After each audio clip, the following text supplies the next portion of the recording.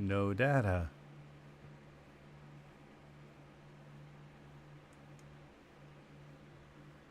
Top chat. Live chat. Are we live? It says we, it says that we have a stream here. Live chat. Not sure what's going on here with this. I'm not sure if I got disconnected or what. I just looked up and it said that we were disconnected. I'm not sure why. Concurrent viewers. So, let's see what we have here.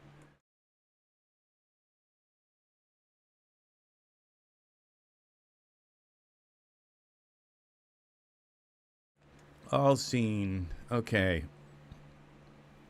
So what? We're back. I'm not sure if we're going to get any viewers back. So, yeah, we lost our stream. I am back again. I'm not sure how I got booted off, but I'm back again, and I'm not sure when I got booted off. I wasn't really paying attention. You know me, I just talk. So, what we are here in this Ultra Tree Creator. So I selected the tree. It's going to be a pretty large tree. You select what kind of tree that you want. Then you select. Angus, you probably remember this because I've used this before, and you were quite involved in the chat when I was selecting the bark and all of this in this Ultra Tree Creator and picking the right bark. And so we're going to pick this foliage, and this is for an oak tree in autumn. Now in the advanced part, it says we can change the density of the branches. We can change the branchlet size variation, branchlet scale, branchlet rotation variation, and branchlet droop degrees, and the random seed. So okay, we're going to build the tree. Build the tree. So this is a very awesome program because it just kind of gives you every kind of tree in the world, and it's really too bad that this program hasn't been updated like Major. So it's going to give us some leaves in a moment. There's our leaves. Look at this. And it's obviously coming through the... Please don't crash.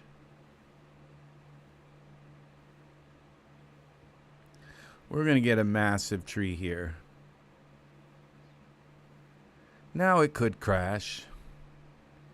Now would be a good time for it to just completely, like, close on us and say, I'm not going to work. No, you're overworking me. So, all right. It didn't crash. That's nice.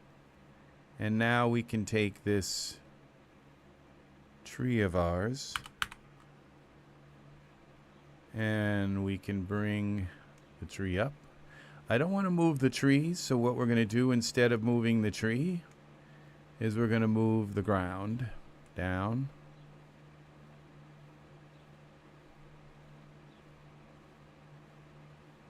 There we go. Isn't that beautiful? So,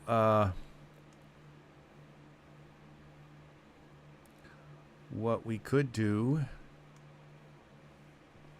is create a camera and see if we can get a wide angle lens on it. Width. So we can see the whole tree.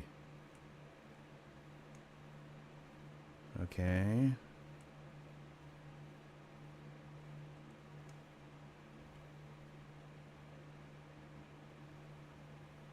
And we go down like this. Okay. and check this out. Azim, I'm not sure. All of a sudden, it's just the internet. We're live, and it's the way the internet works. Sometimes the internet just boots us off. And I, I don't know why. But sometimes it just does. Okay, we got to bring this up a little bit more. Control L. Do we have a light for our camera? Z. Why did I...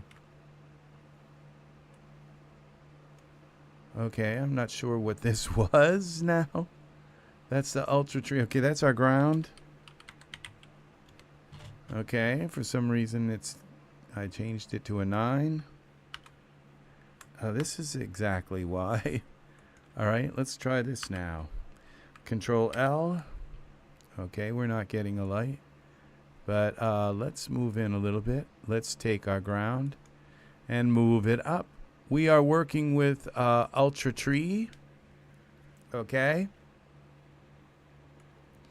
This is a very awesome, awesome program.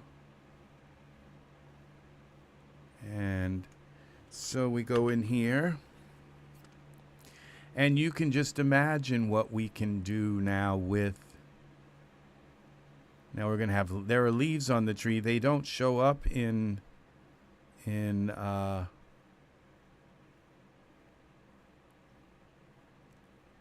texture shaded mode.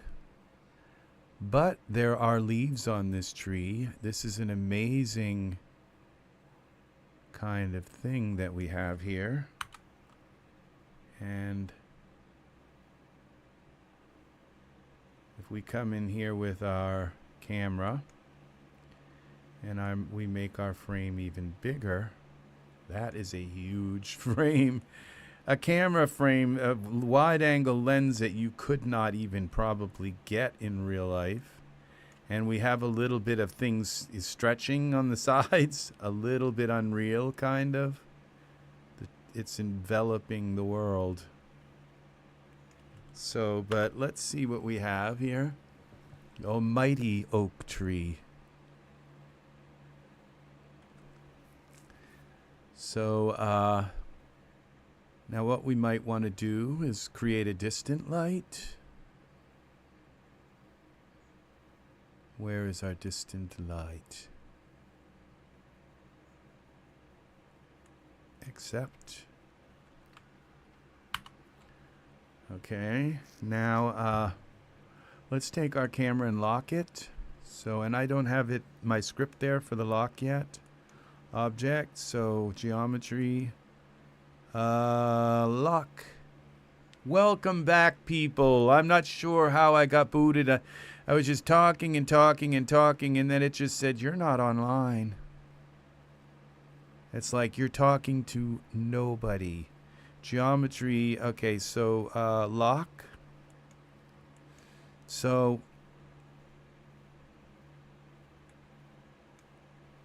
okay, so it's like the reason why I can't move the camera is because I just locked it. That might have something to do with it. So now we go to our distant light, and let's bring this distant light up so it's kind of pointing down in a little bit. This is a weird piece of land. So what I could do if I didn't want the camera to be so wide is I could just chop this land off here so that when I back the camera up, it doesn't back into the land. Let's try it this way. Let's bring our distant light in from this angle so we can kind of get some of the hard shadows.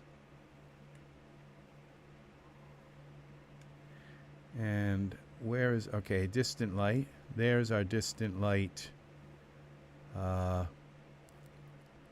That's where the focus of our distant light is coming into. And then let's go back to our camera.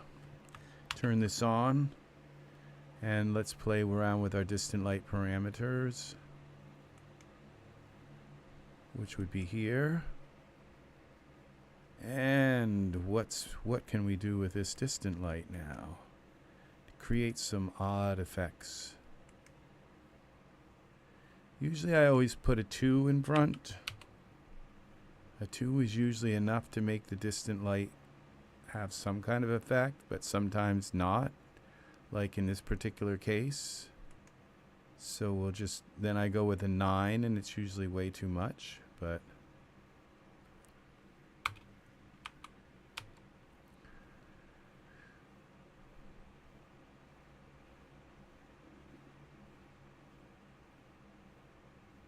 okay, let's go a little more.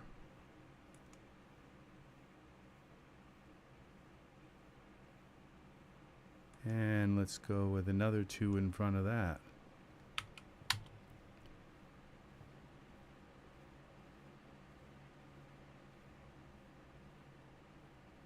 There we go. See, this is really amazing what we have here, okay? So, and this is all done with the Ultra Tree. So we'll save this.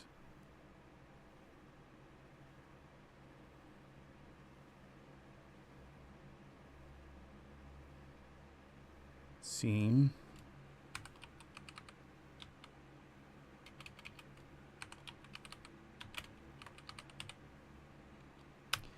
That's an original title. So you have oaks, you have eucalyptus trees, which are very interesting, and you also have, I believe, spruce trees. So this gives you, let's go file, save as, scene.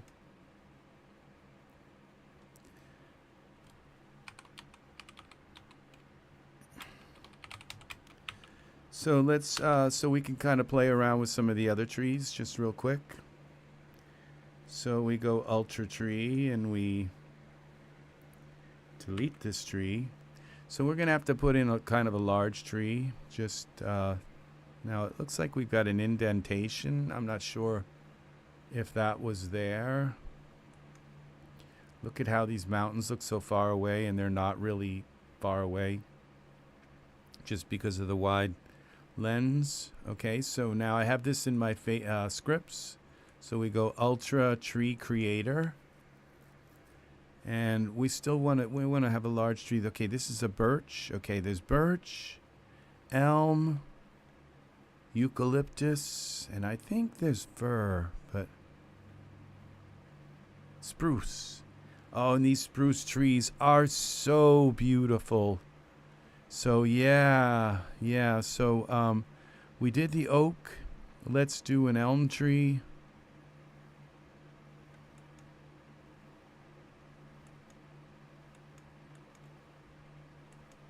Okay, let's go with this big elm tree. And so we would want to use an elm. Let's use that, elm and foliage. We've got oak foliage. Elm. We got summer and like in the middle kind of summer, and oak. We got other leaves here. Birch. You can put you can mix them, I believe, and mix the foliage. Okay, and then so advanced, and then you could change these things, but we're just gonna go with this Iray materials. And this is with 15,696 branchlets. That's just the branchlets. That's not the leaves. Or maybe those are the leaves. I'm not sure. So let's see what we've got. Look at this. So now the other, okay, so so I think the oak tree looked, I think this was the elm, or I'm not sure. Now let's see if we can open Ultra Tree again, like scripts, like you can do with, and have it, and just kind of tweak it a little bit. Ultra Tree Creator. Yes, we can. And so that means we can just come in here and say, well, I kind of like, let's try to put the eucalyptus foliage on it and see what happens. Rebuild the tree. So it's this elm tree that just doesn't know it's an elm tree, and it says, you know, I want eucalyptus leaves instead. So let's see if it works.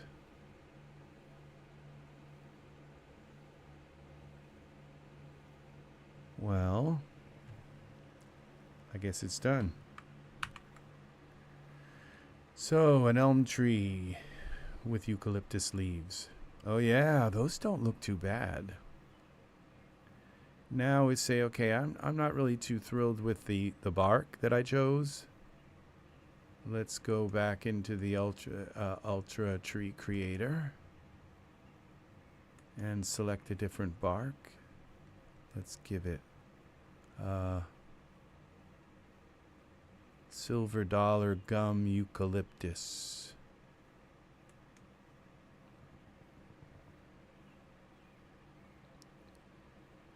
Just going to give it a different kind of bark.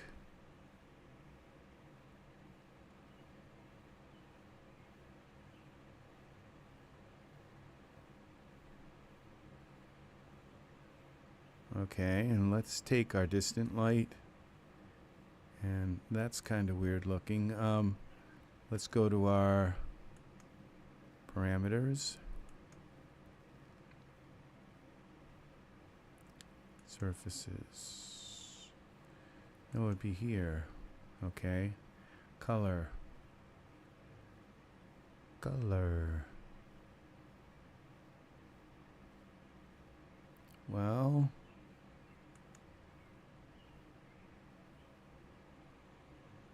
distant light, color, and let's go with a little bit of an orangey yellow.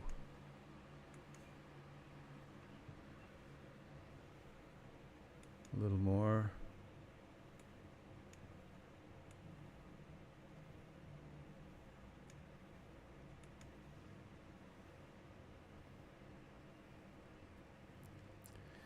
So, okay.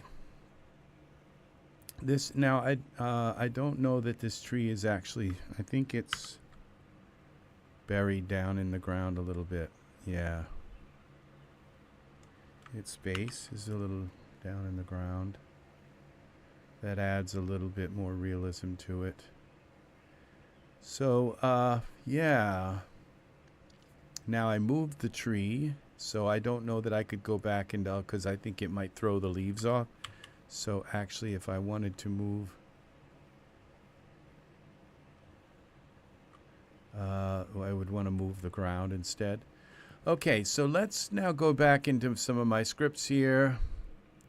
Now, the wearables, okay, this is a very important script for me because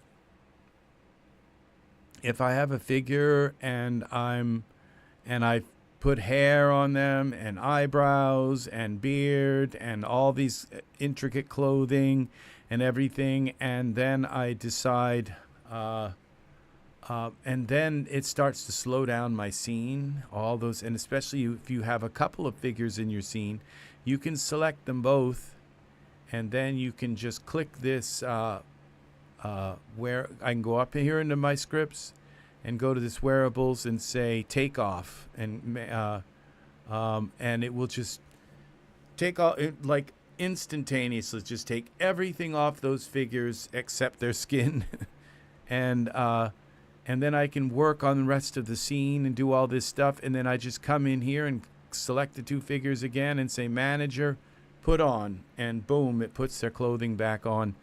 And so, or I can just go into this wearables manager, and you just look up wearables in the Daz, and it works. It works like instantaneously. It instantly takes their clothes off. You don't have to wait for them to reload to come in. They just boom, they go right off and come. I don't know how they do that, okay, but that's how it works. And so it's instantaneous. And so the you can go into the Wearables manager and these two managers, and you can say, well, when I click the take off, I just want it to take this, this, and this, and that off, and I want to leave the hair on or something like that. So you can decide what you want it to take off, but if you just click the take off, it will take everything off, and then you can work on other stuff in your scene. Just like with this, I would probably, if I wanted to put like a tree swing here and some other things in the scene in a couple of figures, this tree is so massive, it's taking up so much, I would just kind of hide the tree, okay? But the thing is, if you do that, you have to go in with your characters, your figures, and hide their hair, hide their clothes, hide their rings, hide their tattoos, hide all this stuff on your figure, and you have to click it one by one. This wearable script just does it in one click. It just takes all. Now this skin manager, this is for PBR skin, and for it's just I use this to fix the shine on my figures, okay?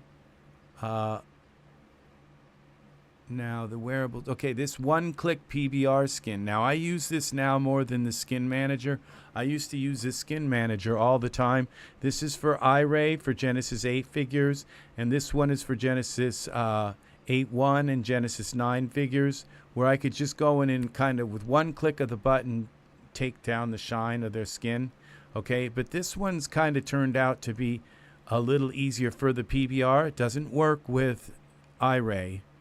But right now, I'm kind of at the place where if I'm going to use a Genesis 8 figure, I'm going to convert it's just part of the way I work now. I always convert their skin, and this is it.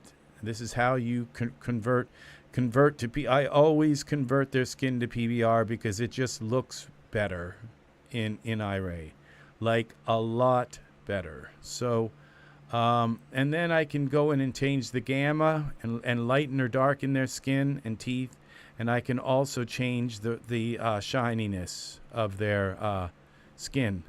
So through this one, nails, skin, nails, mouth, and lips. If their lips lips are too glossy, you can take them down here. So this is it's all in this PBR one click.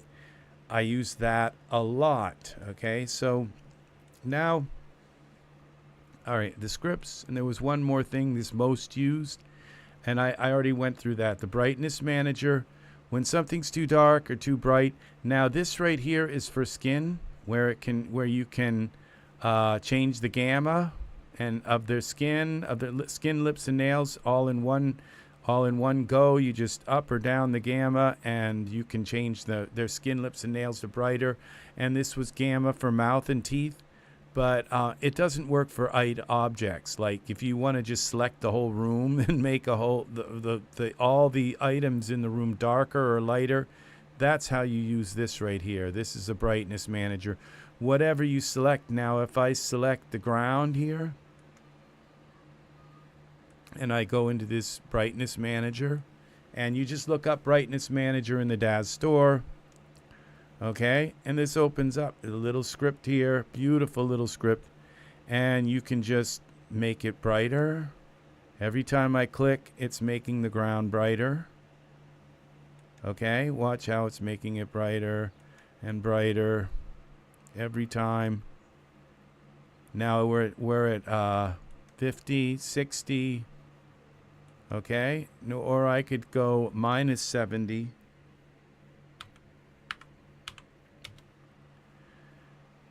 And you see that? And this is so helpful, okay? It's just because you just don't want to go in and deal with 20 different parameters in all the surfaces. Yes, you can do it in the Surfaces tab, but it's just so much easier to just say their skin is too bright. And just, but you have to select the skin. You have to select. Now, this is for figures, I think. What's this? Okay, I'm not sure what I just did. Oh, that is this is in Iray.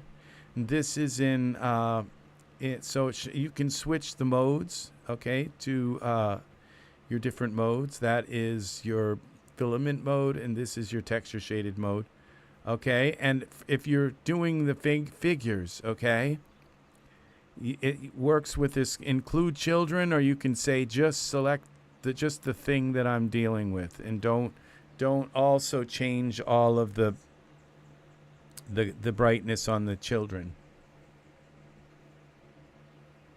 I'm not sure that it's just the internet. It's the nature of the internet. The internet. I'm probably sending 4K video all the way from Maine to California or Nevada, you know, and it's just every once in a while it's going through all these different places all through the United States, and it gets a bad connection. So it can happen. It doesn't happen very often anymore. It used to happen a lot, but now it doesn't seem to happen as often. So that's why. And it's just could be the nature of the internet today, where I could get disconnected again. But for now, we're here, and it seems to be working. So, but thanks for asking, Azim. It's very, very caring of you to ask. So it just we just got disconnected. That's the way it happens. So all right, and it's very nice.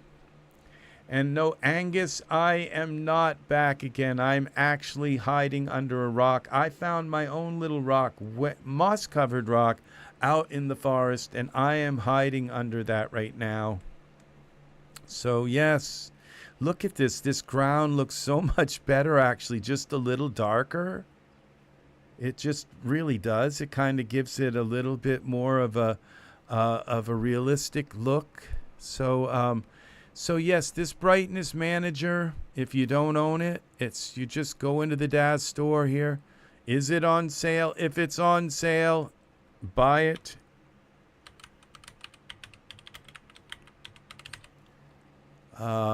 It just saves you a lot of time.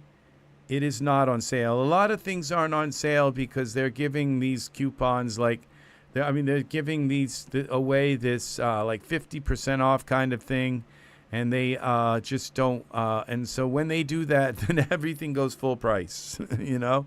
So not everything. So I got some good deals today on stuff. So which I shouldn't have. Speaking of that, let's. I'm going to open up my install manager and install some tidbits today. We're going to take a look at the new Viking village. Okay, see how that looks. Does that sound like fun? Okay, if you didn't buy... I didn't buy the whole Viking village. I just bought the village. I didn't buy all the add-ins and all that stuff.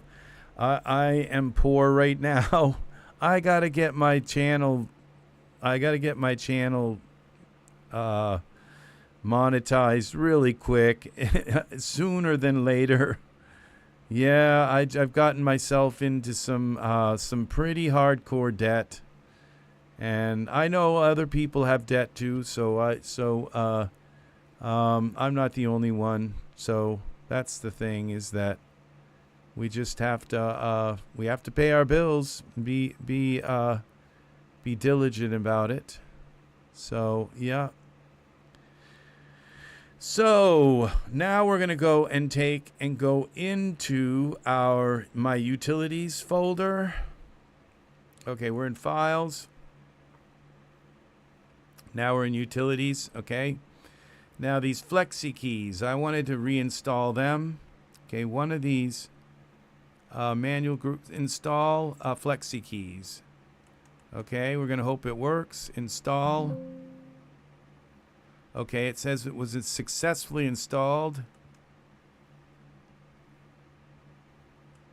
And there it is, and it says it's enabled. Okay, so now if I select the ground, I see how I can move it around a little bit and do things with the with my up and down arrow keys. This way I can move it, rotate it around with FlexiKeys.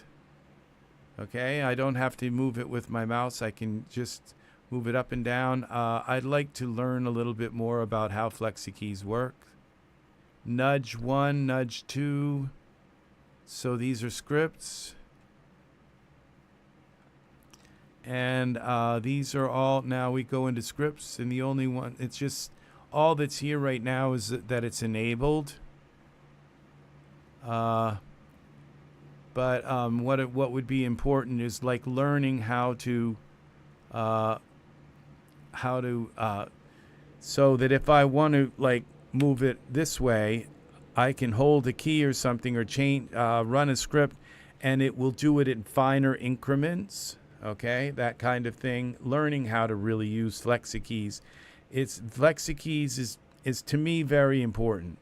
It's because sometimes when you go to grab these sliders here, you can't nudge, and then you try to click this nudge and it jumps a whole lot.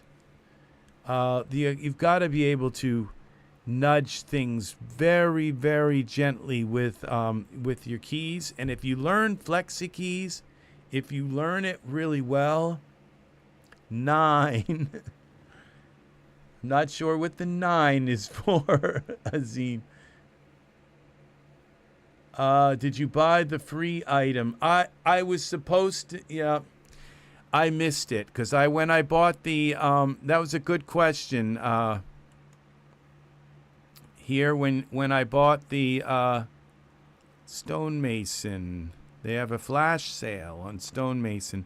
Yeah, when I bought the Viking Village, it says items must be in the cart simultaneously, and it was like, okay, I'm not going to go back.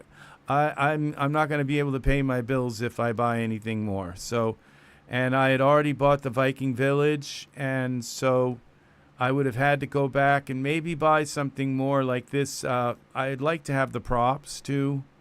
The Viking props. Where is it? It's like I can do without the outfit. But the Viking props, they're $10. So if I add that to my cart, it's still $10. Now, yeah, and so then I could put this Viking, go to the bundle, and I think if I put her in, she's supposed to be free, but so if you buy her and you're able to buy another item, if you buy her, then you're able to buy another free item, Daz Original. I have just about every Daz Original. That I kind of want. I have 10,000 items, 11,066 or something around there.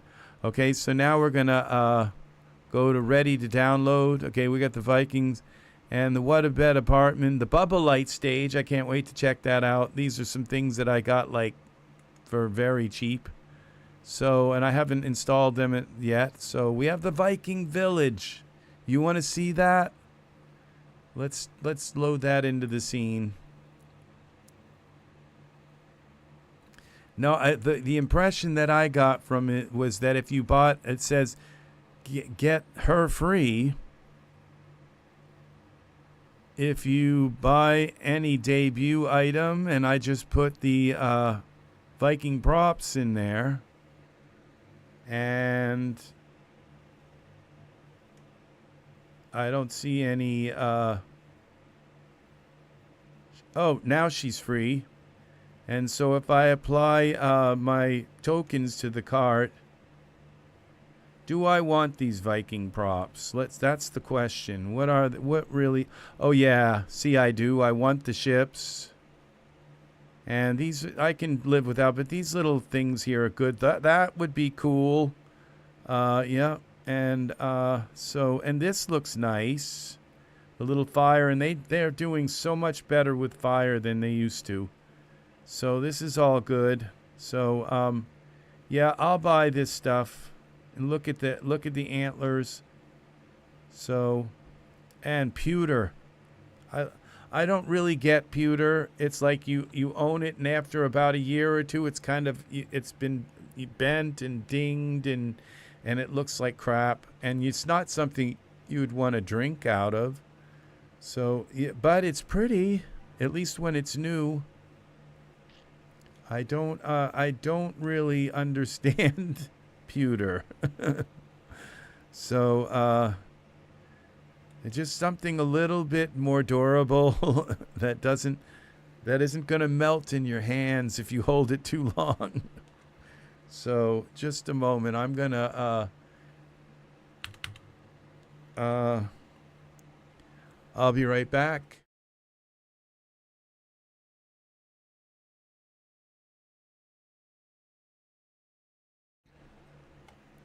Okay. I am having some non-alcohol beer. So, yeah. Now, if I go here just for a moment.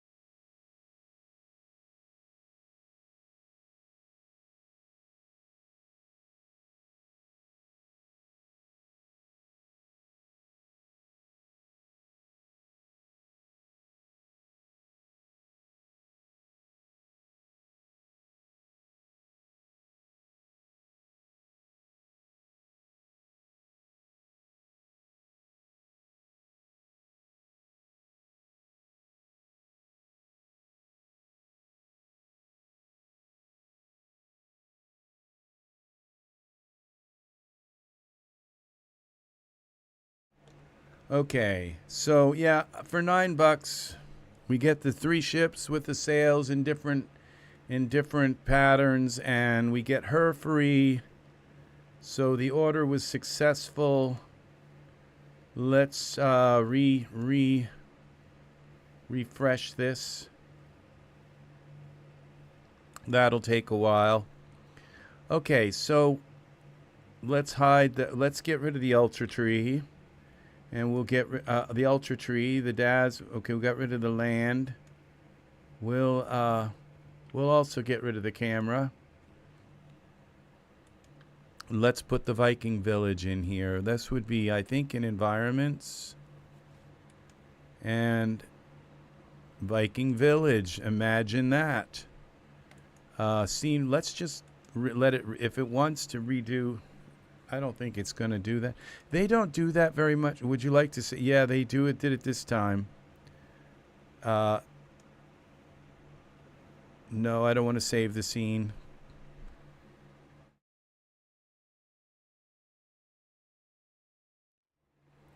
Well, isn't that nice? Daz crashed. Trying to put the Viking village in. It's okay. I mean, I was doing a lot with Daz. I loaded all kinds of really weird scripts in, so let's see. Will it crash again? But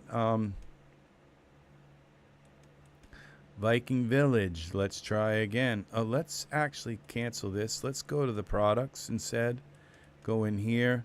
So we got rendering. Okay, so we got foggy, some stuff here. Render settings.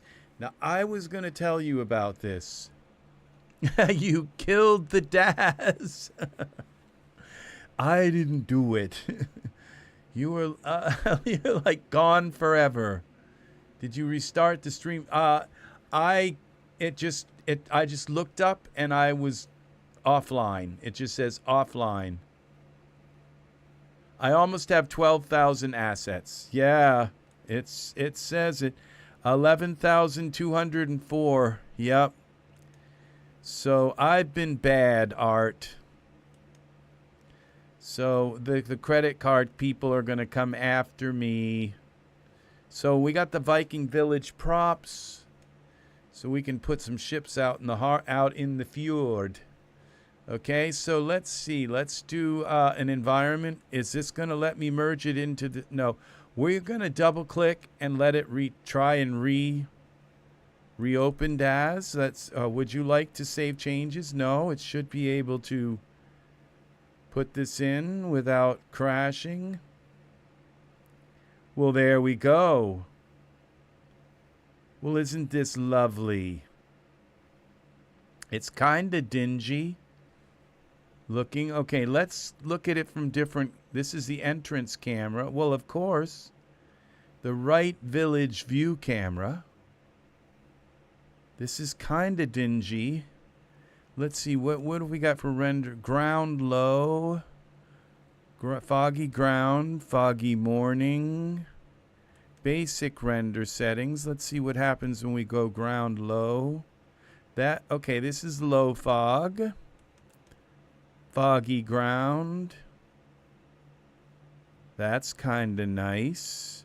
Foggy morning. This is very foggy. Okay. They didn't have churches back in this time. They had like long houses with big wooden statues of Odin. Back when Europe was civilized. So, yeah. Well, back when the world was civilized, you know, we didn't have world wars and stuff like that, all fighting over whose god is better. So I'm sorry I'm so cynical. If we put a little bit nicer sky. So this reminds me of that village in Norway where it's in between these two mountains and they only get like an hour's worth of sun every day. The long houses, long. I love those scenes. This is very nice. It is very nice. So let's take a look at another camera angle. Okay, I just messed that camera angle up. Okay, this is a right village camera. Village close view camera. Okay, this is nice. Look how quickly those are rendering. Rear view village camera. Excuse me.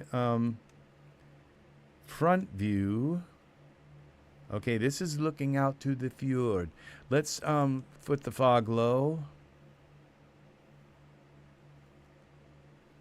Oh, looks like there's boats that are already here.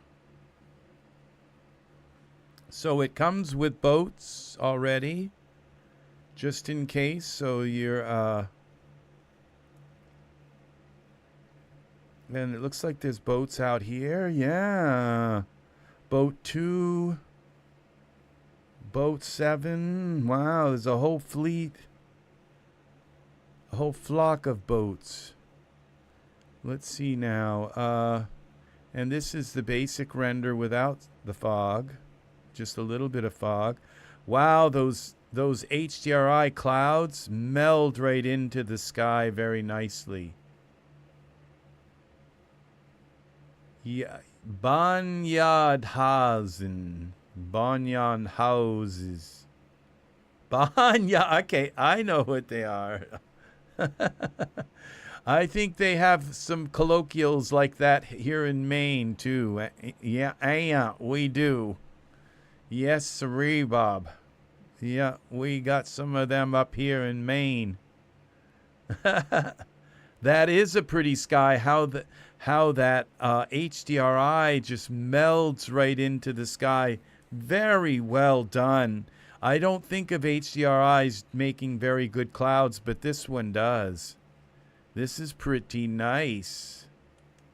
So yes, and then we've got the dock camera area. Ooh, look at this. And those longboats, they don't look too shabby. I wonder what this town's going to look like when we put some light on it. Okay, this is the road camera. Oh, I like this right here. With some chickens, and I think they had chickens and stuff, and some little farm animals wandering around. All right, the entrance camera. I think we already looked at that one. Yeah, we did. Oops, Z. We don't want to click that. Okay. And bird's eye rear camera. Wow, now that is nice. Yeah, That is very nice. So, oh yes, and the bird's eye rear well camera. Oh, there's the well. Oh, now this is nice too. Very nice. There's a kind of patina to the world here. It's strange. And look at these. Each one of these houses is a separate item. It's a separate thing. And the well. And all of these little items here are all separate. And the fence is one big thing. But then you got a couple of little pieces here. So you're not stuck just with one big fence area. You can build some fences with that. And this is something separate. Okay, so the well camera. Tower camera. Wow. Look at this. Very nice. Look at the sky here, how the clouds come in even more. They didn't have any torches. This does welcome software tools. The other night, Chris came in here, and when I went to leave, I couldn't find his messages. I think, you know, some of the artists, they worry about, because I'm so outspoken about the Daz store, and I'm not going to change the way I am. But they're dependent on Daz, selling their products. And so I don't blame them for coming in here and kind of just, maybe not being so participating, because they're just, because Daz could just very well blackball them and not put their stuff up for sale. And I don't want that to happen to them. So, it's not, there's no hard feelings, it's just, now look, this is from inside. All of these buildings, I bet you can go inside them all. And you know what? This is what's really cool is the Vikings, maybe they didn't sleep on dirt floors after all, So, I just, so many of the games that I play, they always show them sleeping on dirt floors. This is pretty nice too. Very nice. So I'm wondering now, what's interesting, what I don't see here is I don't see anything like separate. It's like usually you just have a whole slew of like each house and everything and the land. So you have to kind of, just isolate things in the rear trees. Okay, so we got trees that come with the water plane. You have to put it in the scene, because when you go all files, it says Viking Village Ready Scene. Okay, that's here in environments. So you get one ready scene, and then you get some like render settings, and one ready scene. And so you have to, if you want to use like these houses and stuff, you have to delete everything else except the house, and then save it as a prop. And then, and we have a wharf. Let's see. Now let's start moving around on thing and look at stuff. Okay, this wharf here is I would call this like a loading dock. That's not quite what I would consider a wharf, it's actually a storage yard. So this is a wharf right there. That's a wharf to me. This is a storage yard. So called it a storage yard. So that's what you do when you get a bunch of shipments in. A bunch of ships come in, traders, and they start filling up the storage yard, you know. And then the merchants come in and they start buying stuff from in the bazaars and all of the different places that they have. And they start emptying slowly, buying stuff and emptying. And then the bazaars have people that work in them that go and deliver stuff to all the people at the bazaar. And the bazaar is usually centered somewhere towards the center of the town so that they can reach every house without having to walk. Like if it was way over here, then they'd have to walk a long ways to get over there. But if it's in the center like this, and this house right here, this house in the center here, this is in parts. You have to put it together in parts. It's probably all grouped into one group, but and we have grass also. So here's our grass, one big kind of grass plane. It's probably wouldn't be worth using the grass. Okay, so now we have ready to download. Okay, I think those already got installed. So we can see what our props look like. Let's go to default. What do these props look like?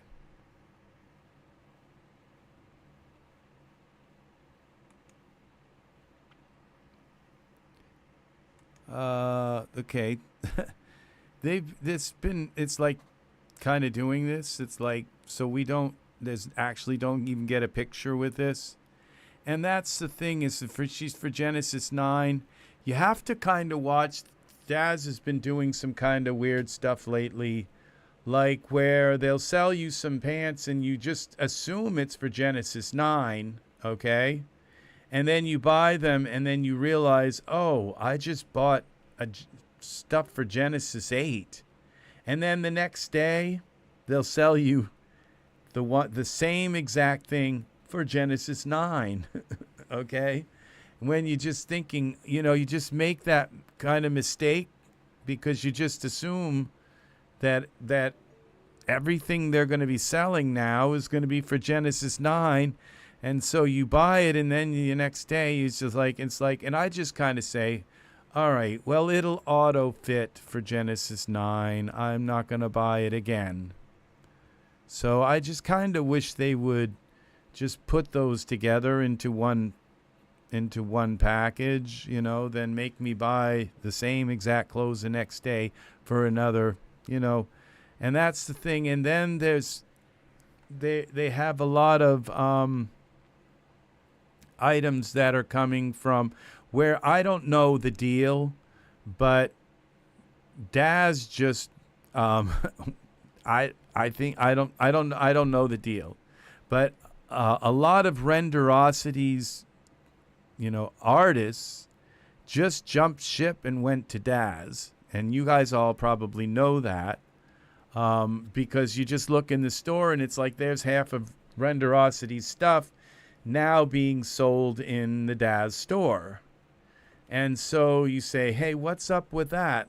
And, Daz is obviously what's happened either is, I'm just speculating, but you would think that that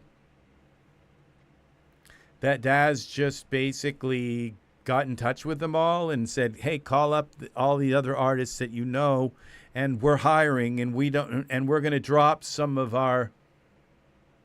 Isn't it? It's very suppish.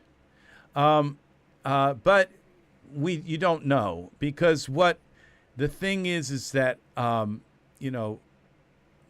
Poser is kind of hemorrhaging, and the thing is that maybe what Daz has done is said to Poser, hey, we'll start selling your artist stuff in our store, and you'll get a little bit of money from it. Now, wouldn't that be the right way to do things rather than just kind of taking their artists and their art and all because maybe Poser didn't have some kind of written contract saying that they couldn't resell their stuff in the Daz store? I don't know.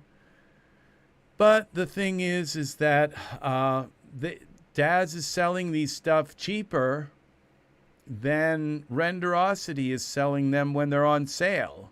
You know, Renderosity will send me emails and saying, oh, there's 10 things in your wish list item that are on sale, and they're just a little too expensive even on sale for me to want to buy them, because a lot of the things in the Renderosity store, it's like, I'm not, you know, for Genesis 8, I'm not going to pay $10-12 for you know, pants or something. I might pay $5, you know, for Genesis 8. I'm just not going to pay $12 for it. I'm just not. And that's when it's on sale.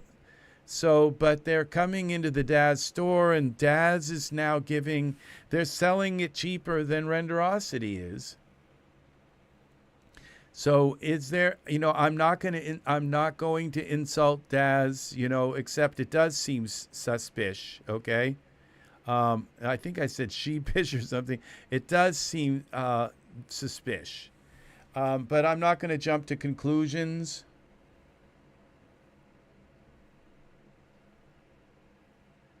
It would seem that way, Azim, that they moved over to Daz because they're not selling well at Renderosity.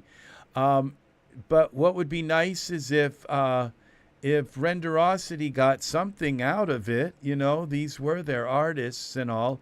And the thing is that it does bring over a couple of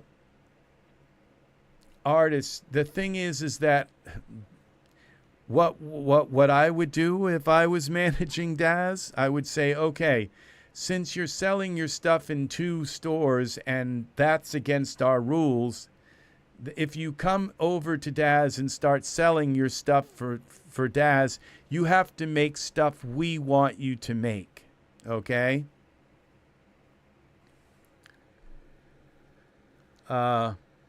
One of its founders abandoned and or passed away shortly after. No one wants to take charge, so the Daz is taking advantage of that. I don't know, Art. You could be right. I just don't know. I know that Daz has given us this awesome studio that truly surpasses. It's in many ways it surpasses Poser. And of course it is, because Daz had the content, and so they had a revenue stream. They had a good business plan, and they were able to, as little as they did, put more into Daz Studio than what Renderosity could put into Poser. And, you know, may the best company win, you know, and that's okay. You have a wonderful time with your company, Art. Yes. Have a wonderful day. It was very nice having you, even for a short amount of time. It's lovely having you here, Art, even if you have to rush off and be with your guests. So thank you for gracing us with your company. So so at this point, a lot of the items that are coming from the Rendo artists, they've been kind of rushed. They don't, when you buy them, they come up like this with no image. And it takes them a while for them to fix stuff. Like, I've got a bunch of stuff now that's not this Mars, the planet. I don't know why they're not showing up, some of these things. And this one right here, the DM Arrow Z2. It might be because I just had to redo my library and everything. But it's only a few items, and maybe some of these things, it could be, I have rerun my, like here's another one, and this one, Walter, there's no reason why these shouldn't have, their, thumbnails with them, but it's not that many, it's just a very few.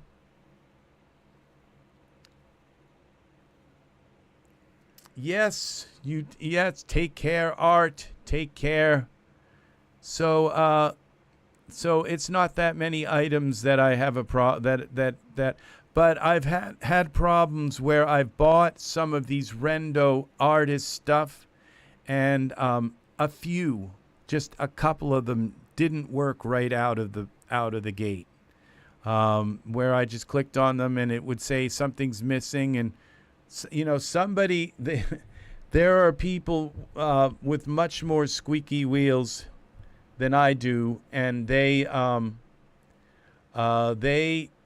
immediately get in touch with Daz and say, this isn't working. I paid all this money for it and it's not working, which it's good because when they get in touch with them and Daz looks and says, okay, well, we'll look into it and we'll try to fix it. Then they put out an update and it gets fixed. And then eventually I just look and I don't have these things here. So what happens if we click on this? Okay. All right. Well, it would appear that she's here. Okay. So Carrie is here. It's just her image isn't here. And so it's okay. It's the first day she's come out. So not sure. Okay. The Viking Village props are here. Now here are all the props. This is pretty cool. And I would say none of these props. Now it's not as many props as I kind of thought there would be here. Where's the Viking ship? Okay, they're here. Okay, my computer goes through them so quickly that I just didn't quite see that there were a lot. These cooking tool. That's actually a strainer. No, I'm just kidding. Let's be accurate here with our. Okay, this is the curly Q thing. For making some kind of pastry or something. An animal trap. That doesn't look like fun. And a dream catcher. So they're attributing American Indian art to the Vikings, which is kind of interesting. I don't think that the Vikings had dream catchers with feathers, but that's cool. It's cool. So, who knows? Maybe one of them did. It's like they're going to be very big someday. You watch and see. Yeah. So, yeah. So this is pretty cool. I think this set, it was worth it, and we got the free woman with it. I meant to mention, I see a new Genesis 8 female product on the Daz new release stuff by Fugazi and Stonemason.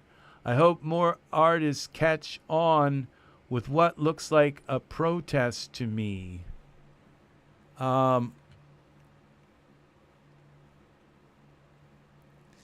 I forgot to mention, I see a new Genesis 8 female. Okay, I didn't get a chance to look at that. I noticed it's a flash sale.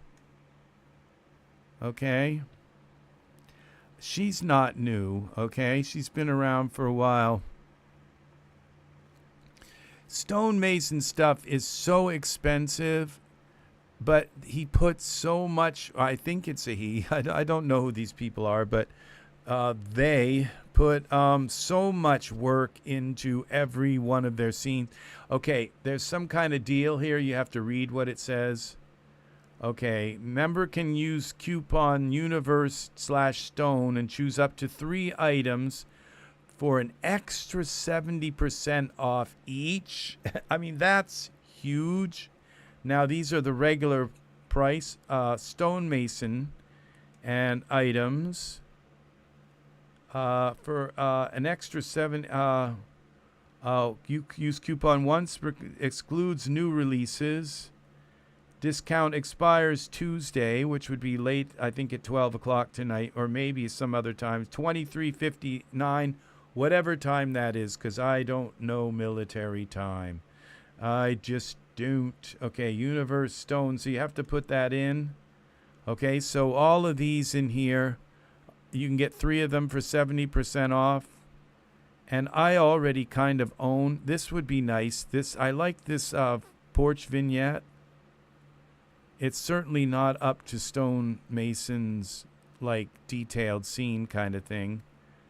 But as you can see, I already own most of his stuff. And so like this is stuff that goes way, way, way back into, it's like I own like everything that, but I waited until I could get it on massive sales. The private garden, this looks pretty nice. Let's see what this is. Is it Iray? That's the first thing I look at. And no, this is, yeah, this is Iray. MTL files. Private garden Iray. They say it 3 times here. So it's obviously new Iray. 12 garden camera. Okay, let's see what this this garden looks like. This is nice. Oh, the flowers are really nice. Some nice detail in them. Look at this. So, that is called an atrium.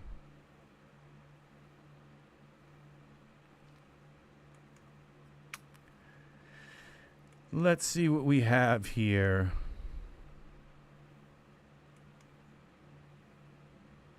I like this. I like this a lot.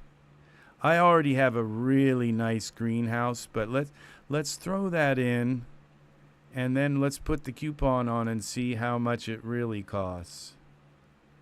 This would be Universe/Stone. If it's $5, okay.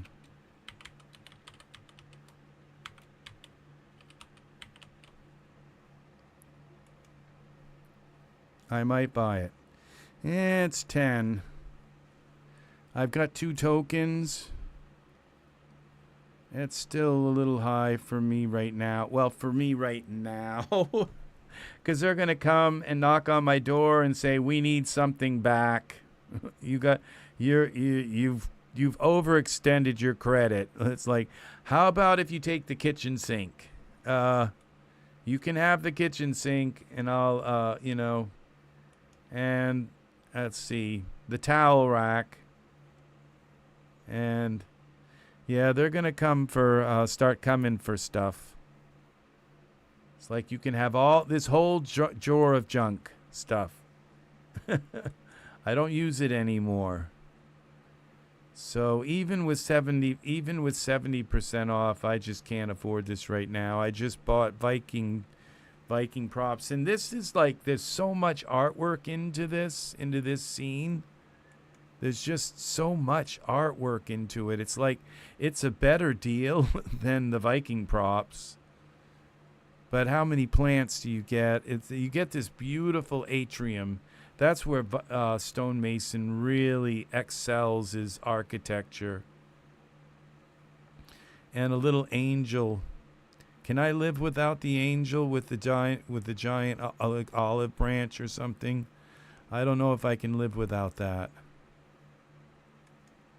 And you got some urns, you got flower pots. I can see right now.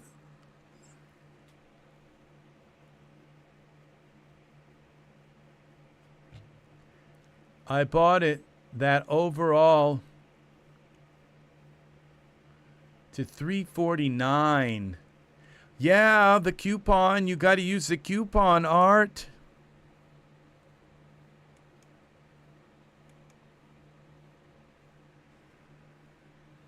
Wow.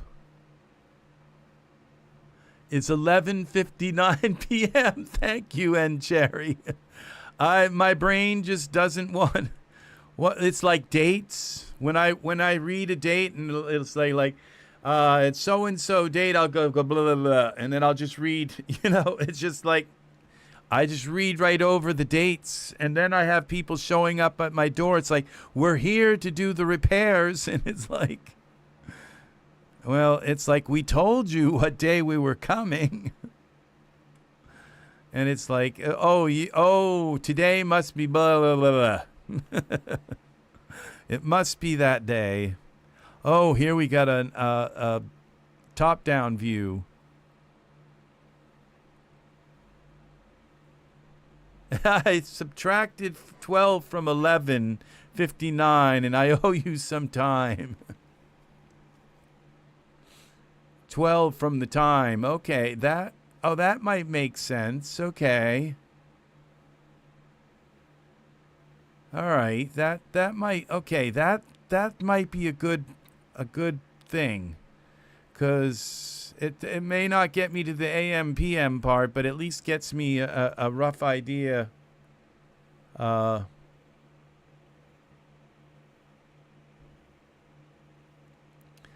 might be a good plan right there. Get me in the ballpark. That's a good thing. I can think I can live with that. I keep looking at this saying I've got to have this, but I don't see the okay, where's the little angel? Okay? Flower pot, palm trees, bamboo, private garden. I don't see anything that says angel statue. Props, bamboo, fern, flowers, lemon tree and palm. Maybe you don't get the angel. So yeah, it's just kind of stuck in there. So it might be part of the architecture, but it looks like a statue sitting on top of that thing here. Let's see if we get it here. No, I don't. Oh, there she is in the corner. So you do get the angel. It might be part of.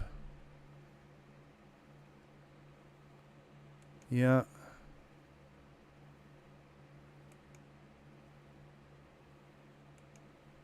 So, yeah.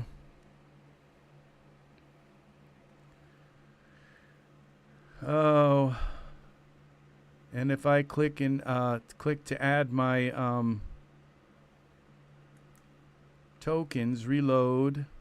Oh, it says to earn this for tokens for this order. It won't get. I won't have the tokens. I used my last tokens on the. And yeah, I can't buy this. Not right now. I just bought a Viking village.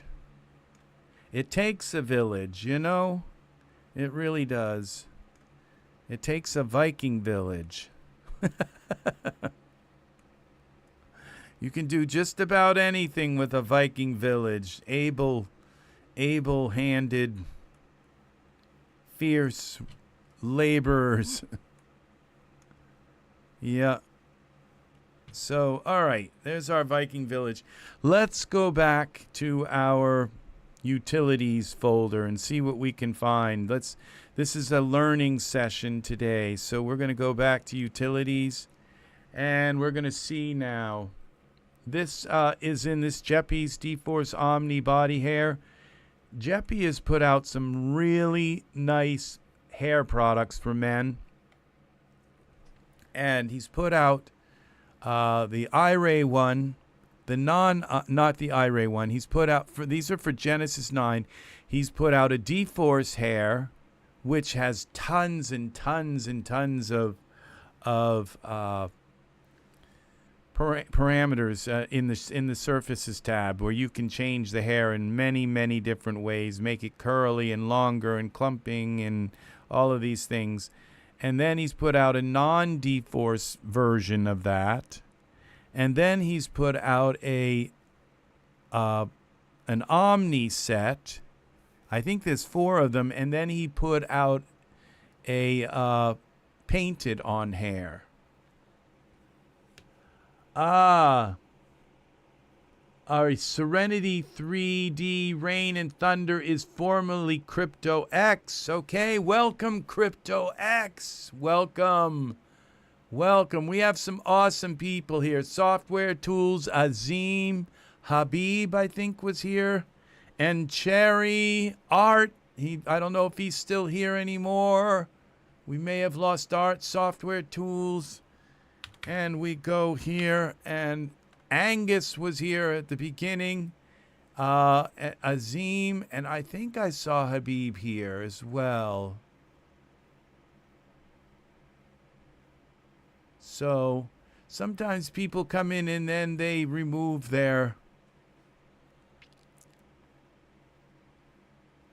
themselves from the chat later. They'll talk and then remove. It's okay. People have their right to do to be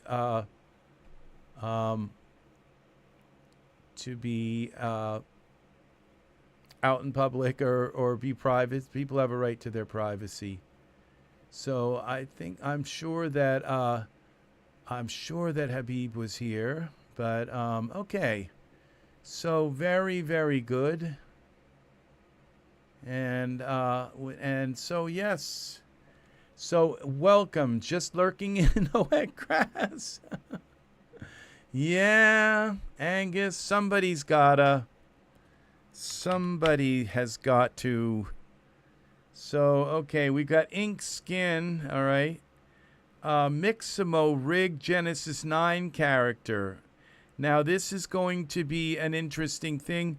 Now, this Mixamo character, you don't really need to buy this, okay? Because you can just turn any Genesis 9 character, but you have to alter a few things on them, which is not that hard to do.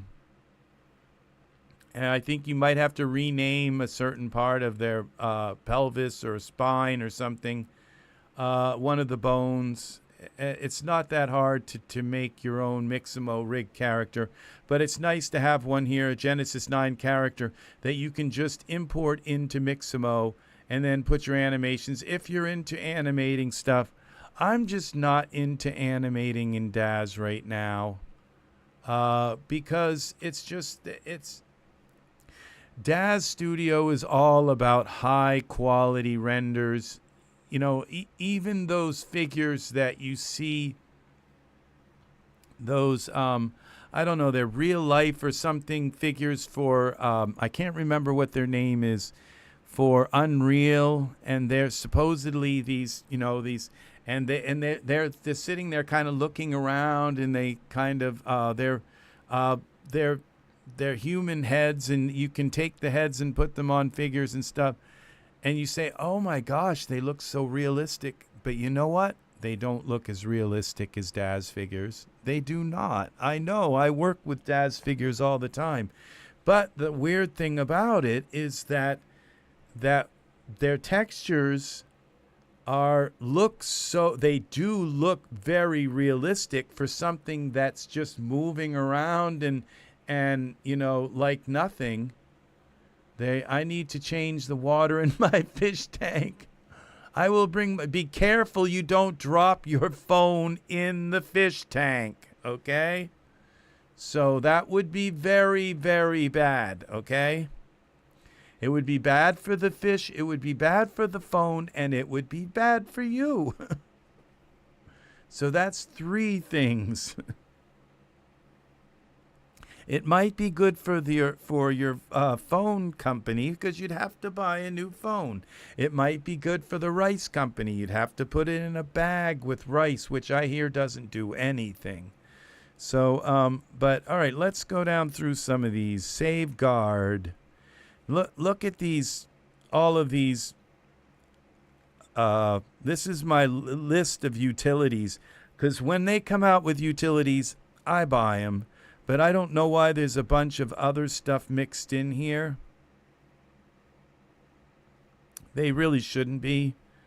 But scene optimizer. That's a good one right there. Bone doctor, pose control. And we have deco downtime, which is, I believe, a 200 poses. It's like I bought these thinking, oh my gosh, not 200. It's like 200 morphs, and it's just like slowed down.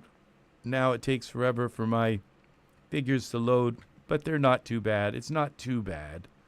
So this body hair for Genesis 8 males, very good. Now, okay, this 3D light converter, this is going to go up in my most used scripts, because when I load something into a scene, I look at it and I take it into surfaces and I look, and if it doesn't have like base, if it's got like diffuse and ambience and stuff like that, then I know it's 3D light, and this will convert just about everything. It doesn't do human figures very well. It does, but sometimes it just really messes them up. But it will convert any object, flowers, things like that. It will convert them from 3D light to Iray, and then they're going to look like amazing in your scene. Okay, so this was made by Riversoft and Sickleyield. Okay, and so we're going to go to create custom action, and we're going to add this to our scripts, and that's going to go in the sub menu of most used, and we click accept. Now when I come up here to scripts and most used, boom, it's right there. Isn't that cool? All right, so that's how you do it. You right click on it, and if there's a bunch of them, you can select and hold shift and select them all, then right click and add a whole bunch of icons to some folder up here in your scripts. You can create a folder. Okay, now material suit, Genesis 8 and 8.1 material suit. Okay, now this, we're going to do this, and we'll go this into scripts, and we're going to go, and this would be in scripts, so we'll do this whole material suit. This will allow you to use Genesis 8 and 8.1 materials on a Genesis 9 figure. Now, what I would suggest is converting their, it says apply PBR skin shader first. Okay, so there's something about this, because you do convert their skin to PBR before you turn it to, there's something to it, but this is important, because what it does is it allows you to put Genesis 8 textures on a Genesis 9 figure. Okay, skin textures. So, but it converts them and all. I'm not sure exactly, but I've used it before, and it's not that hard to use. Okay, this says install custom actions. Let's just do it. Let it put it where it wants. Okay, it says favorites, so it's going to put it in favorites. Material suit. That's good. Actions, no, I don't want it added to the toolbar. Okay, so favorites, material suit. Okay, so there it is. Okay. And now also there is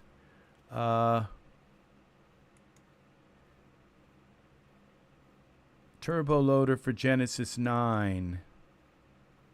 Okay, we're going to add install custom actions.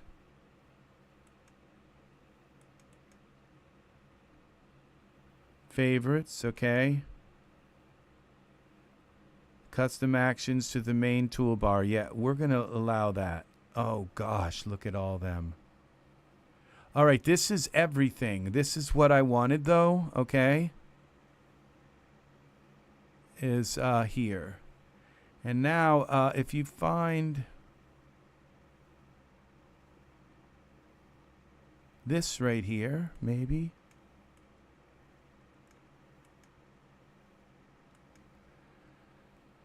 Okay, now we go to window. All right, I guess this is good. It fits there, but there's a long space here. Now, if I select this,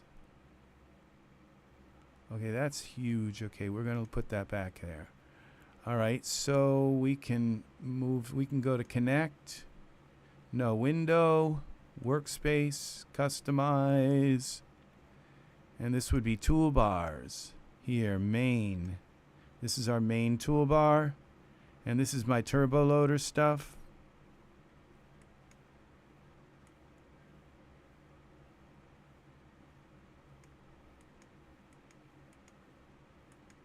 Okay, this home. Stretch area, stretch. Okay, render. Okay, I'm going to delete this. Okay, remove item. And we're going to remove. Why are those all selected like that? Spot render.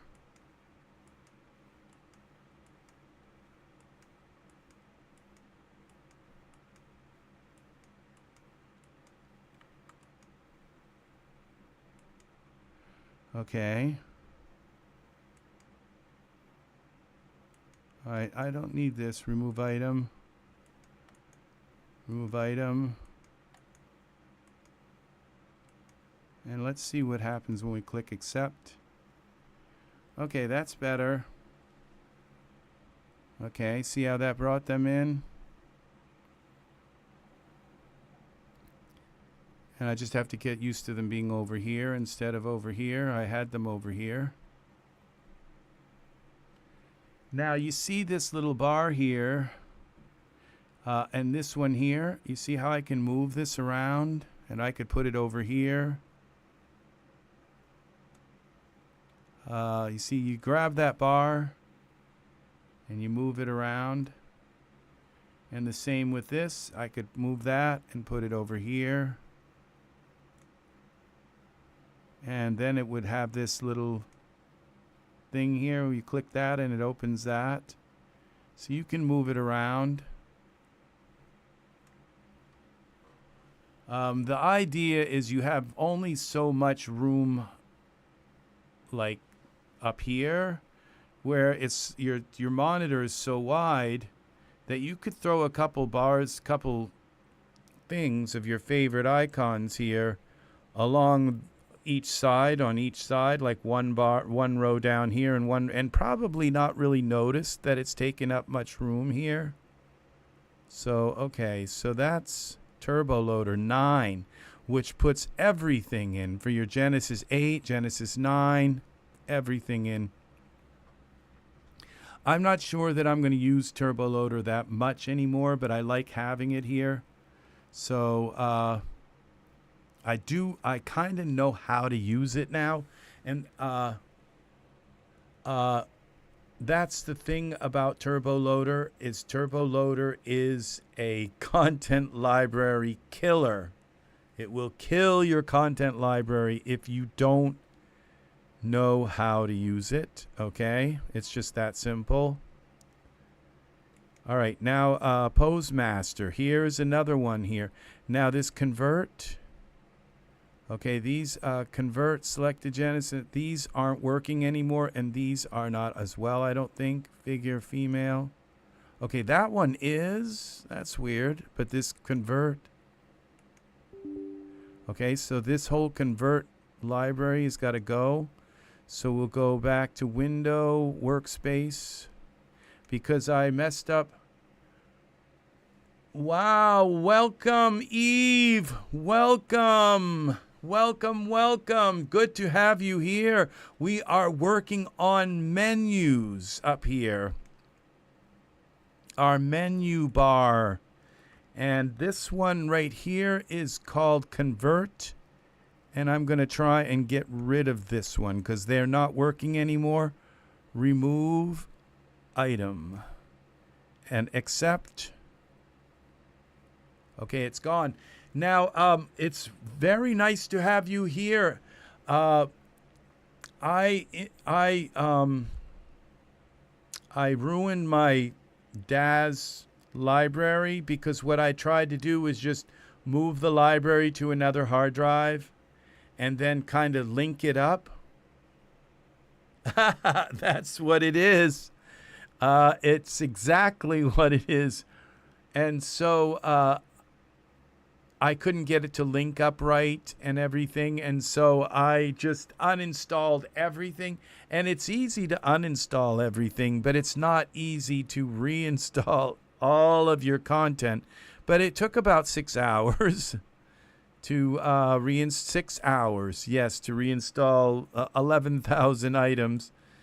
So, okay, now this one right here, shape rigger. Okay, pose, this is it. The ultimate pose. This is the one right here. All files. Where's the one? Bonus move. Okay.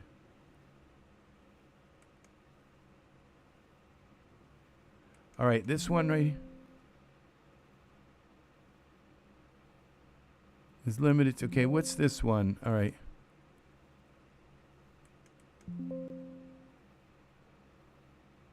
And only 2 nodes. Took days. I don't have more than 5K stuffs. 5,000. 5,000. Well, that's not bad.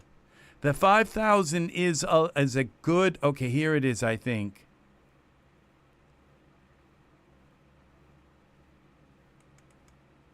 This, I think, is it. I hope this is the one that goes with. That's a good amount. All files. Let's see. Menus and tools.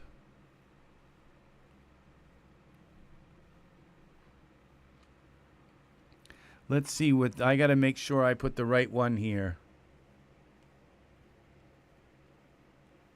Yeah, well, 5,000. I remember when I had 5,000, and that was a good amount to have. It's so that's 5,000 is a beautiful library. It really, really, really is. So and a lot of my my library is like stuff that I would I don't even know I own. There's stuff that was made for Poser, and just half of it's junk. Half of my library. So because I would just at one point I would just install it just because it was free, kind of thing, and now I kind of say, I don't know. So ultimate pose. See this right here, this ultimate pose thing. This, okay, ultimate pose master for Genesis 9. And then this one says, okay, where are all of the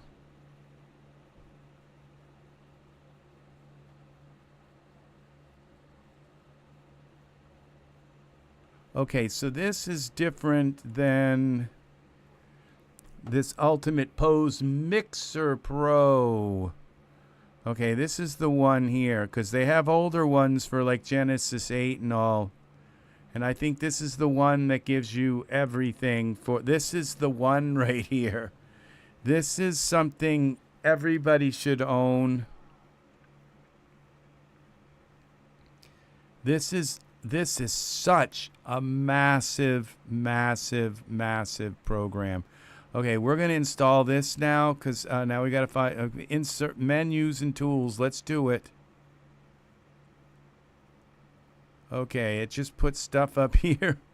I don't know that I wanted it here. Oh, but we have it here now. This is important. Okay. This is what we wanted. This is the ultimate pose thing. And it's funny that it only goes down far enough here to the bottom. That's good. So I didn't want it here. What if we put it over here? I don't really want it there either. I just don't really want this at all. We're going to just get rid of these. We'll just turn them off. Okay. For now. Okay. I don't need them here. I don't use it that much. So we can just disable them. Okay. That works. And now we have it up here. And this I want, okay? So I can select a figure. You guys know how this works, right? Does anybody want me to show you how this Ultimate Pose Mixer Pro works? Or do you all kind of know how it works? Because if you don't know how this works, if you don't recognize this, you're going to want to know how this works, okay? Because this is amazing, okay? This means you have every pose at your fingertips right here. And I'll just show you a small amount of like what it does. You can use any figure, I believe from Genesis, like, I don't know if you can do it with, I think you can do it to some degree with Genesis, like with Michael 4 and stuff like that. I'm not positive, but I know you can do it with anything like from Genesis 3, 8, 8.1, and 9, okay? And you just put your figure into the scene, okay? Like this. And let's grab a Genesis figure.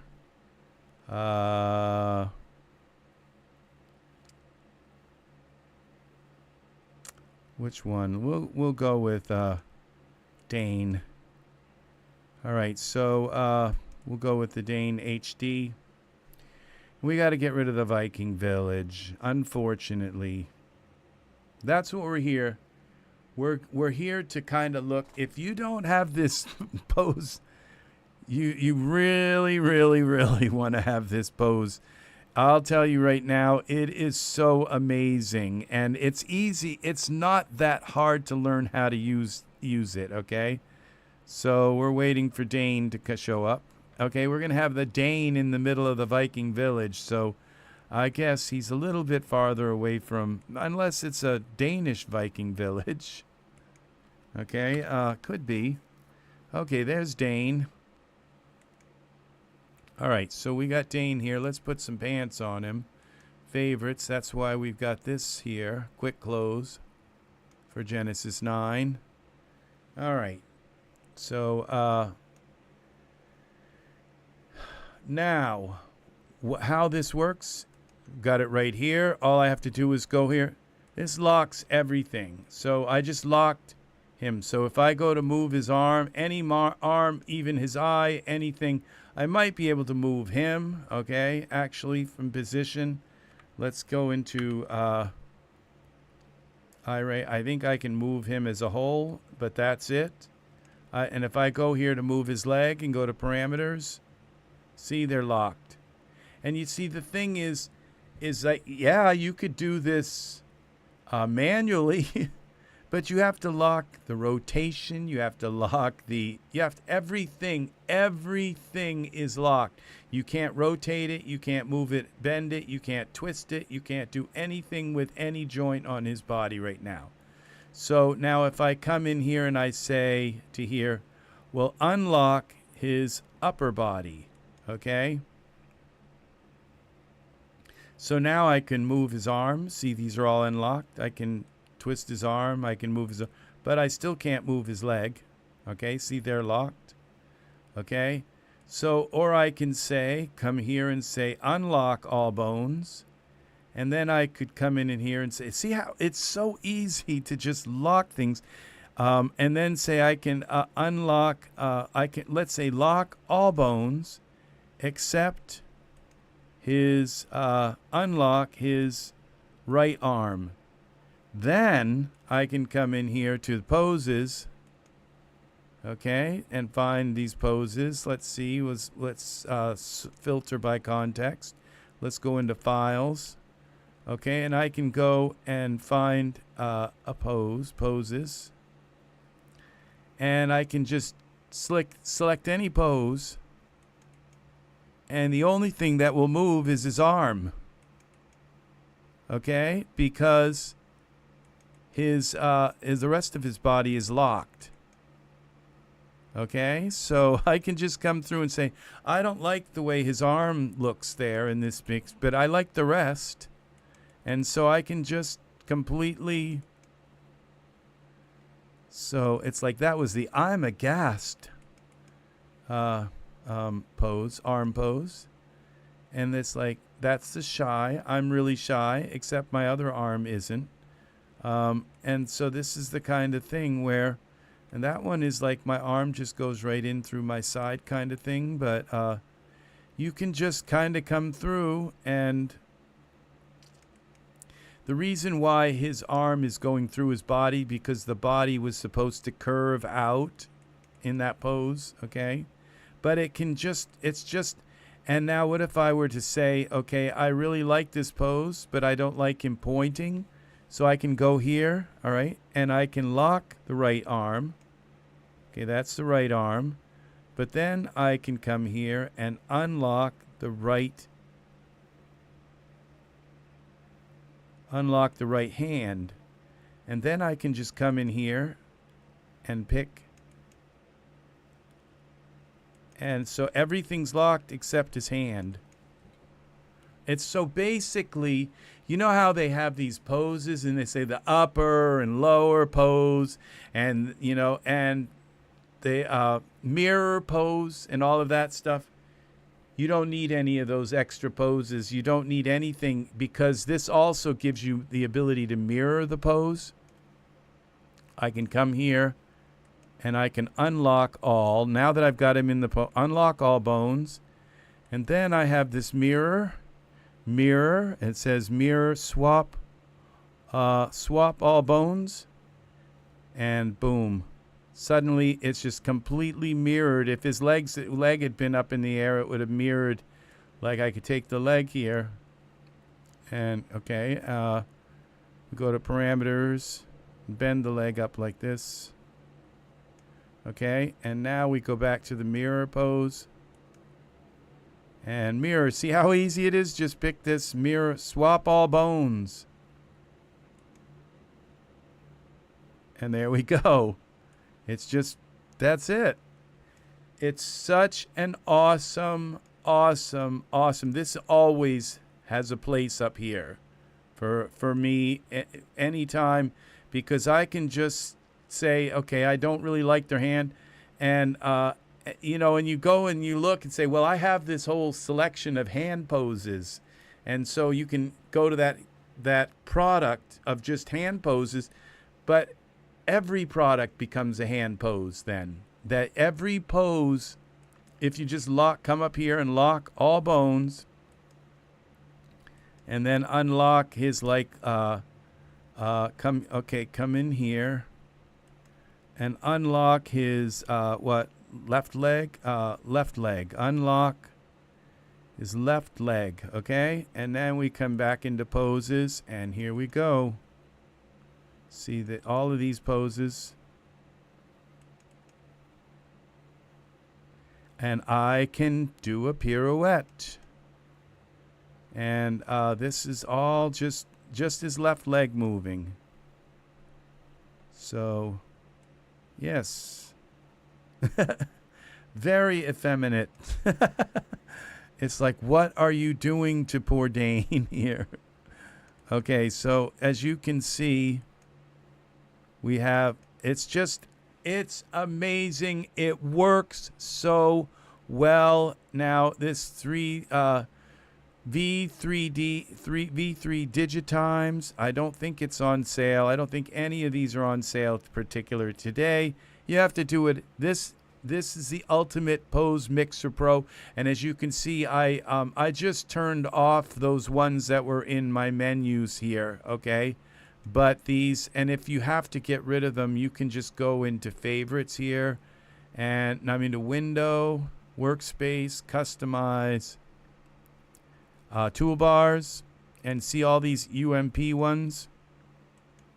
You just right click, remove item. I don't want them accidentally showing up either. I just don't I don't need them in my in there in my my toolbars. I just need them like a little, okay, accept. I just need them up here, okay, where I can get at them.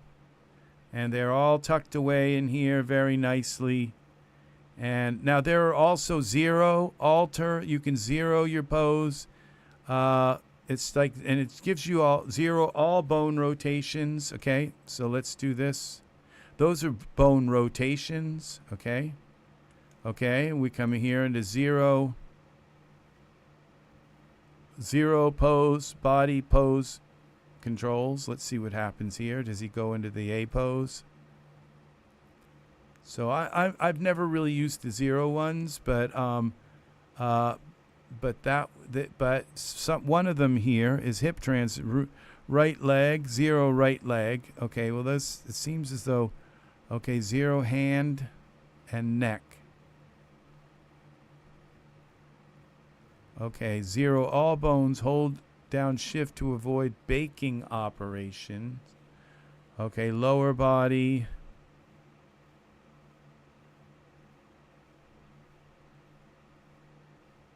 Oh, I don't have Dane selected. Okay, so I think it might have something to do with what's selected.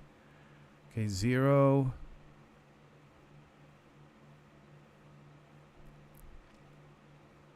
Hide all toolbars. Okay, so this is something for your toolbars, okay? I still don't want any of those toolbars in there. So general tools, bake all except face. I think this is so, I'm not sure what bake does, but I think it has to do with, I don't know. I'm not sure what bake does. I think it just takes the pose out and it puts it as part of their geometry, and so it takes so it has less maybe things there when you're trying to animate. I'm not sure. Unselect all children, select all. There's all kinds of very, very, very helpful scripts.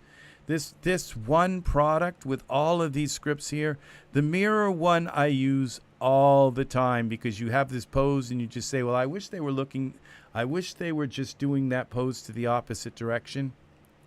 Now there's also, I want to show you something about a mirror clothing. Did you guys know about this one?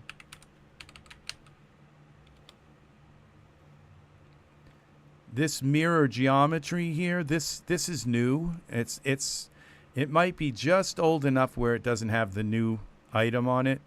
I haven't purchased it yet, but this is, when I first saw it, it's like, well, I don't need that. I've got this mirror, I have this, and all I have to do is come up here and select this and mirror, and I can mirror all bones, mirror bones, unlock, where is it? Now I had it here. Mirror.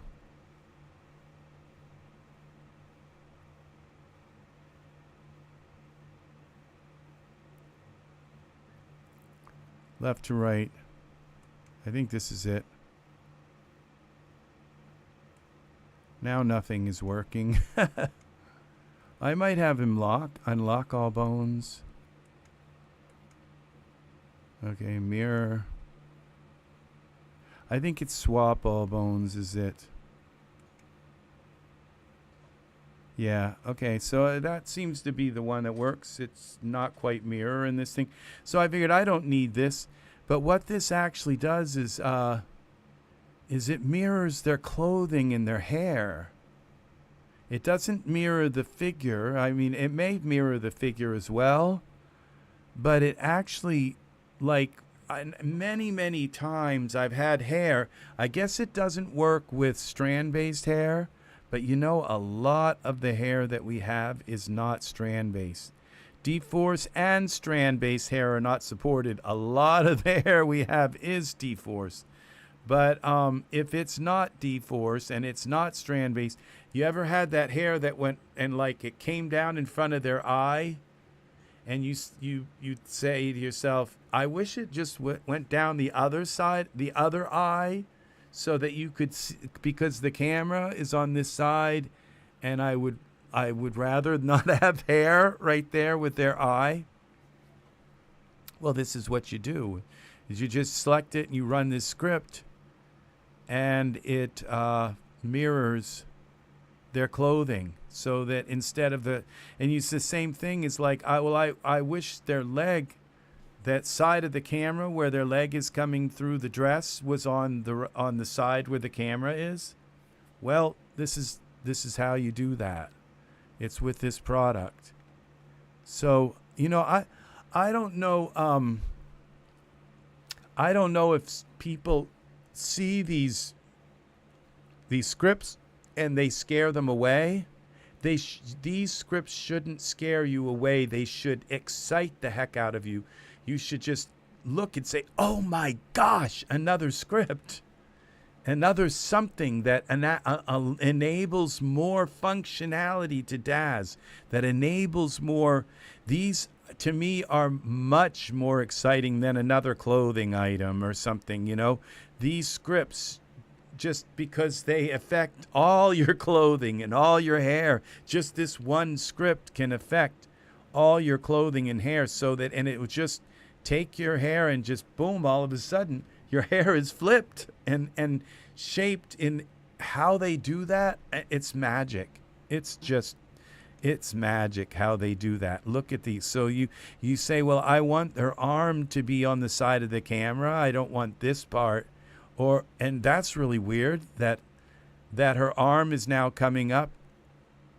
The problem is that this isn't, and what you can do is you could mirror this dress and then add dForce to it and run a dForce simulation, and it would hang. It would probably come down too far, but then you'd have to use Mesh Grabber and kind of pull this side up a little bit.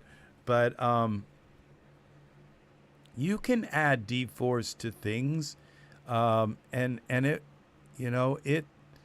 it's not that hard to just add dForce to something. So like a plane here. Where are my primitives? We'll add a plane here.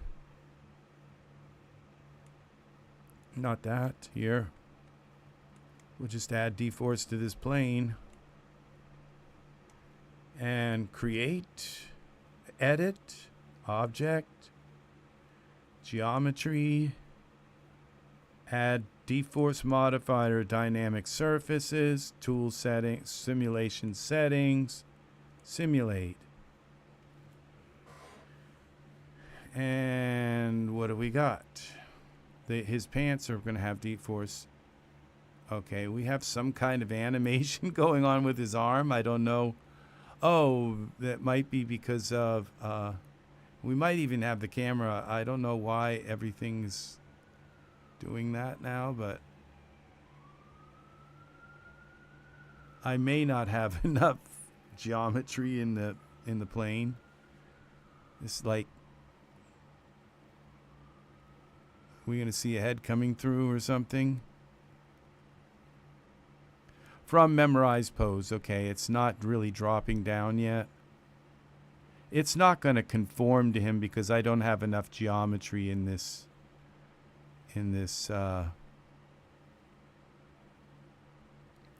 plane. So it's going to look terrible, actually, if it even goes down close enough to hit his head. Not sure why this is taking so long. It's just a plane.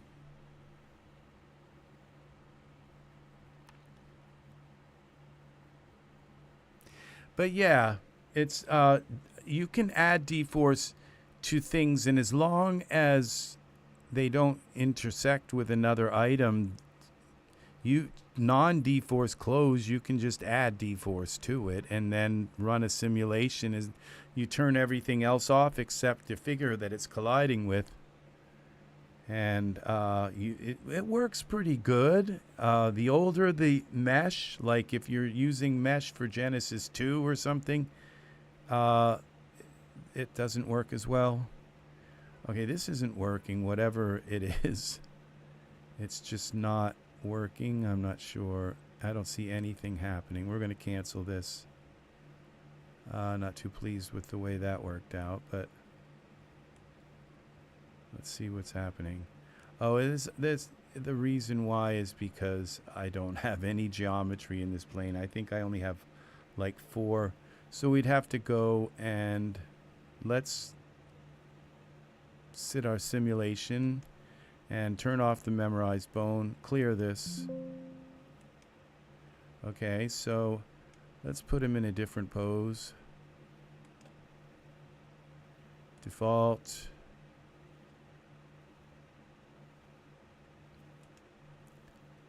Files, poses, by function, standing.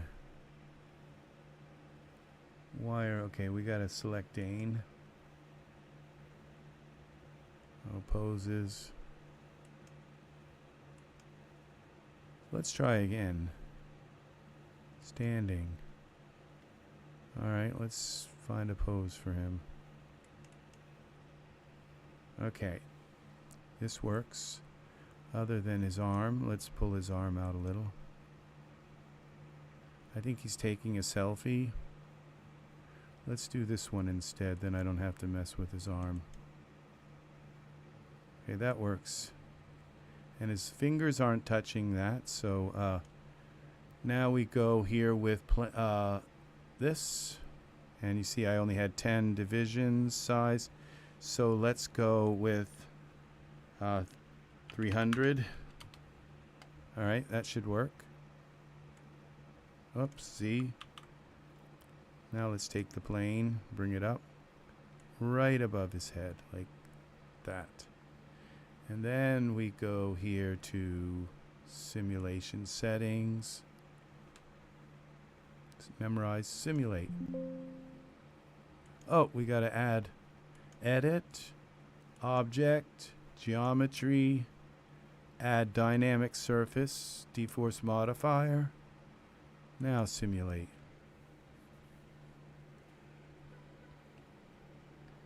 There it is.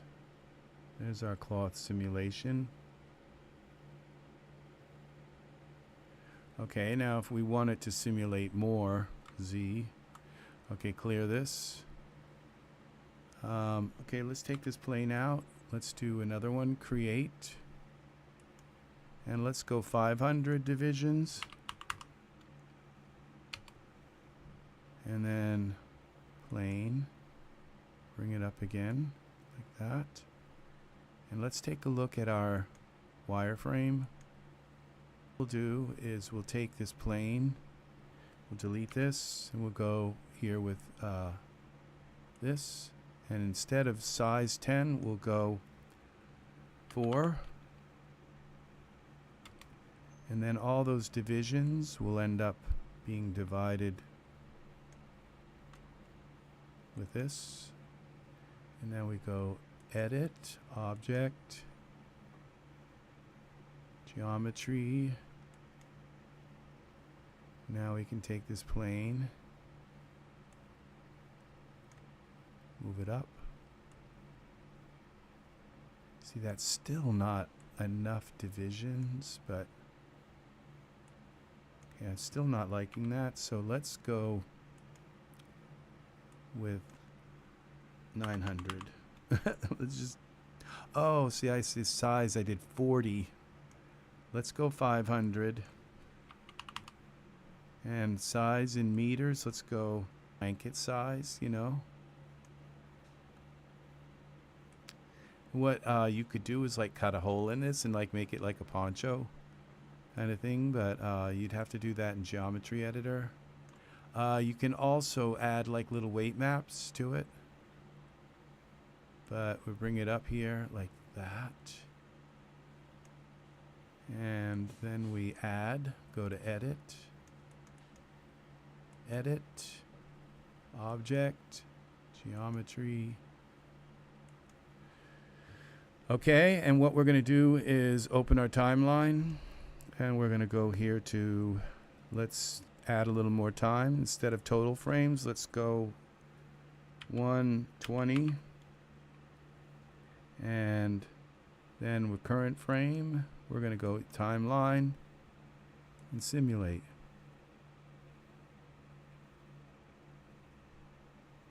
There it comes.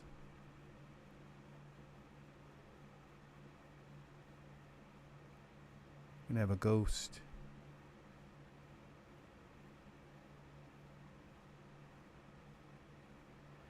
So you can add dForce to any non-dForce clothing.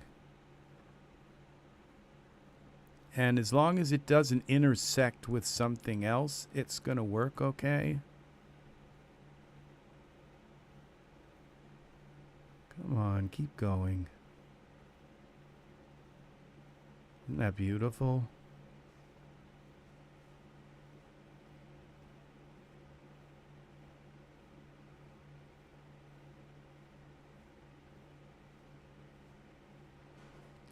Now, I don't think I have a plane on the ground, so it's just going to keep going down, down, down. There's no plane for it to...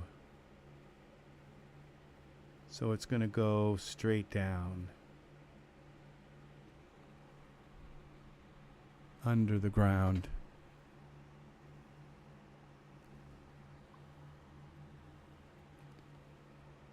Which is kind of cool. Now that's enough. Okay, and now after we're done with this, then we could go edit, object, geometry. We can convert to sub D and add it, give it some, okay, we go into Iray, give it some sub D. Look at that. So, okay, we can go back to clear this. We can add a plane. Okay, we put the plane instead. We don't want 500 here. We go like 20 for divisions, and let's go 10 for size. All right, and now we run our simulation again, and now this will land on the ground, and it will collide with the plane on the ground.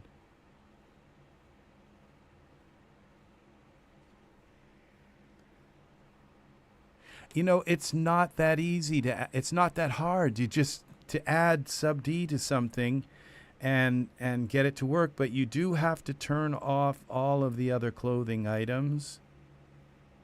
Look at that beautiful drape, and this is going to land right on that floor and collide with the floor.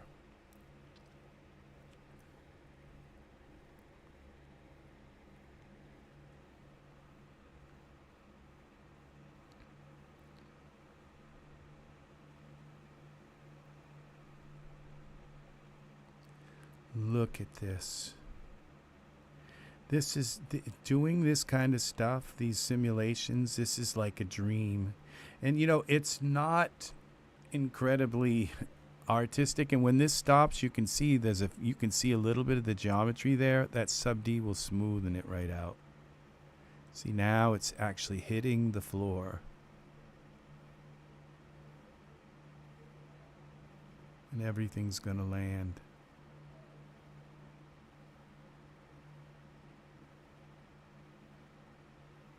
So, clothing. You want clothing on the floor? You just run a dForce simulation and have it like fall and land on the floor. If you want it to go on a chair, you go and rotate it and lay it kind of over the back of the chair, and then run a dForce simulation, and it will just fall and land like somebody took the clothing articles over and strung it over the... Art, welcome back. we're playing with dForce, just with a plane here. We're just saying that you can put dForce on any kind of any clothing item just because it doesn't have dForce, and usually it will work pretty good. So sometimes it will stretch, and like I've put dForce on an item and had it just like stretch like it was made of jello or something, and just kind of like fall right off them. And that's a matter of going in and changing the gravity and changing things. The plane, there might be some kind of settings involved in the plane.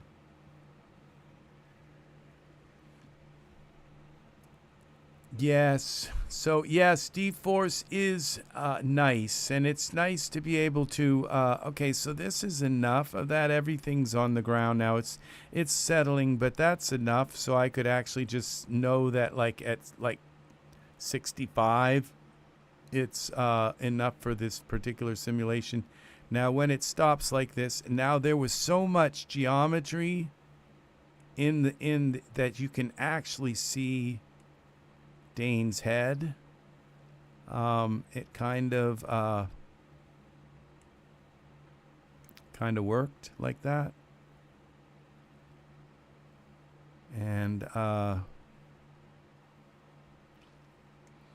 so and then you could come in and just put some kind of surface on here, presets, surface, default, shaders. We could put like a linen.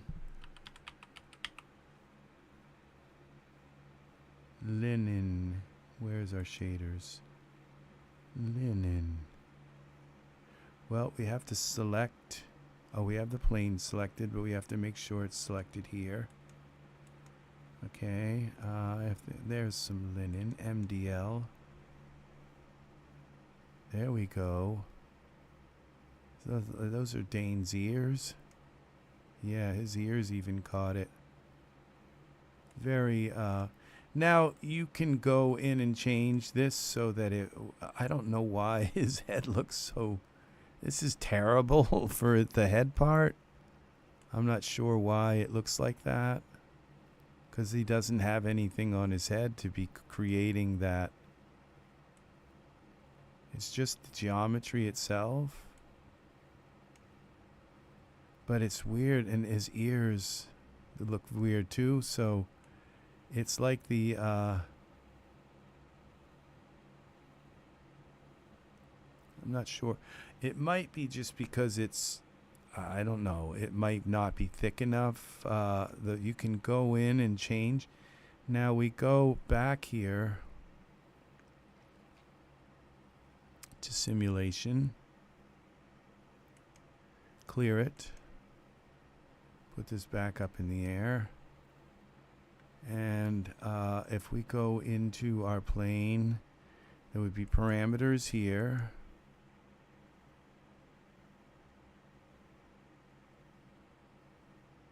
Okay, this would be in parameters.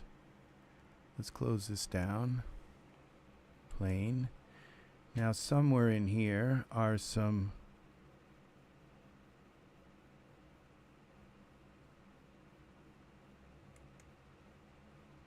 dynamic surface. Now I thought there were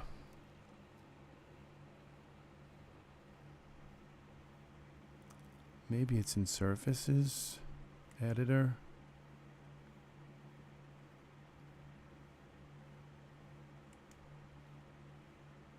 Simulation, here we go. It's in surfaces, and this is like where we got a bunch of dForce stuff. And we go down to simulation here, and stiffness, quads, stretch stiffness, dynamic strength, collision offset, collision layer. Oh, and we have also another thing in here in it's in our simulation settings. We have quality. And no, we could go into here, simulation. It's better, and we have best. What happens when we do this? This is collision mode. See, and this isn't taking that much longer to do this. And look what we've got here.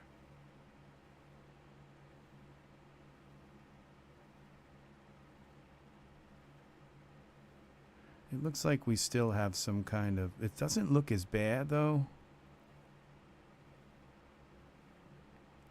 And I think once it stops and kind of lays down on the ground and does its thing, the sub D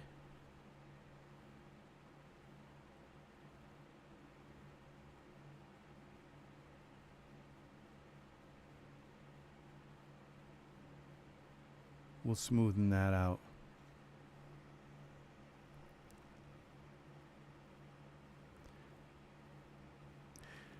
Now animating, as you can see, you can animate dForce, okay? Because that's what we're doing right now. So literally, this is an animation. So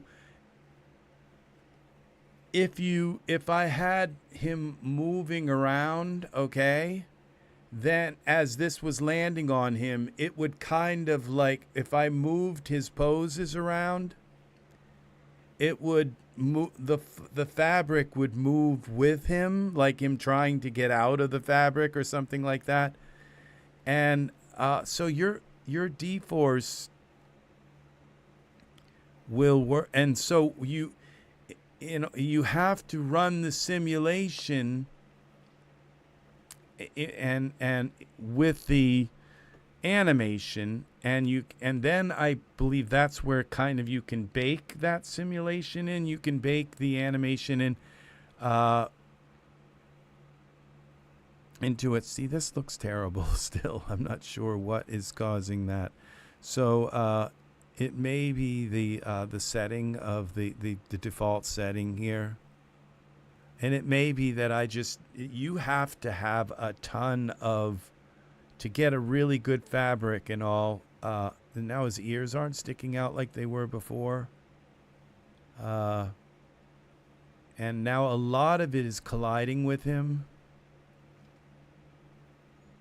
And so it has to really kind of think. The more collision points on his body that it contacts with, this collision mode can take a lot longer to go and do. Okay, the collision mesh resolution is base. See, that's another thing. So if we go and change that, so we can kind of see what's happening here. Let's cancel this. Now, after I cancel it, you should see it kind of snap a little bit. I think it did already. This isn't bad and everything, but it's not that good either. It doesn't at all look like a sheet would look. Okay, so what if we change the resolution?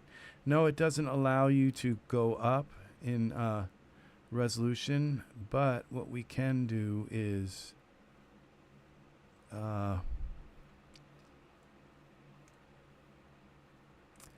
we could take this plane here. Okay, it's all landing, it's all landed on the ground, so we could take this and go back into our surfaces.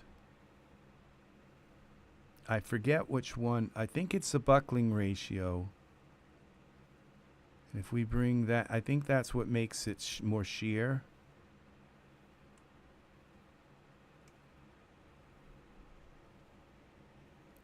So if we go 55 here, and let's take back off the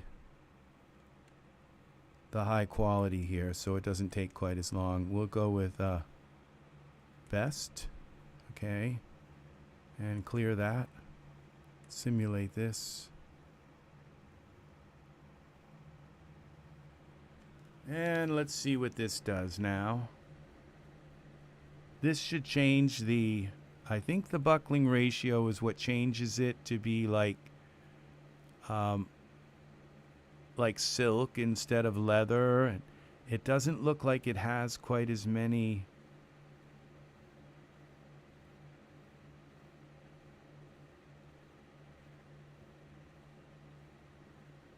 See, that looks like a finer, like a thinner fabric. It's just amazing.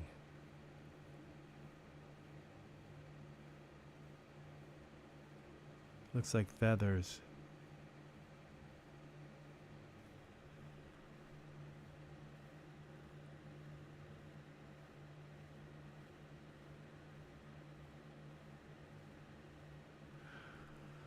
Okay, what we're going to do is, well, let's just see what the difference is here.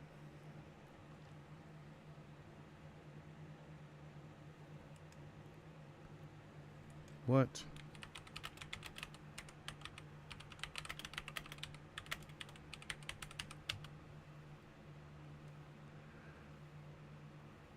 It's quite tricky to describe buckling, but a bend is usually smooth while buckle is a sharp fold. What is buckling effect? Of solid coating on a liquid, and it also can provide an insight into the liquid-solid interface. This effect was previously reported for rectangular shaped membranes transferred onto the surface of liquids. And okay, that's not it. Okay. Let's go here to buckling. The way buckling is described in the dForce page on the forum is a bit convoluted. I've been trying to grasp the concept. Can it be said that buckling its stiffness is just how much a face resists bending? Buckling and bending are different. It's quite tricky to describe buckling. But a bend is usually smooth while a buckle is a sharp fold. There's something has collapsed on itself, then bends sharply at the fold, while a bend is a smooth deformation.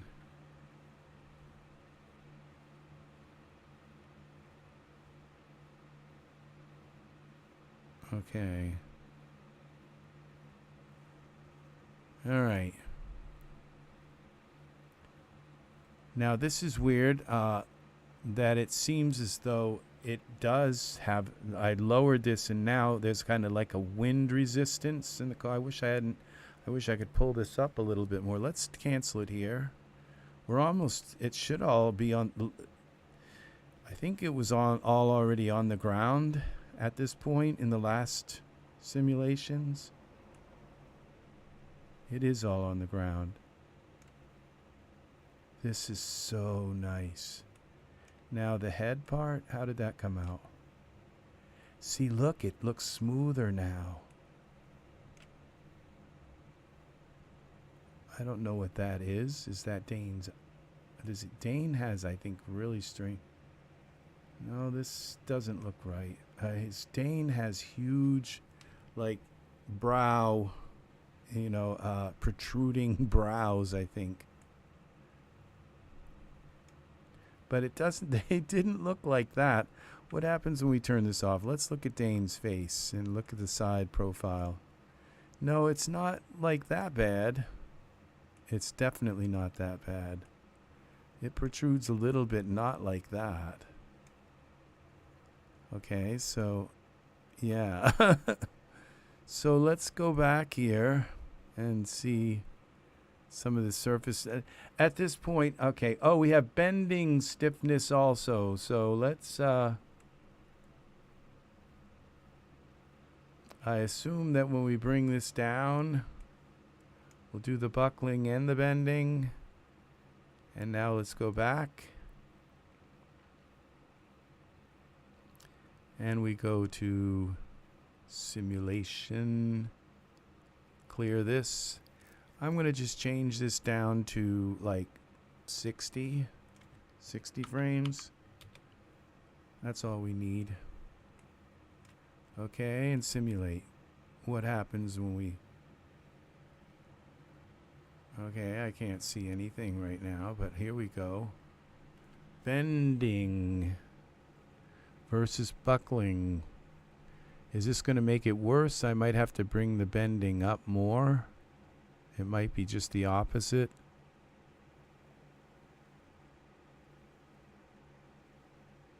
That still looks horrible. Will it settle down, though, is the question. Oh, I wish I was zoomed out a little more to see what's happening here.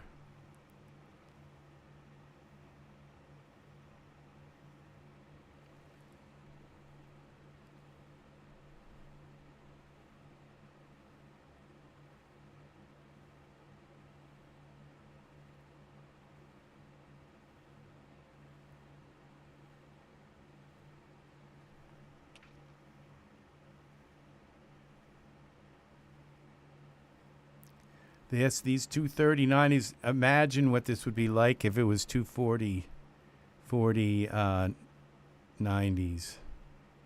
That each one of them would be like twice as fast as my 30/90s. And I mean twice as fast the 40/80s. They're saying that the 50/90s may not be twice as fast. I may not buy a 50/90. And if they don't double the RAM in the 50/90... You know, this, to me, this is fast enough for most of what I want to do. It's not the speed of the card that I have a problem with.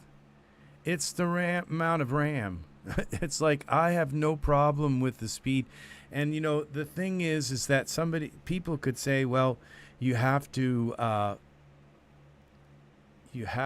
make your scenes tighter. You have to take extraneous stuff out of your scenes. You have to cheat with certain things, with geometry, things that are far away. You take some of the geometry out of it, use decimator. And it's like, well, yeah, or I could just have like 48 gigs of RAM in a card and I wouldn't have to mess with anything. I could just put whatever I wanted in the scene and be done with it. And so, this is a little better, but not that much. Not as much as I kind of expected after pulling that down so much. But we're going to let it go a little bit, and then we'll zoom out. 40 seems to be enough to kind of tell. This little teeny nose thing. Is that like a pimple on his nose or something? This just, where is it getting this shape from?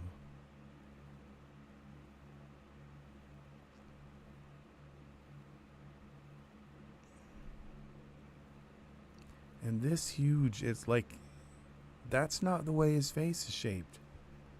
So this, and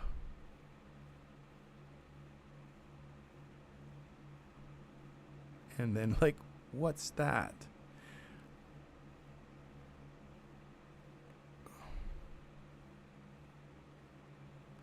Okay,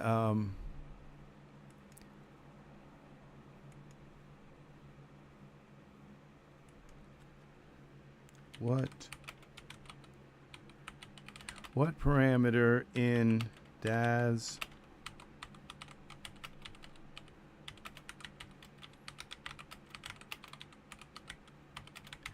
how thick the fabric is?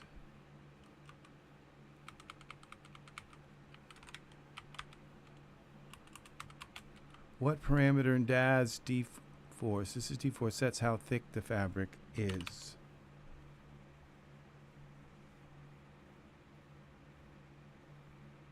Thick fabric with dForce.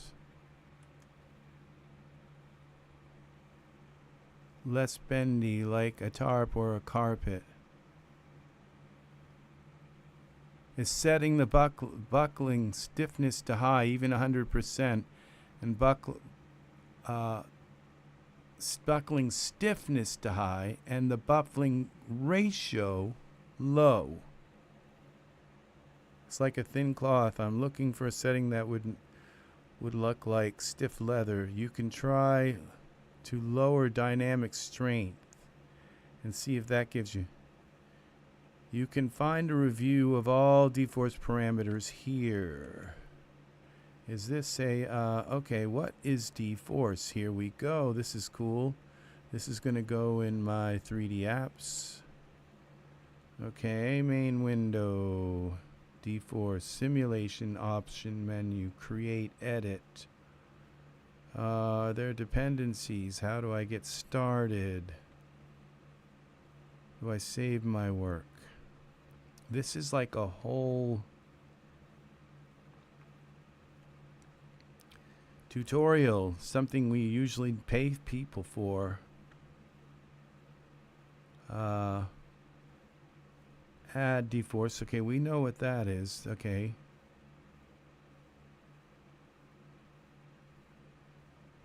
Edit, adjust, dForce surface adjuster. Oh, okay, there's... Look at that. That didn't work.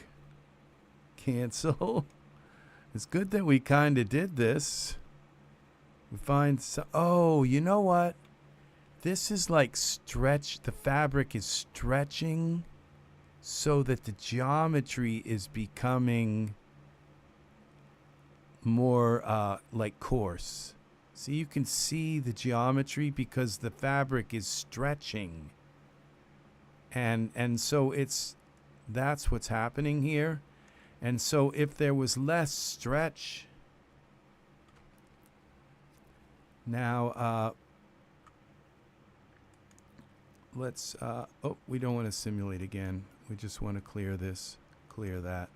Okay, let's bring this up like that, and let's zoom back so the next time we do this, we can kind of watch what it does more.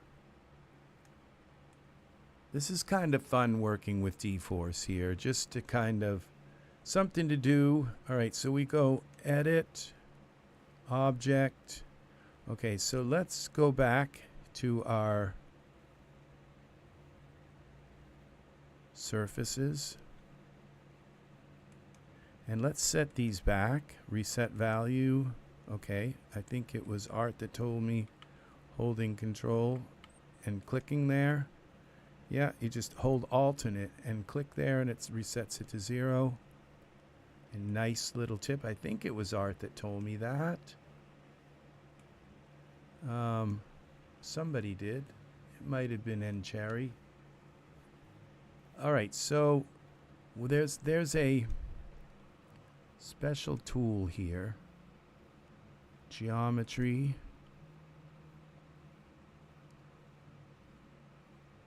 Surface adjuster. Now you see this right here? Stiffer, silkier, shrink, stretch. Okay, is it? So if we lower the stretch, okay, and we go a little bit silkier. Let's try that.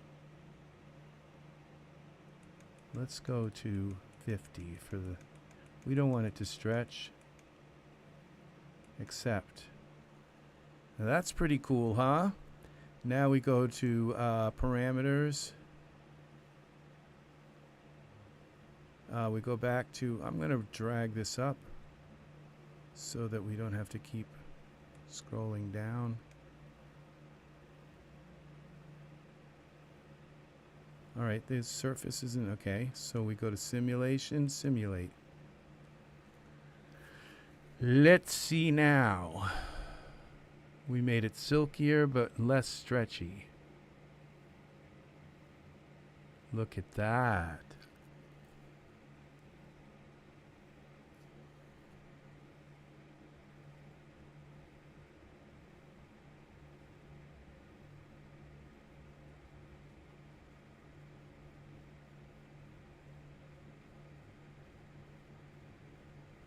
That's exactly what it was doing. It was stretching. And so it as it stretched, the geometry was becoming, we have a nice coarse geometry here, but it was becoming less, it was becoming more protruding out of the fabric more. And once again, we have this geometry. Look how silky that is now.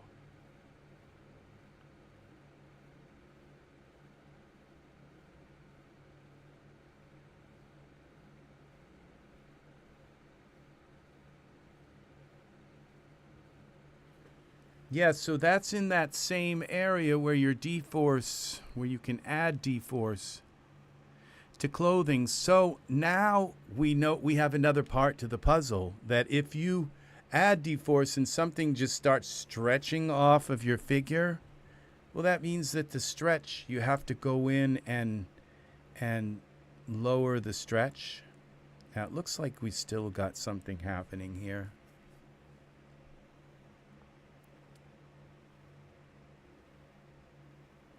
I wonder how far you can go with the stretch. Look at this, though. This is amazing.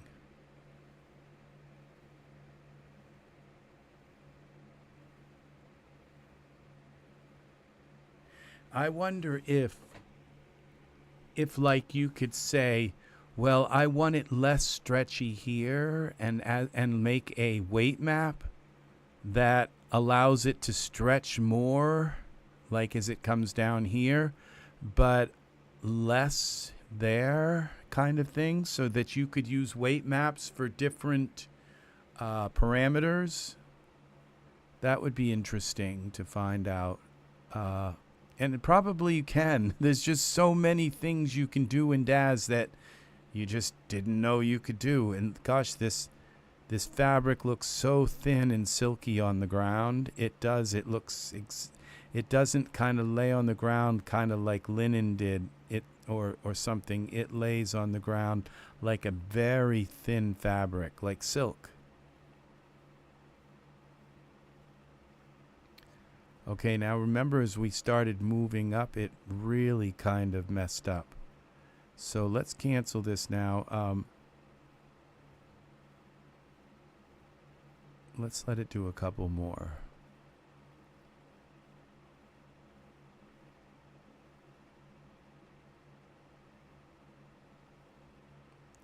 It's contacting so much.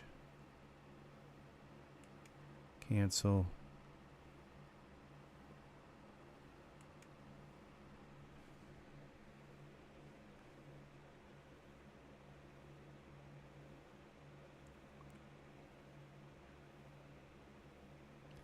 All right, let's find a piece of clothing that's like non-dForce and put it on, and see if we can get it how we can just use that clothing.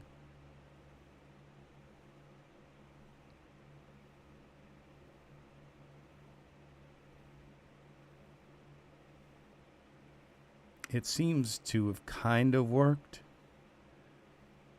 It's at least it's not these big chunks that we saw before. This is taking forever to stop. We can close this.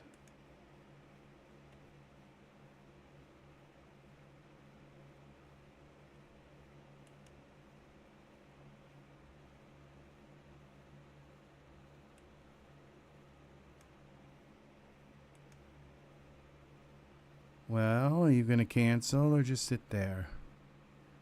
It's not, it is like, I'm going to just, there we go. That's beautiful. So, but if we come back, I think, yeah, we've got it at least to this far before it blew up. And look at this. Look at the head part is not bad. That's actually pretty good. It's not that good. It doesn't look like it did that well, but it looks like it stretched less. All right, so now I'm wondering if what it was that caused this, that explosion. Now we look at this, and it's not on the ground yet. It was right when it started to really contact with the ground.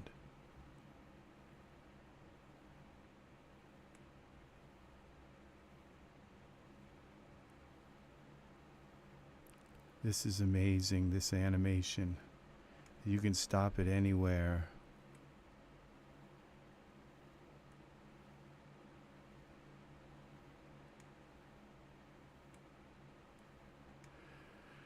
Okay, we delete the plane. Let's find a non-dForce piece of clothing. Shirt, we'll just find shirt. Now, I think his pants are dForce, and so in order to do this, we really should be turning off his pants, okay? But we'll see about this. Now, okay, let's run a dForce simulation and see if that'll tell us, because all he's got on right now is the pants, and that'll tell us if his pants are running the simulation as well. No, okay. So no object to simulate. All right, so we'll put the dForce on his pants. Okay. So on his shorts, edit, and object, geometry, dynamic surface, simulate.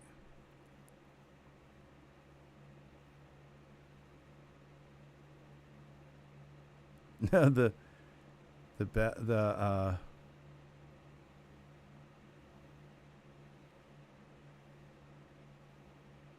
his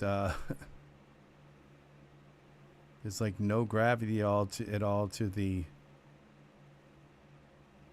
You'd have to take and turn off his the tie, because it went right up in the air like it's a balloon floating or something. Something's just really wrong with that. Okay, let's cancel here.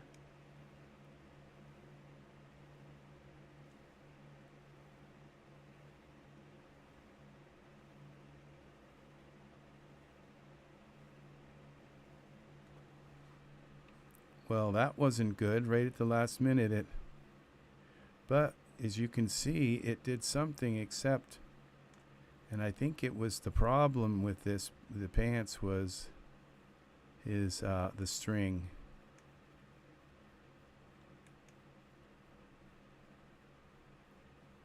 Now,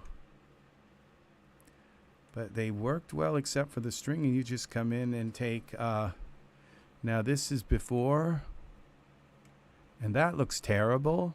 Okay, that just looks like there's no gravity at all to it. So it worked, okay, except for the string, and you just come here into the surfaces, shorts, strings, okay, and we just turn the string off like that, gone. And now we have dForce pants. See, this is going to be really nice when we have the Mesh Grabber smoother, because we'll be able to just come in, like this part doesn't look right.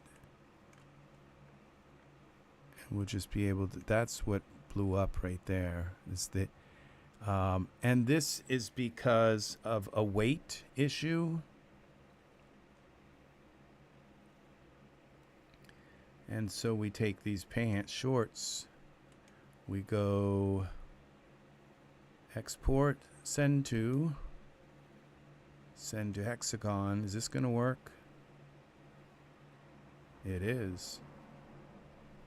Okay, the 64-bit Hexagon.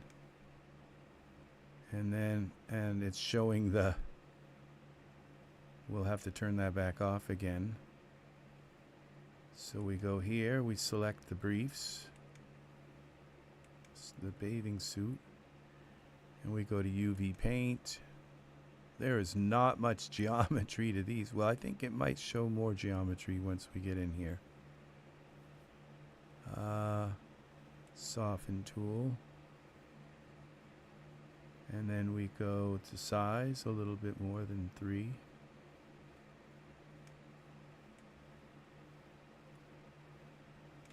See, it's gone way up into the leg here. That's what was wrong here.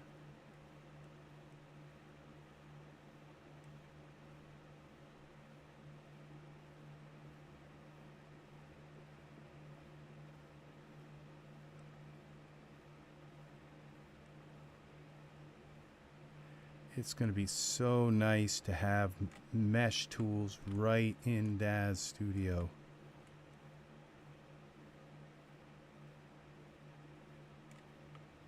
See, this went right into his leg.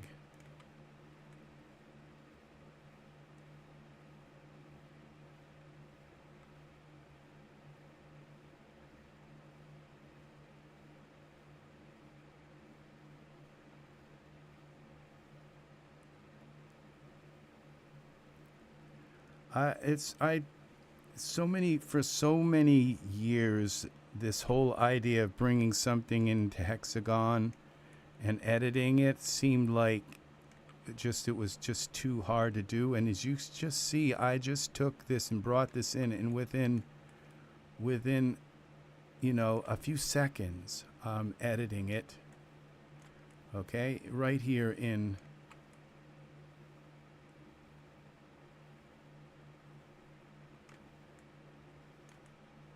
That's the back.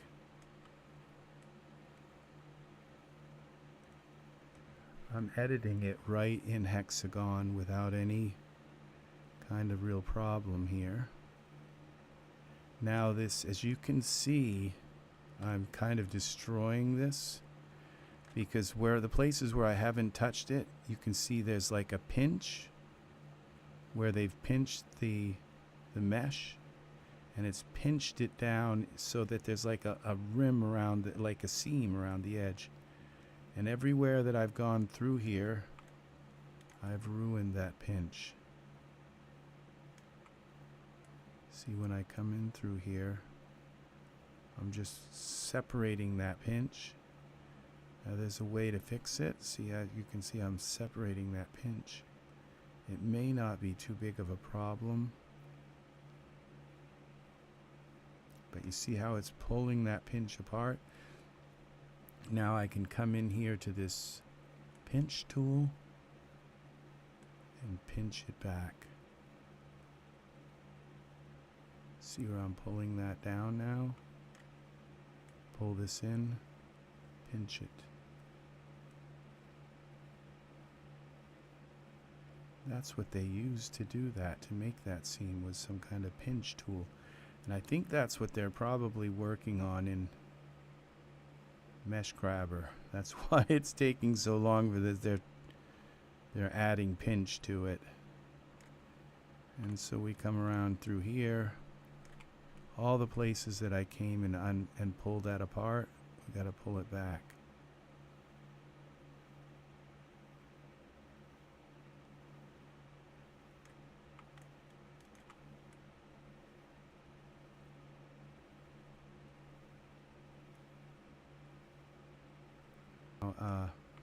But there's something wrong here.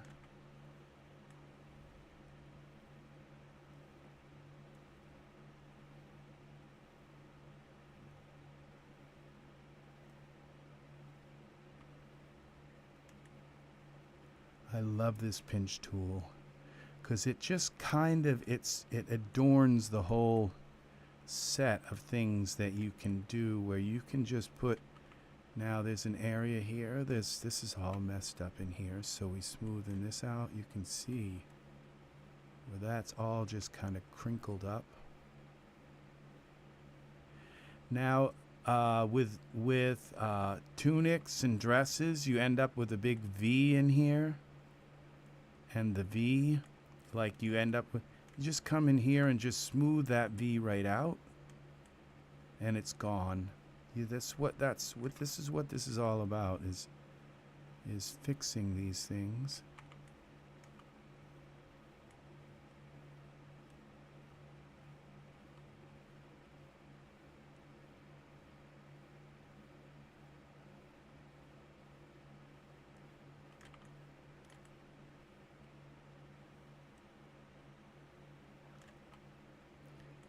Now this is the pull one. inflate.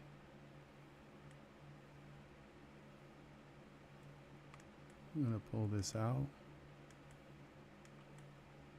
This is like Mesh Grabber. Make this a little bigger.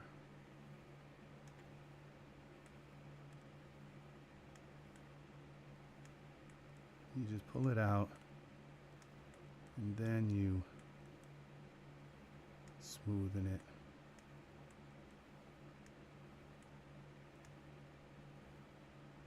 Then you come back in and smoothen it down.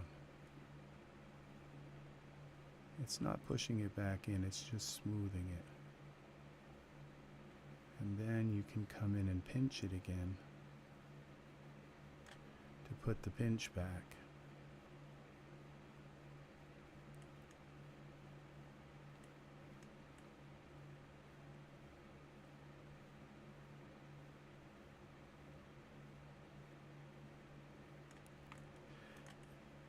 Yeah, these tools are amazing. I love these tools. Blender has a nicer set of them, but I don't know that I've ever seen the pinch tool in Blender. And this is a you just can't do stuff without the pinch tool. Watch how this pulls that down in there. Pinches it all together. Amazing.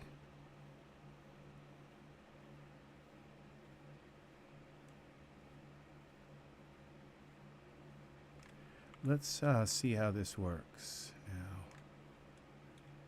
Okay, there's something else in here. This whole area here is kind of messed up. Let's just see if we can kind of straighten it out.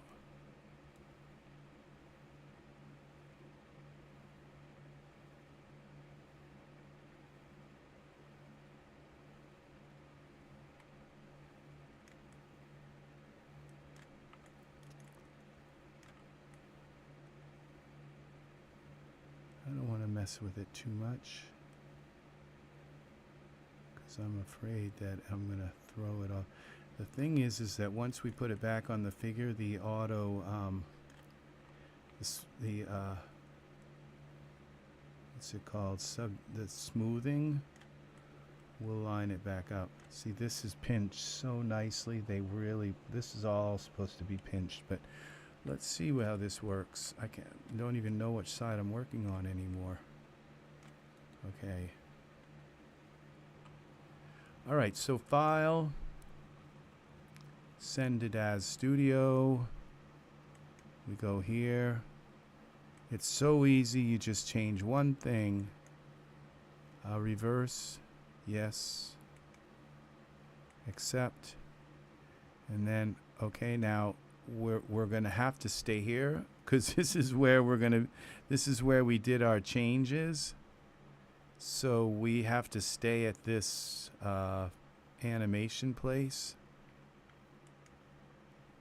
Parameters, shorts, down at the bottom. And there, let's hide this. There's our morph. And it didn't seem to do what I kind of wanted, but it's better, sort of better than it was, but this is where it would be really nice to just have smoothing tools, right? So tools.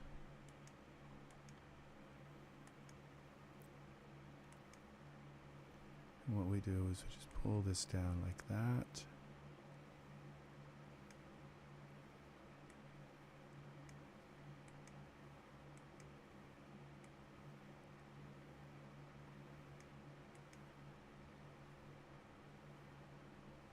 Okay, we also have this,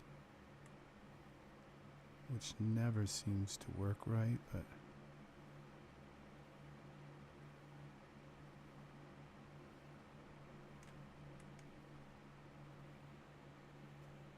okay. So just this idea here of taking and then we still have to go back into the shorts, and I think we ended up getting those turned back on. So we go into surfaces, strings, and I think we got to turn them back off again.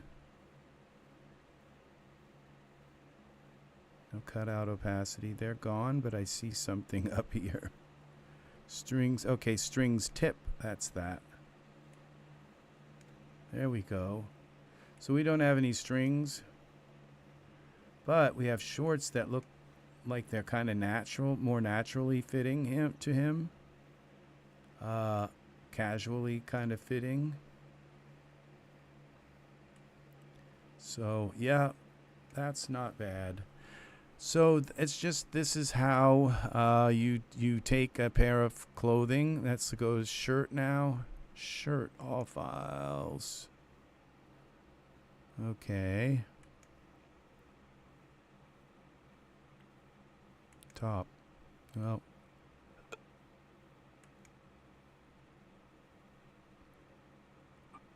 Now, right click. No, it should say here. Genesis 9, originals. Let's go explore product. Okay, so this shirt is already dForce.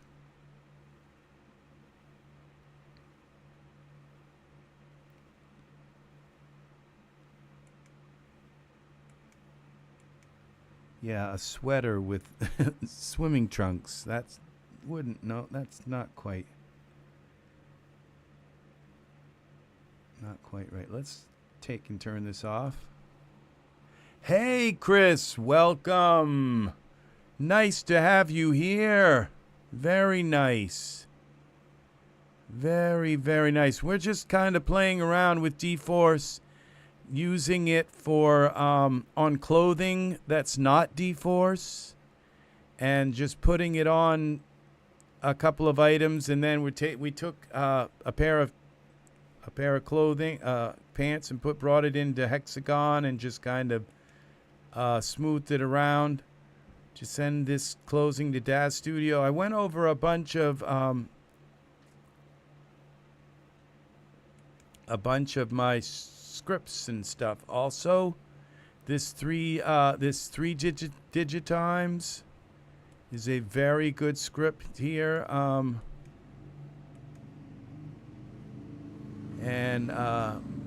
Yeah, 3 digitimes. Let's go back. I think it's here. Yeah, this right here, amazing script right here. It allows you to lock parts of the body and then use any pose to change a hand or change any part of the... You can use any part of a pose. It's so easy to use. Let's see, is this dForce? You have to go right in sometimes and look at these things. Okay, this is like messy clothing on the floor. That's not an actual shirt. Wardrobe. Materials. So yeah, we are playing around with dForce and kind of looking at some of the other settings that you can... I've had like clothing that was non-dForce that just like hair that just started to like kind of melt right down there. And obviously there was something with stretching set wrong with that. Okay, let's see this. Almost every shirt that Daz sells is dForce. They do a good job with that stuff. That's dForce. dForce, as Art says, is an amazing thing. Now these are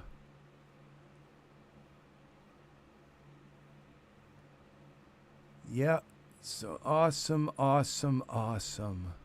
Okay, wardrobe, is this dForce? Okay, that one says dForce in the title. This one. Okay, this one I'm not seeing. And that's for Genesis 2. Probably not dForce. This is going to be a good candidate. Explore product. All right, this is not dForce. Okay, where's the shirt? Oh, here we go. And we can auto fit this onto Dane. Now, if it's like skin tight, it's not, there's not much dForce will do to help it anyway. Okay, so this is Genesis 2 male. Accept. You can see that T-pose. All right, I think we got to scale this up. Let's see about materials. That is strange. The materials aren't laying on it right. I don't think. Okay, where's the t-shirt?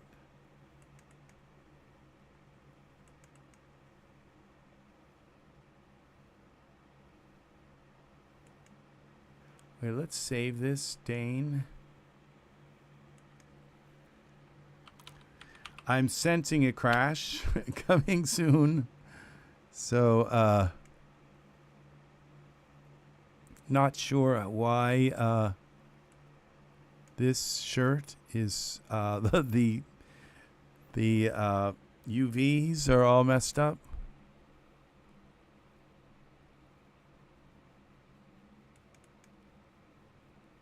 Okay, so now all right, so let's just try and put a different UV on it. Well, first of all, let's go to parameters and see if we can just scale it up a little bit.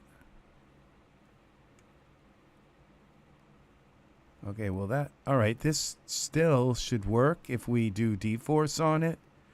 The only thing is, so we gotta go to surfaces, t-shirt, and let's pick a linen or something. Some kind of linen, maybe. All right, well that kind of worked. Let's,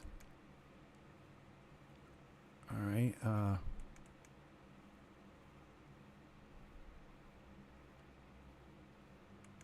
cord.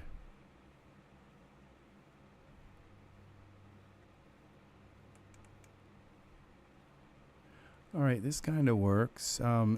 Let's see what happens when we add dForce.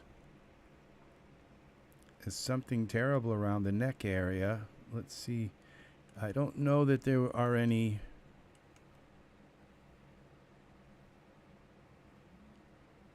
Tuck into trouser, expand, adjust overall fit. Okay, I think I used this instead. We used the scale. Let's control alternate. Let's just adjust it with their adjuster. See, that worked a lot better. A lot better. We had to go all the way up though. But that worked nice.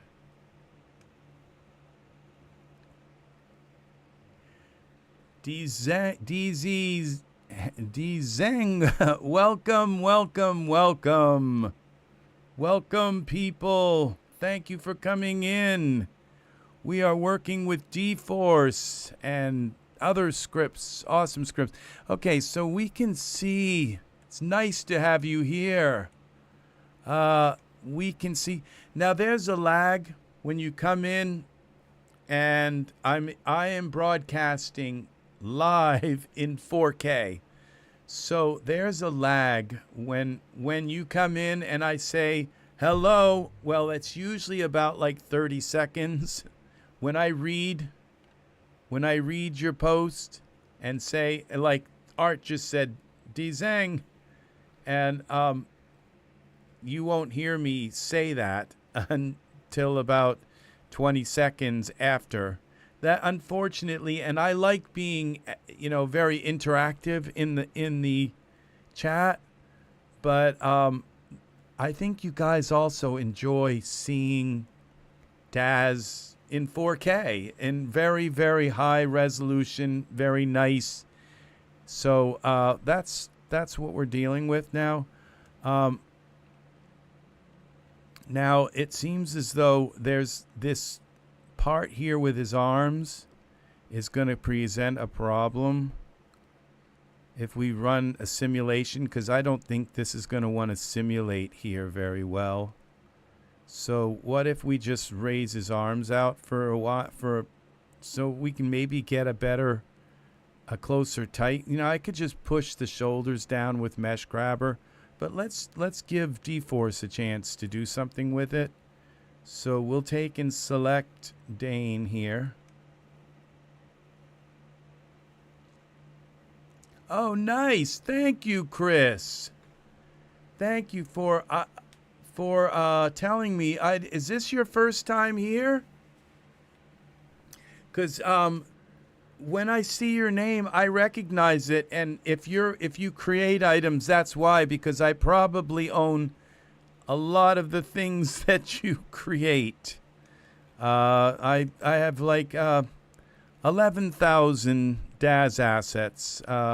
So yeah, your name looks very, very, very familiar, and it's like as soon as I saw it, I thought, oh, you've been here many times because I recognize your name, but it's more because you're a it might be because I have bought many of your products. Your name sounds very familiar. Oh, well, wonderful. Welcome then. Awesome, awesome, awesome.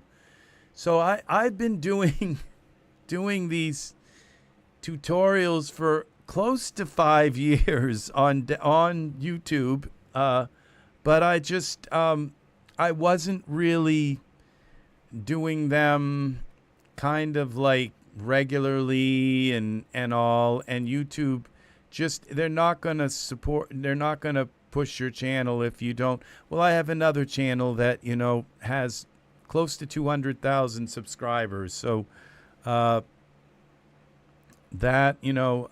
is kind of my channel. So I 3,000 views, 3,000 views an hour. Sometimes I've been up to like 16,000 views an hour on there. So, but as you can see, I bought so many items that that I've really needed to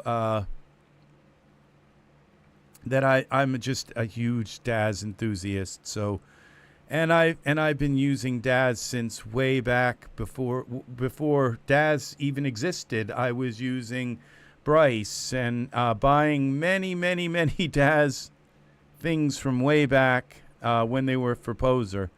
So okay, let's bring his arms up, okay, so that we can just kind of not have a problem with this. Okay, that is what the problem is that I am in Iray.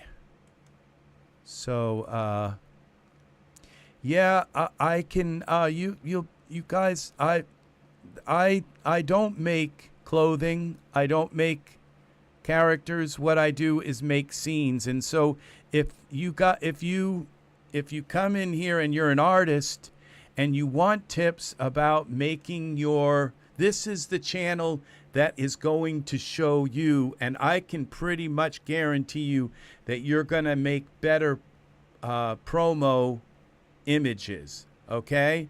Now, there are a lot of people making promo images for Daz that do that kind of sometimes even put me to shame, because I'm in awe of the art that goes into a lot of promo images.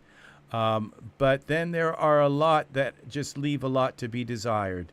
And like right now, I could just tell you one tip. Daz figures always need, now this guy, he's not that bad. Is one of the few that are not bad. But you always look at and the reason why he's not bad is because he's got his eyes, right when he comes into the scene, are already in like a blink state. So they're already kind of those hunter eyes kind of look. But most Daz figures, like almost all of them, have this kind of like big eye kind of thing. You have to take their eyes and blink them. You have to bring them, close them a little bit. If you don't, they're going to just look like this, and it's not going to be right. It doesn't matter how much you work at the figure, it's not going to look right. And then another thing is skin color tones. You have to adjust the skin tones. If you have two figures in the same image, you have to adjust their skin tones, because if one is like really red and the other one is really kind of bluish, You have to fix their skin tones so that they look like they're in the same world together. Things like that. That's the kind of stuff you're going to learn on this channel. So we're going to bring this up. We're just experimenting today with putting dForce on items that don't have it. Now, so we're going to, this is a Genesis, I believe, 2 shirt. So I might want to hide this, the pants. So here we go. We're going to bring this like this. And then we're going to go and take the shirt. And we're going to, now what I'm going to do is turn off the pants, the shorts, because if the shirt kind of drops down and stretches down, I don't want it to contact the pants. And also, if I turn off the pants, then they won't simulate again. I believe that's the way it works. So only the things you have on in the scene will simulate. Okay, so now we're going to go Edit, Object, Geometry. Yeah, see, I'm not sure that that I'm up for hire for that. Okay, but if you watch my channel, you'll learn how to do it yourself. That's what my channel is about. I've thought about it. You know, I like to romance that idea of, you know, being hired to make images. I'm not here to do that. I'm here to make. I've made a bunch of videos, and in those videos, you'll see tons and tons of tips on getting your figures to add, not smoothing. We want dForce. So we just added dForce to this shirt. So we're gonna give it a simulation. Now we got the start bones off, and we'll just simulate and see what happens.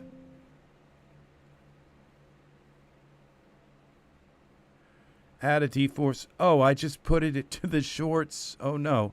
Now I think it should have just told me that the shorts already had it. So okay, so let's go edit. All right, so I guess it does. You know, I know it does, but I always think, oh, you turn this off, and you know, it's just too good to be true that it's not going to simulate something that's hidden in the scene. So geometry. Okay, add modifier. Okay, we just added modifier to the t-shirt. Now let's simulate and see what happens to the t-shirt. Oh, we have, all right. This isn't going to work. Okay, we got to just do a single frame, I guess. Okay, Z. Clear this.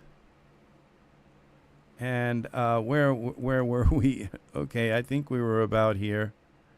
Oh, gosh. All right, so we have to just do a single frame, a current frame, simulate. There it is.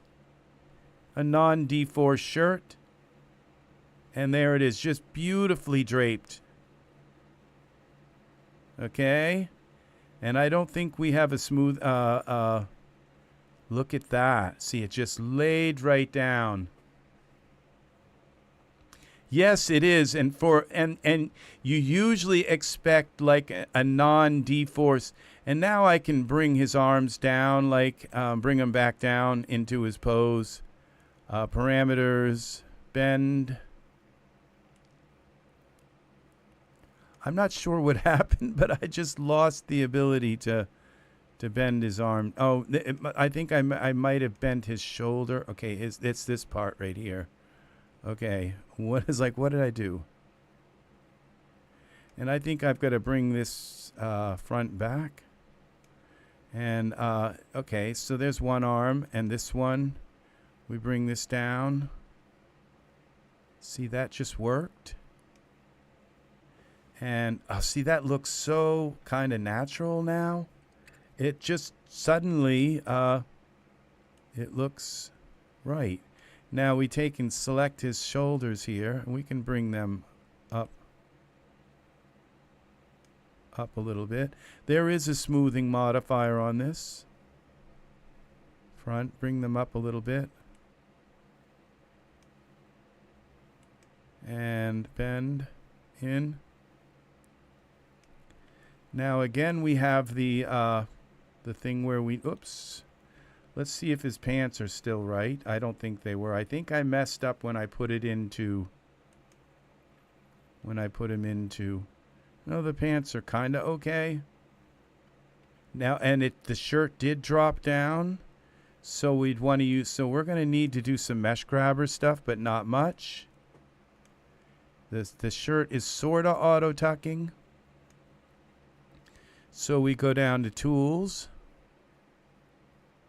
So yeah, this channel is about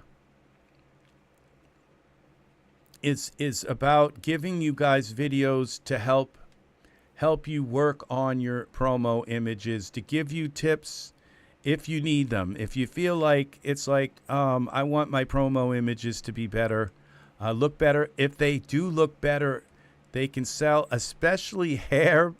These. Okay, Z. Okay, that's wrong. We got to get the right.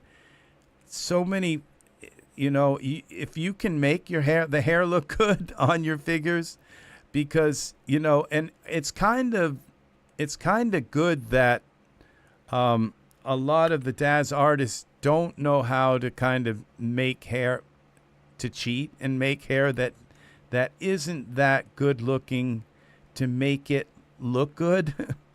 Because in a way, the way a lot of Daz artists do hair right now is this has got to be a little larger now. We go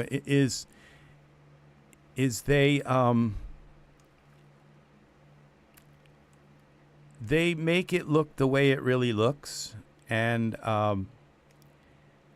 so you can really tell that the hair isn't, it's kind of messy, and it's kind of, and so by looking at the promo image that it's probably going to look messy on your character. But there's a way to make bad hair look good. You just have to kind of fuss with your character, get the lighting just right, and turn them in just the right angle, and you can make almost any hair look really good. And it all has to do with lighting. It has to do with so much stuff. But is that really what you want to do, is make, bad hair look good? Or you want to go back to the drawing board and work on that hair product until it's really fabulous? And, some of the things that to critique hair, and I'm not pointing any fingers at any artists or anything. I'm just saying, when the back is too puffy, there just was a new hair that came out recently. The part down the middle, and when the part comes up and the hair kind of comes up from the part and comes out, it's like that whole area of the way the part. If the part doesn't look natural, if it doesn't look right, go back, start over, fix the hair, fix it so it looks right. And the thing is people, not only will people buy that hair, but they will use it on their figures. Your hair will go out into the world. But if it's not right, if it's got, if it doesn't have enough, and some of the hair in the Daz store is like a masterpiece, and some of it is just kind of, they didn't get it, and I can't criticize that, because hair is just, all hair is too hard for me to make, I don't know how to make hair. I just know when I see it, when it's done right and it's done wrong. I just know that. That's the thing that I know. Okay, so this is our problem. This arm has got to come forward here, front, back. Let's bring that in like this. And same here, front, back. We got the shoulder kind of too far front ahead now. front, back. And then we bring this in a little bit more.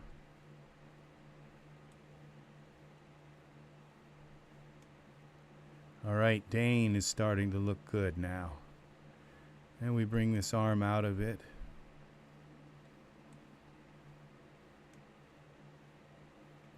There.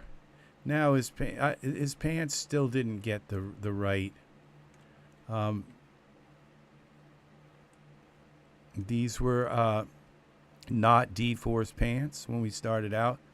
And what this really needs is to go back, because I'm in the wrong frame. I think where the pants got really fixed was up at about this frame. And so I could bring them back in and make another. That's what we'll do, is we'll just take them back into where the shorts. We'll take them back into send to Hexagon. We'll fix them. Hexagon is so awesome.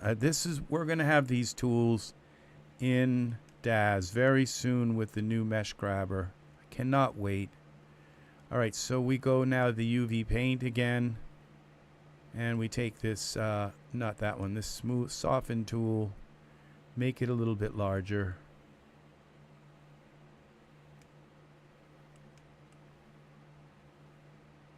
And just smoothing this out a little bit here. Happy trees. Okay.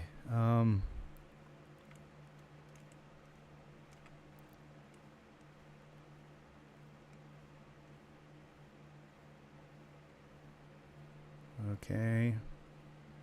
Let's just kind of equalize this a little bit.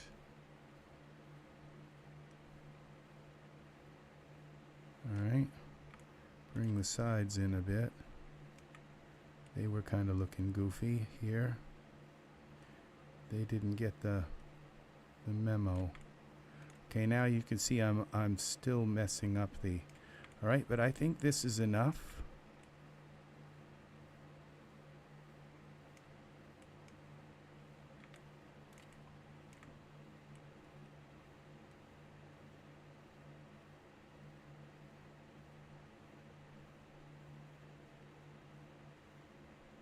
Okay. And then we go File, send it as Studio. We go back here. We got one thing to do. Just reverse deformations, yes, and accept. And we need to give it a different name, Morph 2. And then we go created successfully. And then we go to the shorts down here. And we close our timeline. And Zamo. They're not that perfect, but they're better. They're better than they were. Okay, so what we do is we can fix this little spot here with Mesh Grabber. We grab that, pull this up.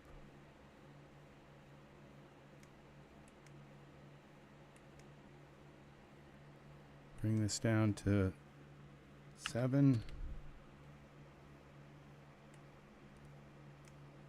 Okay, I got Dane selected. We got to select the shorts.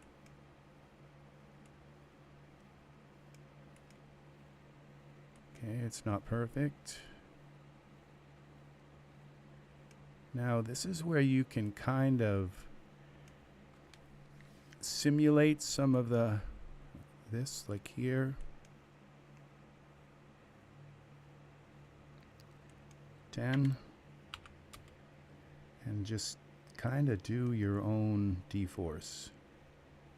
Pull this in a little bit like that.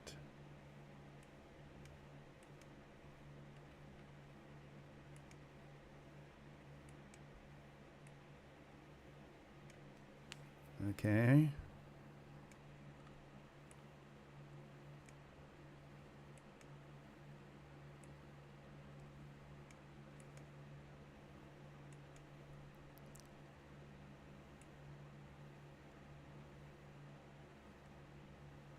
this way.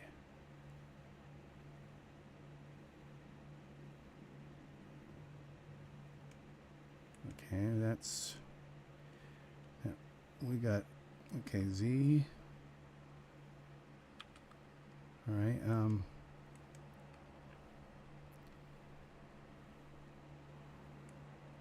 we got a problem here too, but, so, I mean, this is, we could kind of mess with, I could fidget with this for hours. Let's move on to a different thing. So that's dForce, fixing dForce clothing. So I can pull this with a little bit with Mesh Grabber.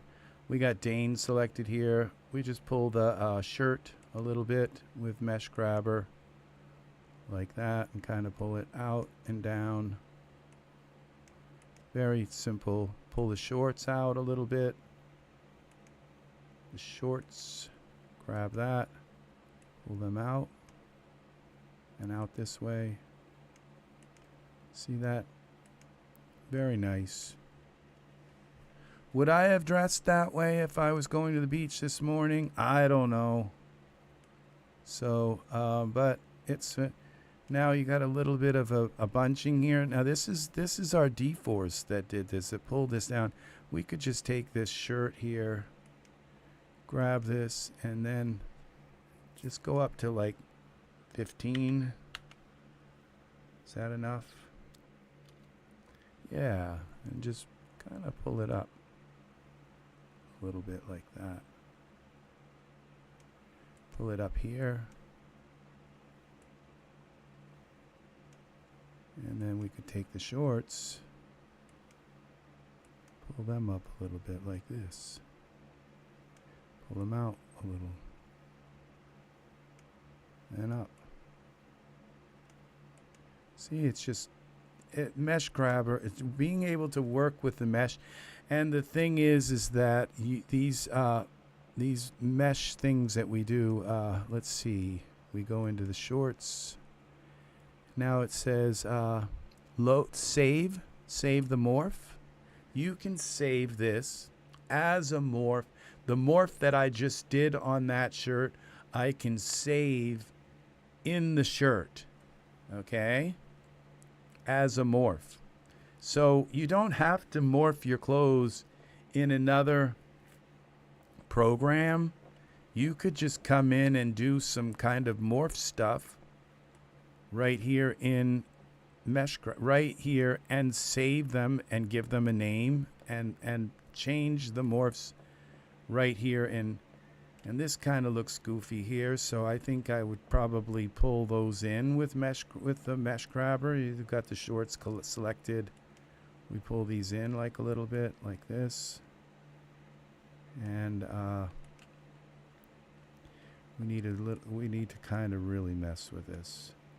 That's so big. Okay, that's still on the shorts. We'd go back to maybe 6 and pull these in. And it's the weight maps that are pulling this over.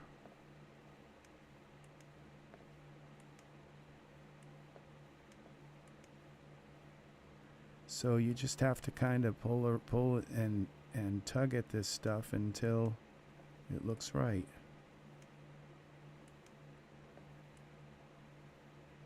And some, like old fabrics, like from your other, from early, like, and when it does that, sometimes you have to just undo that. And I've had some real mess ups with, because Mesh Grabber, it doesn't, not all mesh likes being tugged around, and it all depends on the mesh. So, and it does take really playing with it a long time to kind of get it right. So, and you have these, you know, where you can, they're very touchy, being able to see, this just doesn't look right at all. So, and I think what if I went into Hexagon and I smoothened, I didn't do much work in the back here, But what's wrong is these are all kind of stretched out in a weird kind of way, and what they need is to just go over with the mesh smoothing tool and bring it back in, then maybe use Mesh Grabber to do some stuff in there. But that just doesn't look right at all. So we got some of the front that looks a little better here. Maybe bring this up. And we've got Dane selected again. Shorts. Just bring that up a tiny bit like that.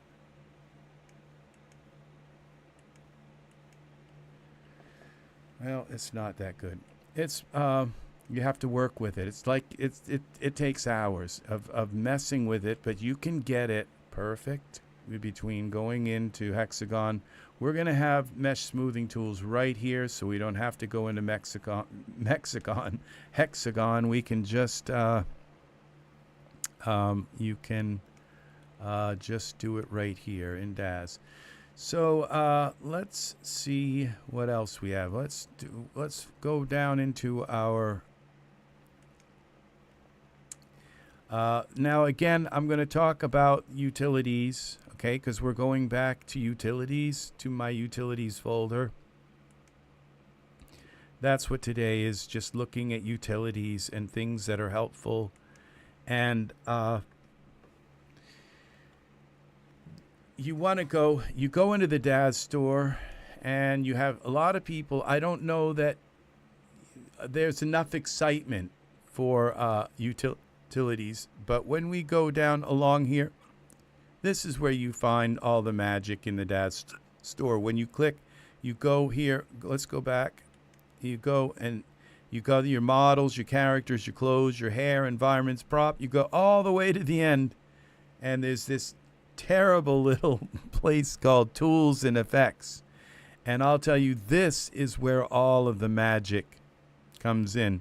Now, this autosave, this is probably very helpful to a lot of people, but I just have this part of my brain that just, I don't need autosave happening. But I do like autosave turned on in Premiere, but that's the only program I really like autosave on in. But all of my other programs, it's like I am going to save it when I am precisely when I'm ready to. Okay, so but this is where you're going to find all of these. Now, expression randomizer, I don't own this, but if I bet this is made, no, this is code 66. This is probably not a bad tool, because expressions are really hard to kind of get right.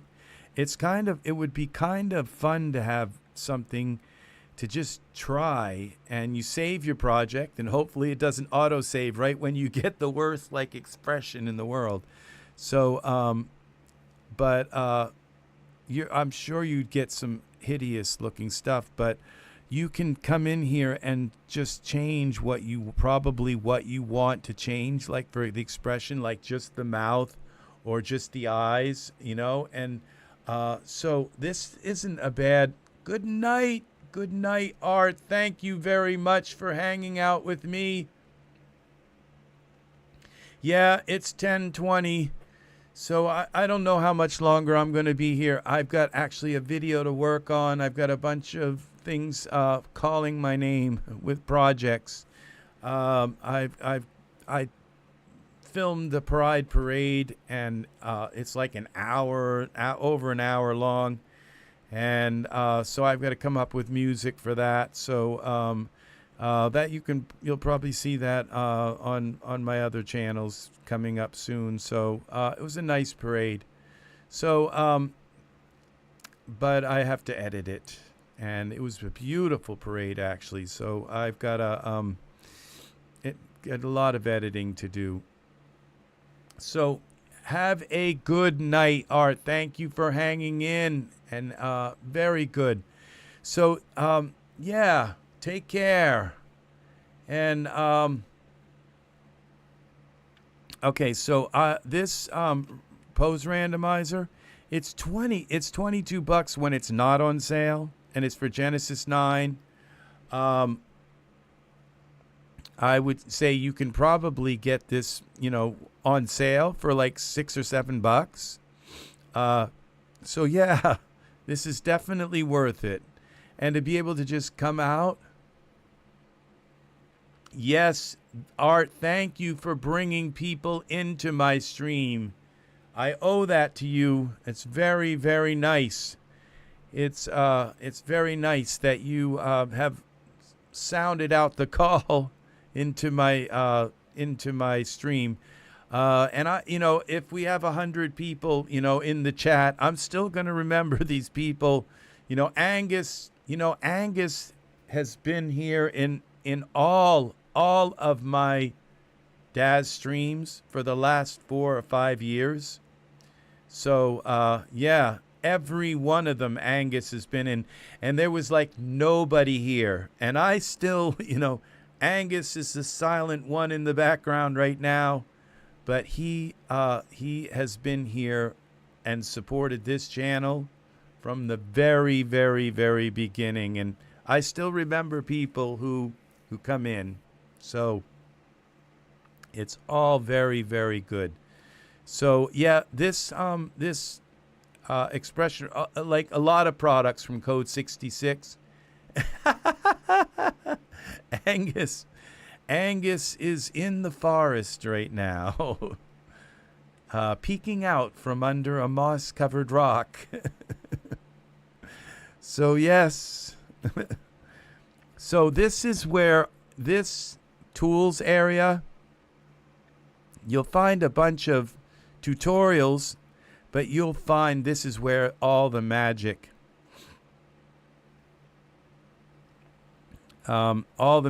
happens. Now these modular scenes and stuff, picking mushrooms. I love mushrooms. So at least the kind that don't make me high or anything. I like the kind that are food, that are just plain food. So yeah, hair converter from Genesis 3 to Genesis 9. I don't put a lot of stock in hair converters, okay? They don't auto fit is the way to go. That's one of the very few products that I don't recommend is hair, and I don't recommend any hair converters, okay? So auto fit is the way to go. The hair converters don't work with beards. They don't work, and half the time they just don't even work right as compared to auto fit. So the only thing is it's that, like right now, this is $31.99. You can probably again get it for $5, and every once in a while you might find a particular thing of hair, and hair converters don't work on every kind of hair either. So that's the thing. There's only a few kinds of hair. They don't work on body hair. They don't work on mustaches and beards. They don't, and so they only work on some kinds of hair, but there might be that one kind of hair that the auto convert just doesn't do a good job with. That maybe, just maybe, the hair converter will work. So for $5, it's a nice program to have. That's when it's on sale. Now, there are a lot of these RISI products, Riversoft and Sickleyield products, converters and all that are must-have, that I would pay full price for, but not the hair converters. And the clothing converters, a little bit, because there again, the auto fit works well. I can't say that it always works better than the Riversoft, Sickleyield clothing converters. So there's more of a chance that the clothing converters will help you than the hair converters. So I'm just brutally honest about these products. So, but for $5, that, you know, on sale, when you get it on a massive sale, I wouldn't pay more than $5 for these hair converters, okay? But there, like I said, there are products that Riversoft and Sickleyield sell that I would pay full price for because they're so useful. So, body of light, I bought this. I'm not sure that I'm ever going to use that, but I bought it. You know, I don't know why. It seemed like a cool thing. Clothing fixers, okay? Now, here's another product that I'm not sure that there's a lot of, that this is going to help you fix the problem that your clothing's having. So there's just so many possible, like just looking at these shorts here, it's like, is it to thinking that I'm just going to press a button and boom, the shorts are going to be perfect, you know, when it really is going to take hours with Mesh Grabber to kind of pull and tug here and pull there and fix these little parts here and going in and out of a Hexagon. That's the only way to fix clothing stuff. These, I know they're like morphs. There's a lot of good morphs here and all, but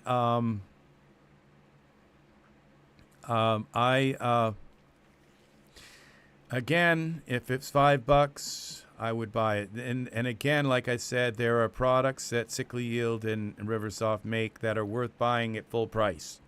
So, but that the clothing fixer is another one that just doesn't really hold its own, in my opinion.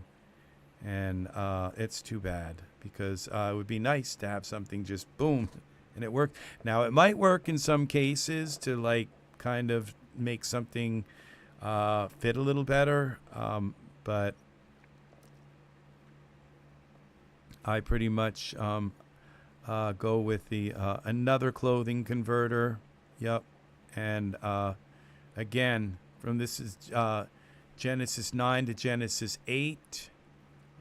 Again, this converter, I'm not really too wild about.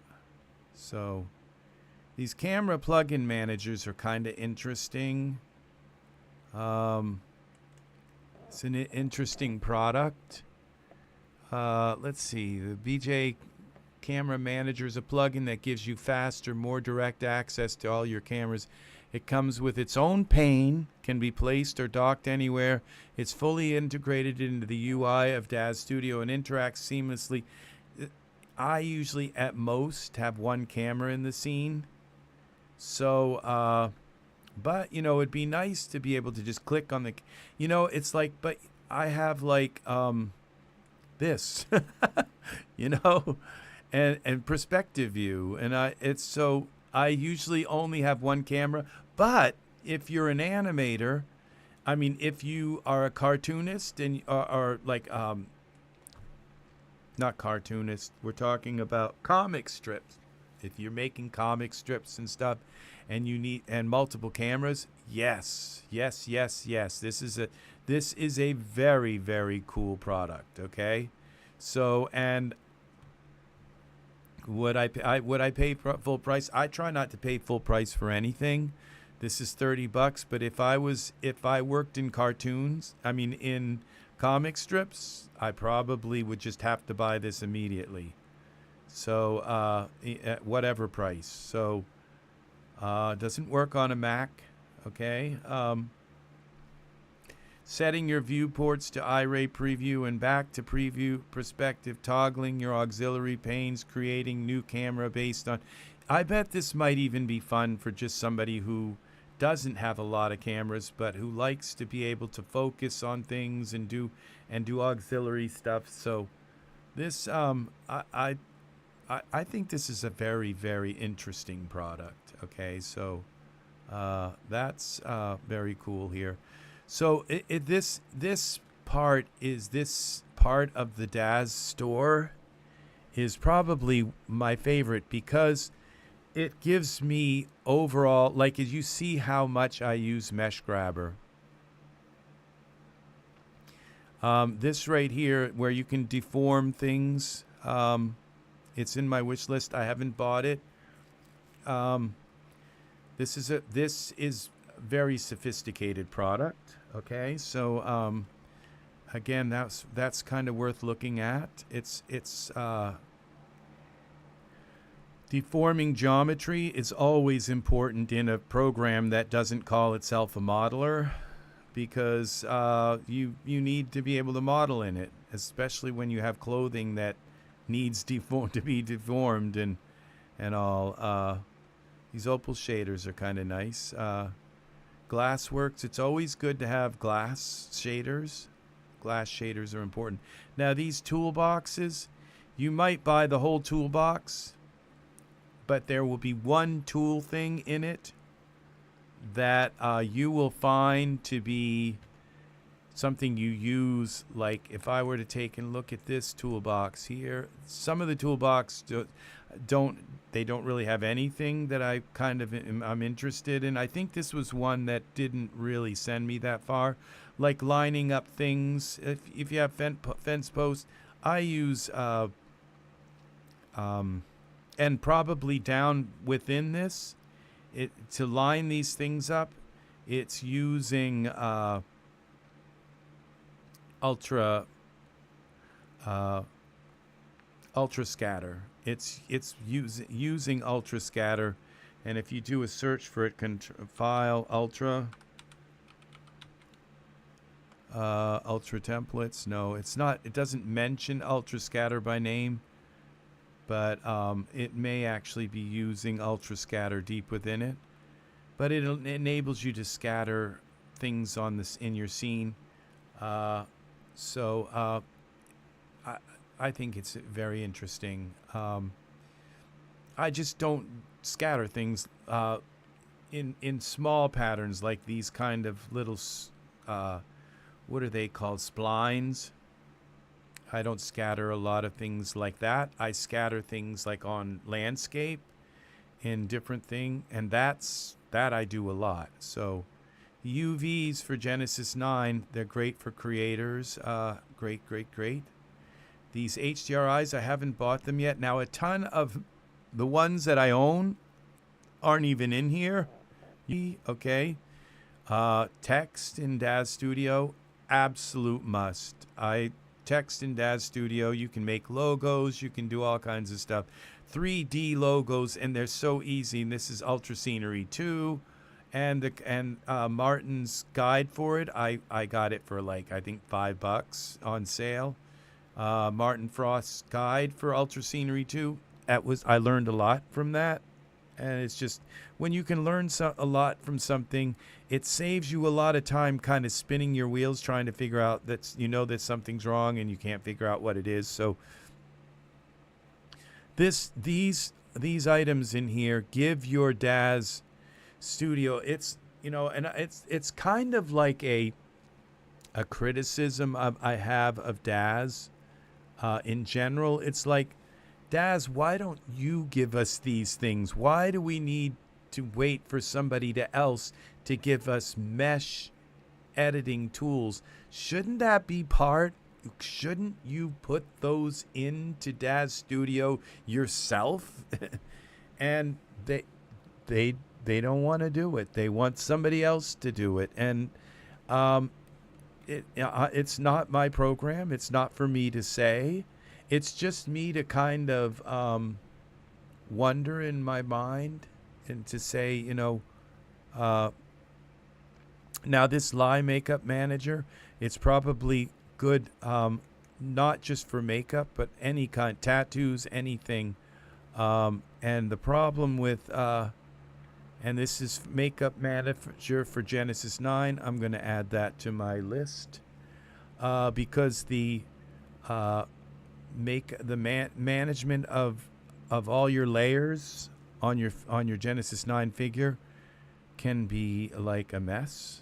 And the fact that, look at this is like very cool, and it probably finds all the makeup and all the different lie things in your content library. This could be like a game changer. So yeah. So this is we'll go through some of my own the PBR1 skin click. Okay, let's go down through here again.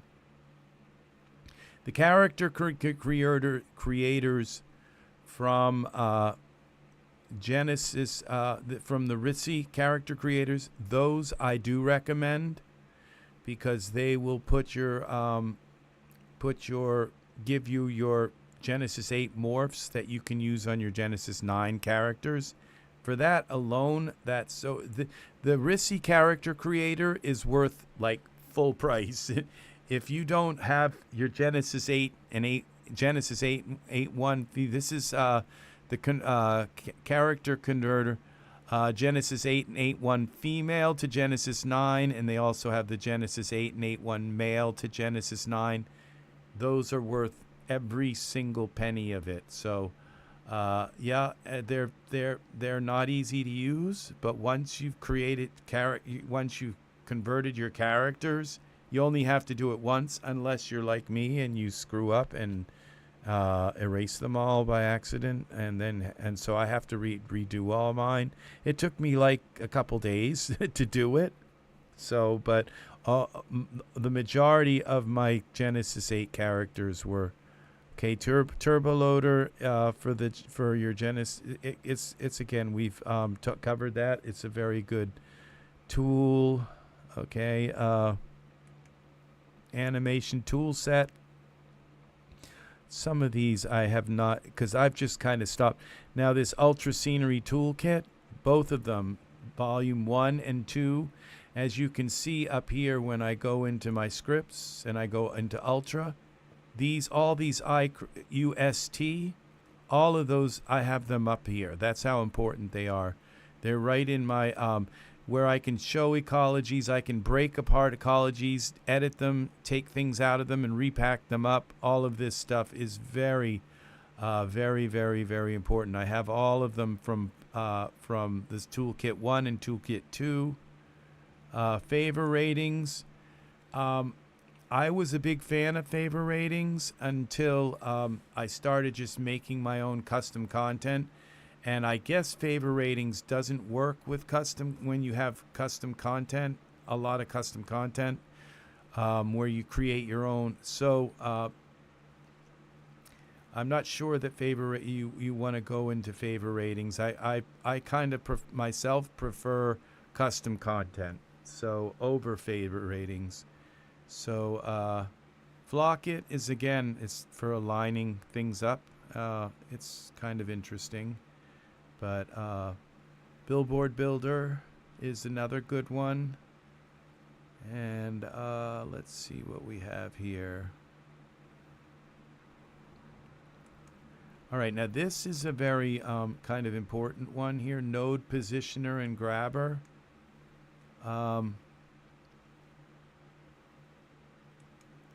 Let's see, Node.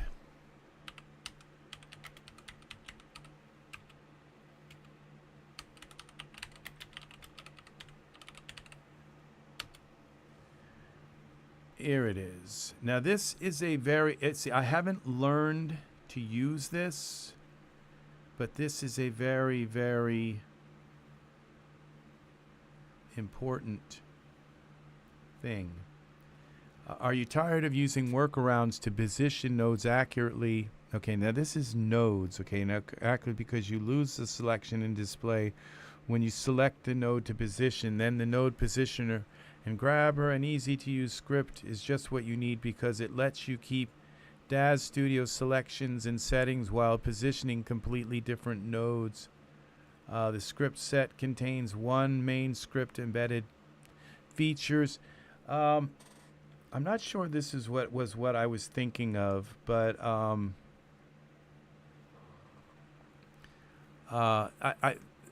for positioning nodes, this is very, very useful. I've used it before. I just haven't gotten back to using it because I don't move nodes around that often on things. So it's, but it's, if you do move nodes around, this, you must have this tool. So now, Okay, so now that's node grabber, and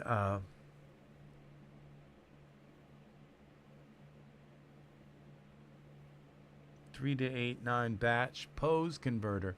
Now this is an absolute must. This pose converter, I was able to like take. You will not believe this, but you can take all of your Genesis 3 male and female poses, all of your Genesis 8 and 8.1 male and female poses, and convert them all to Genesis 9 poses in about maybe 20 minutes. And it's like you just go where all your Genesis 3 poses are and tell this program where they are, and they're all in your character Genesis, in your people, and whatever Genesis characters. You go to your Genesis 3 figures, and all the poses are in there, and it finds all the poses, and it puts all those poses into a folder. And then you go to your Genesis 8 and you tell it where all the poses are. It finds all of your Genesis 8 poses and puts them into a folder. And then you do the same for 8.1, and you do it for the male and female. It puts them all into a folder and then all of your you can just instantly use. And so like right now I have a folder here. This program is worth every penny of it. And right now in this folder here, Genesis 3 and 8 to 9 poses, and we select Dane. Okay, actually content library. It's got to be down in here. Okay, so I still have to go through these again because they're down in these folders. Like let's see, Leo poses.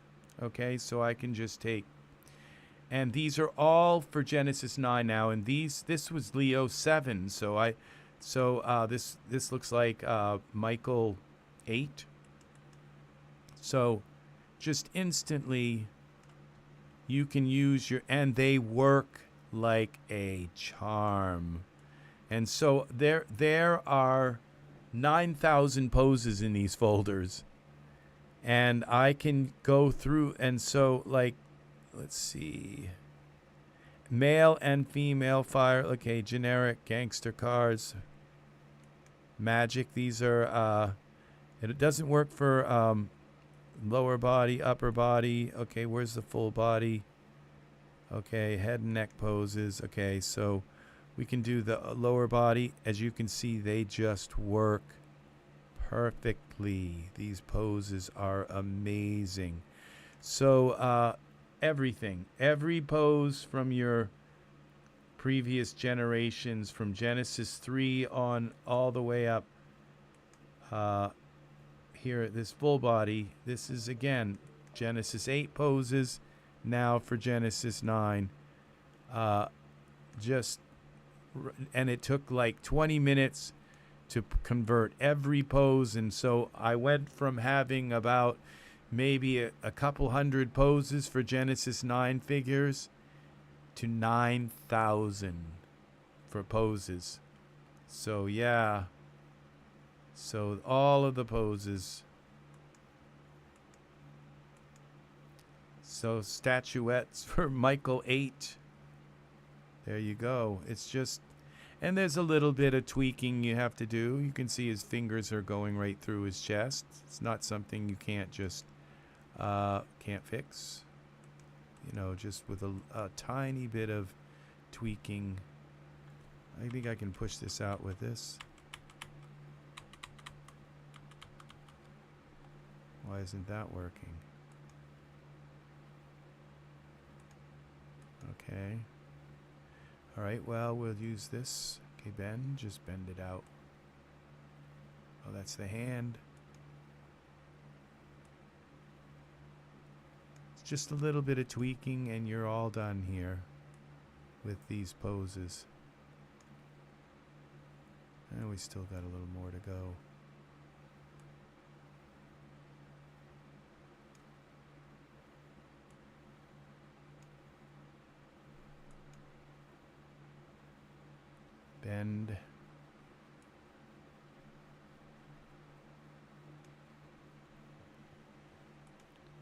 So look, those shorts are kind of holding up through these different poses. So yeah, so there's just no doubt whatsoever that this pose batch converter. Now there are two versions of this pose converter. Let's go pose converter. One of them does it on the fly. Okay. And figure converter. And now I have to look into this too, but because this may actually give me my morphs quicker than the Rissy one. And I have this one. I purchased this. Proportional automatically to make the Genesis 9 the same height as the source figure. Allows... Oh, okay. This converts the shape proportion to automatic. Okay, let's play around with this. So, okay, what do we have to do this? Update your favorite figure converter. Genesis 9 is above can convert old Genesis shape to Genesis 9 in seconds. It supports Genesis 3, 8, and 8.1 source figures, both female and male, all in one by default, it creates separate head and body morphs. This is amazing, okay. For Daz PAs, the access to high-resolution morphs, the tools will convert high-resolution character morphs as well, like the Pose Companion Figure Converter does not inspect any files or directories on disk. It operates directly on the current scene. Load the Genesis figure that you want to convert into the scene and a stock Genesis 9 figure. Select both in the Scene tab, okay, and run utility. Okay, this is easy. So we're gonna mess with this. So we're gonna open our where is this? Okay, so this would be convert. Okay, this would be our... Did I close that? I hope I didn't. Okay, this is called figure converter. Okay, it's figure.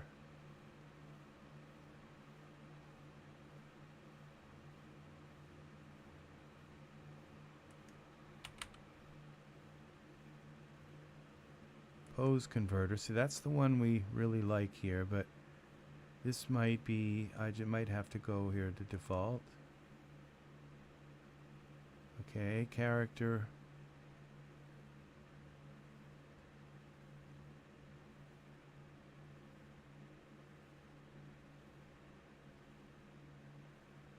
How else would I find this? Recent search by release date. Product ID highest first. Because this hasn't been out too long.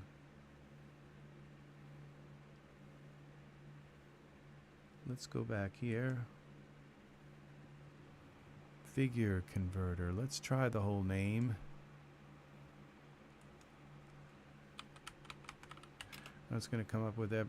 Oh, okay. Now, plane 2, we'll leave the plane in here.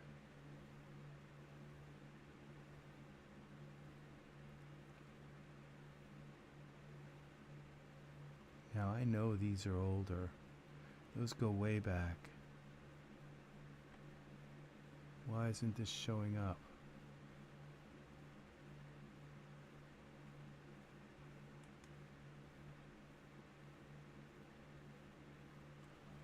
Oh, it might be up in here. Window, workspace would be panes. Figure setup.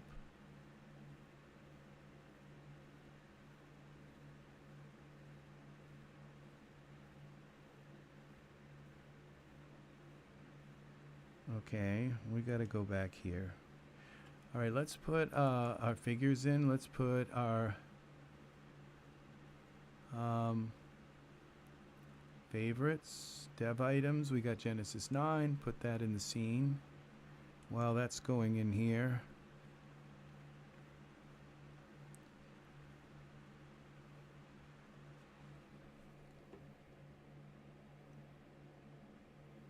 Okay, open figure converter PDF manual.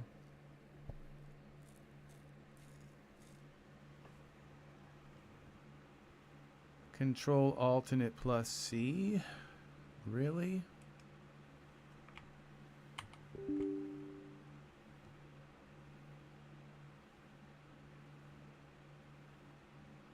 Okay, so we have to put another figure in here. It looks like it's trying to work, so let's find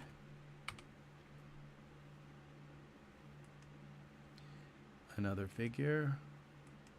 We're going to go to Roy. Genesis 8 male. Let's put Roy in the scene.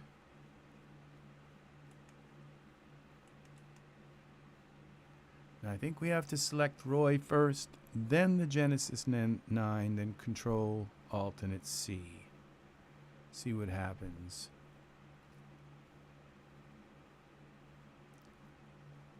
Wow, that is so fast coming from... Okay, so select Roy, select Genesis, Control Alt C. Here we go. Man Friday's figure converter. Okay. You are about to convert 11 active morphs in the selected force Roy HD to a single morph in the selected target Genesis 9. This will combine all currently active morphs from the source. If you want only some of the morphs active, press cancel now. 0 the morph and start again. Genesis 8. Okay, let's see. What do we do? Okay, figure converter, Roy. I guess it won't do any harm to adjust the proportional height. Oh, it's already done that. Look how it's made the figure. Okay, convert.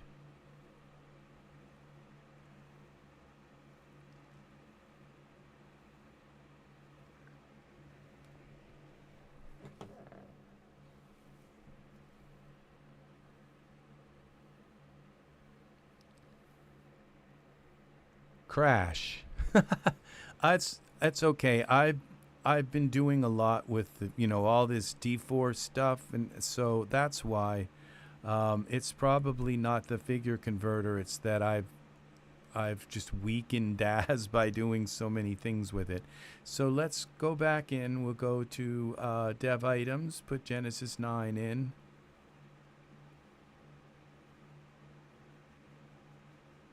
It only takes a moment. All right.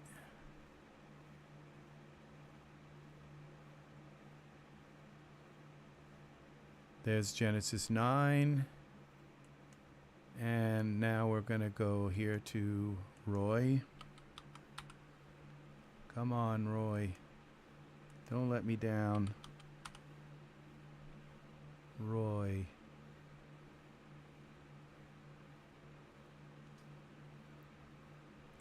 There he is. Figures. HD. Now it might have a problem with HD figures, okay? Sometimes they do. That could be it.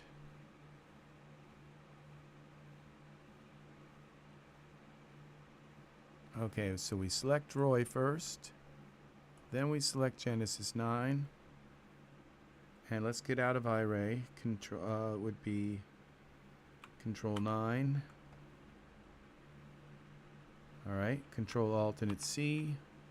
Look how they just boom jump straight up and convert.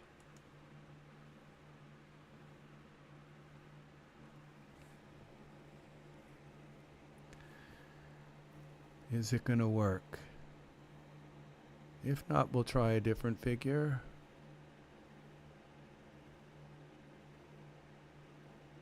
Nope. Close. All right.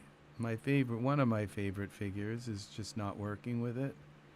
Maybe I have to load the dev figure. Okay. Maybe this is not the dev figure. This is the, okay, convert. Okay. Open figure converter.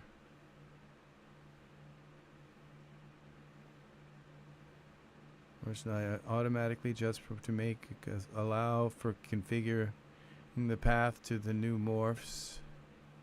Allow for creating a single morph or separate head and body morph. The default can automatically run. Adjust rigging to shape.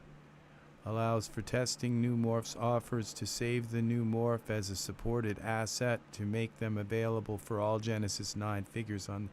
This is really all I kind of want. Convert Genesis 3, 8, and 8.1 figures to launch the tools.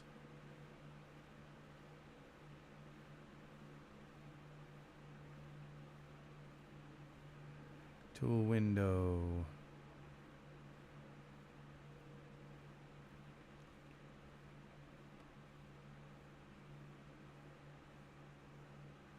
Figures with extreme deformations in the morphs like may need manual adjustments. Let's just try a different figure. Let's put the Genesis 8 figure in first, so it's at the top of the list. Okay, and we'll use a different Genesis 8 figure. We're going to use Casper. All right, let's put Casper. Now, it doesn't say that Casper is HD. Okay, so we'll use Casper.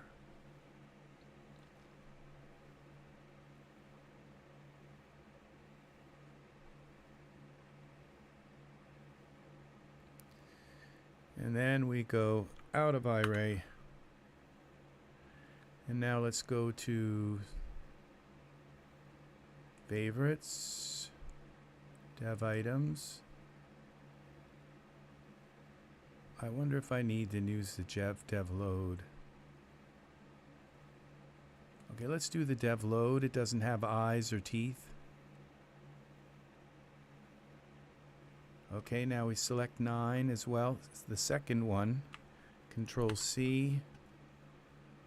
Adjust. Is there something I need to be doing here? Create full figure morph. No, I want separate ones. Convert. Morph path. Figure converter. Okay, it's got its own path. Convert.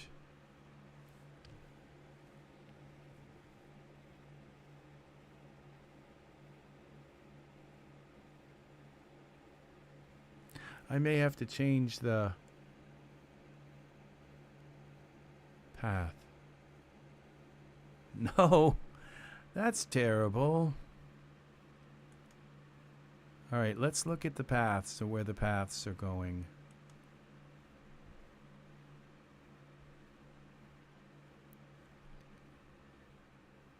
Smart. Okay, let's use...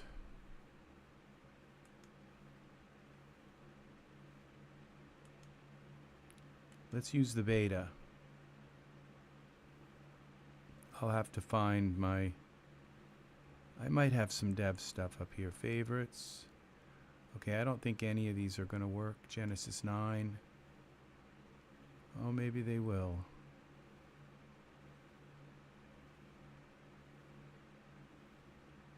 At least that one did. Now I may not have... We'll see. Okay, there's 9. Control alternate 9. Okay, let's not that one. Control, let's get out of Iray. And then we go here to default. And let's find Casper. I don't think it's going to matter because...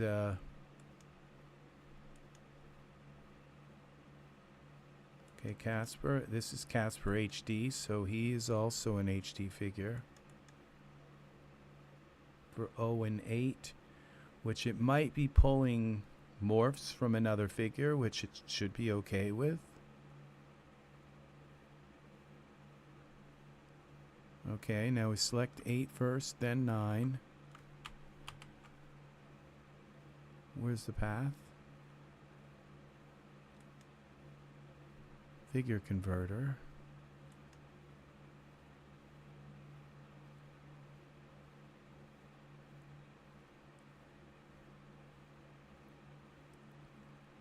Okay, it's going to be in figure converter. I guess that's good. Tools, utilities, okay, pose controls. I don't know where these really are, but oh, morph properties. They might be all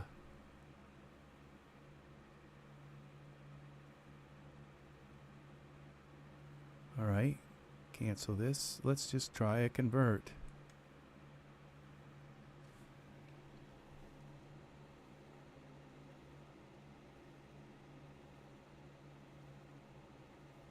I mean, this would be really fantastic if it worked.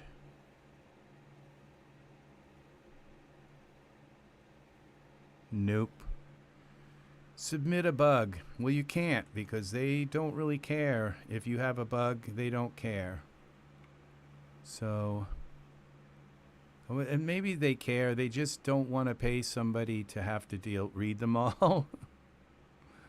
So, you know, I guess I can kind of understand that. So this doesn't appear. Let's try a Genesis 3 figure. Oh, we're going to try the dev one. Okay, so we opened this back up. We'll go to favorites. And we'll try the one without the teeth. The dev load.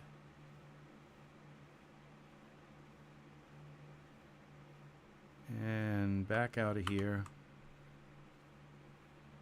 I think I already tried that, but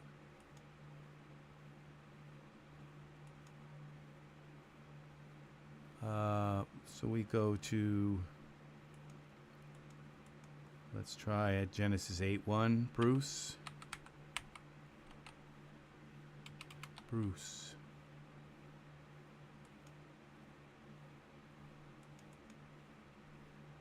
Figure. Look how quick these figures are coming in. It's amazing. It's what my new solid state drive is, like 5,000 megabits per second. 7,000 megabits per second. 5 or 6,000. Somewhere in there.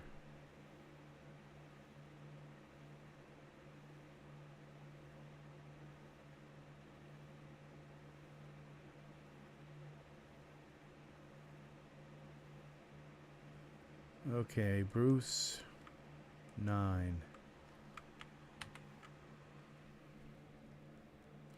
What are we doing? Proportional height, Genesis 8.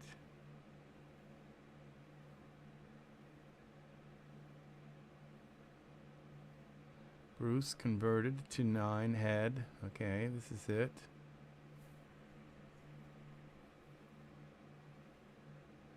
Nine bases for new morph.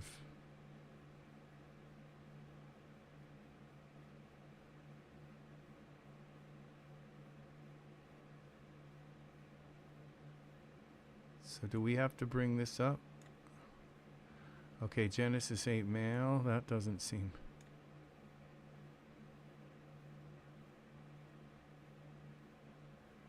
All right, convert. Try the 8.1 figure.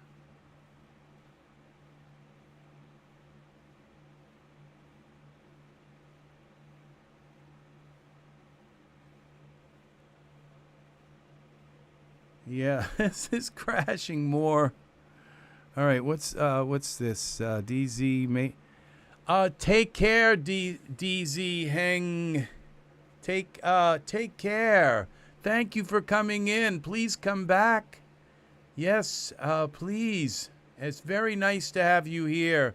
So we're going to look at this Daz cause access violation in Daz 3D, Daz Studio 4 plugins.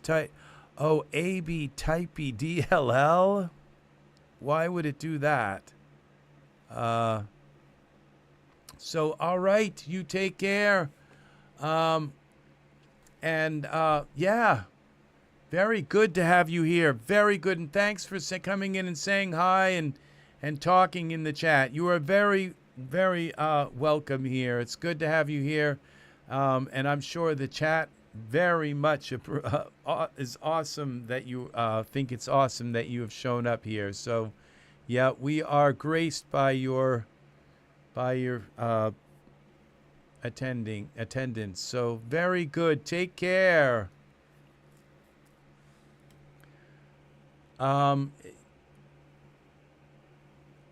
Yes, and Cherry, the new Mesh Grabber is going to be a huge game changer. So why is this plugins AB Typey 3D.dll?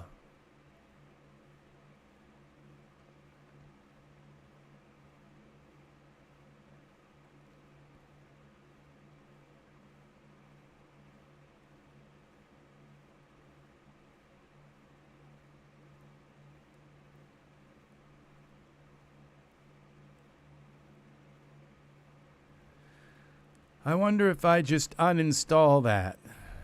Let's go here.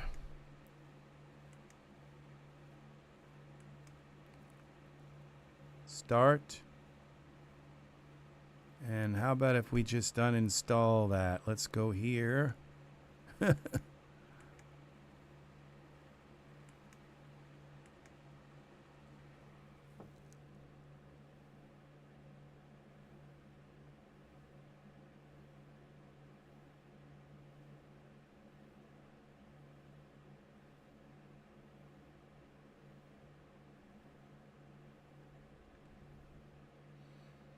That's weird because it is something that's running.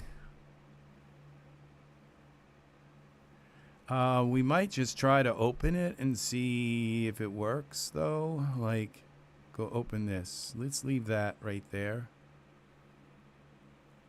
Window, panes. AB was AB. Typey would be in the T, I think. Type 3D.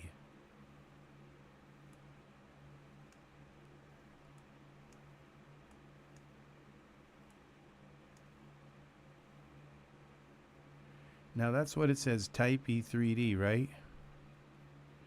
AB type, yeah. Type E3D.dll.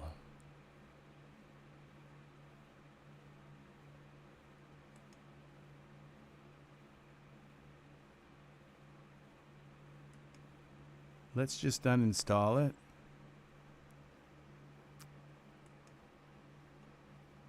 We're okay. We're going to search for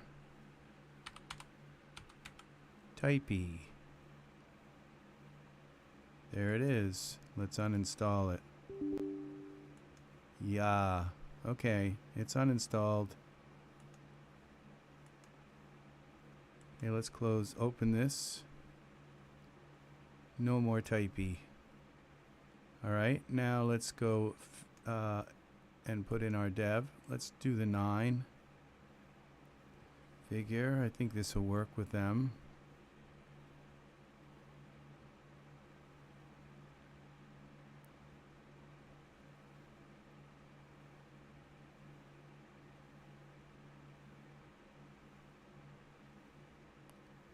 Okay, control. And now let's go and pick another figure. We're going to pick Roy, because I guess it's been happening with everybody, so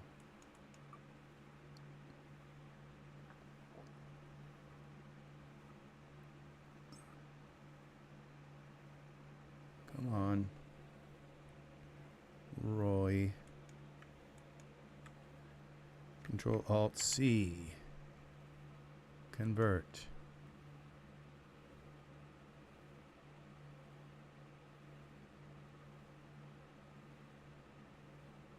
I don't have much faith in this.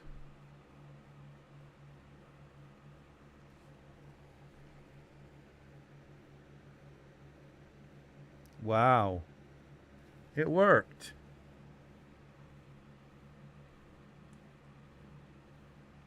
It worked. Success. Newly created morphs.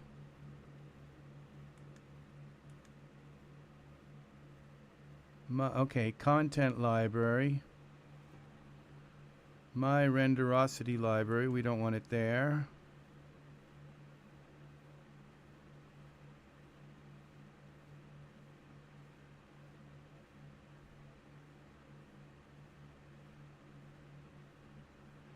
want it in the Daz 3D library, so we'll just put it in face transfer for now. Save it there, close. All right, so now I would assume this, if we turn off Roy,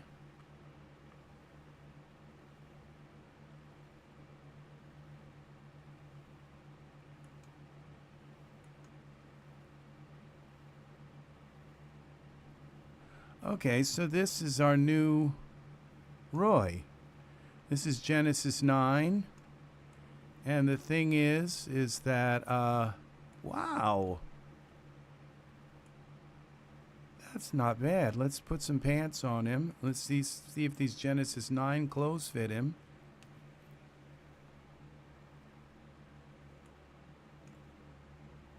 Well, you going to snap on or what? Oh, I got the wrong one, the wrong Roy.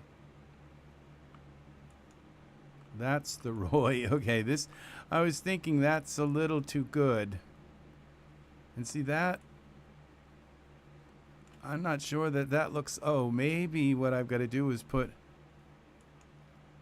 that doesn't look like Roy at all. But maybe I've got to put the morphs on him now. That doesn't look like him. All right, let's see. Face transfer. There's nothing in here. Oh, maybe we have to turn them on in the parameters now. Roy, let's find Roy. Okay, there's a Roy head. And there's the body. And there he is. Okay, we like it. We like it a lot. Now, there's our, it looks exactly like Roy, and exactly, and that I am very happy with. So now what we do is just put some kind of skin on him. So we, there's a way to put Roy's skin on him, okay? This is a Genesis 9 figure, through and through. It's just got 2 morphs. So this is monumental here, people, okay? This means that the RISI converter, which is very kind of buggy right now for me, because it's got all these morph problems, it takes the RISI converter to convert these morphs. It takes them, it like, can take up to like 30 minutes. Like, I've seen it like go almost an hour to convert one figure, you know, and it took me days. I could get all my morphs from my Genesis 8 figures. There's Roy. His face, it doesn't give me the skin, but it gives me my figure, and this is exactly, and it looks like the eyes, all the proportions, something is right about this. The eyes aren't perfect, but none of the Genesis eyes are really perfect. This is very, very, very nice. So let's go into Genesis, let's go into Iray. Let's see what it looks like. Very nice. Okay, so now we're going to go into figures. Now we have to put Genesis 9. You like that, and Cherry? This is pretty nice, isn't it? And did you see how quickly it gave me those morphs? I can just go bam, bam, bam, bam, bam now and take all of my Genesis 8 figures and put their morphs right in and just throw them right on a Genesis 9 figure. So they're all going to be on the figures. Okay, I guess it's on this converted figure. Why it's not showing up in my face transfer folder, I'm not sure. Because you'd think it would have shown up there. And I think if I delete this figure, I'll be deleting the morph with it. And if I put, yeah, because, so if we just search figures Roy, yeah, it's just coming up with that. So how would I find this figure again? And yeah, so this is kind of, it's like I'm going to have to save I have to save this figure. We can get rid of this Roy here. But let's now go to find, again, some skin. Genesis 9 skin with Nathan. Let's give him Nathan's skin.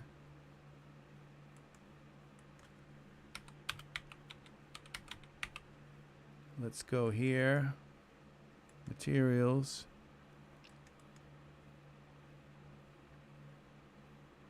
Here we go.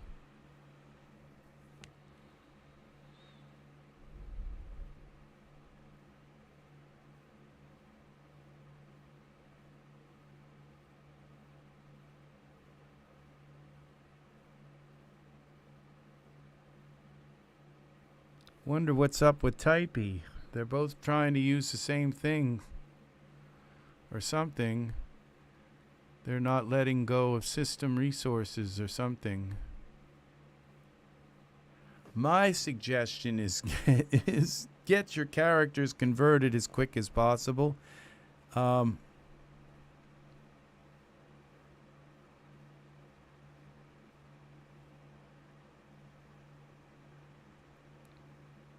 I wonder if I could use this Genesis 9 figure and then just add more morphs to it.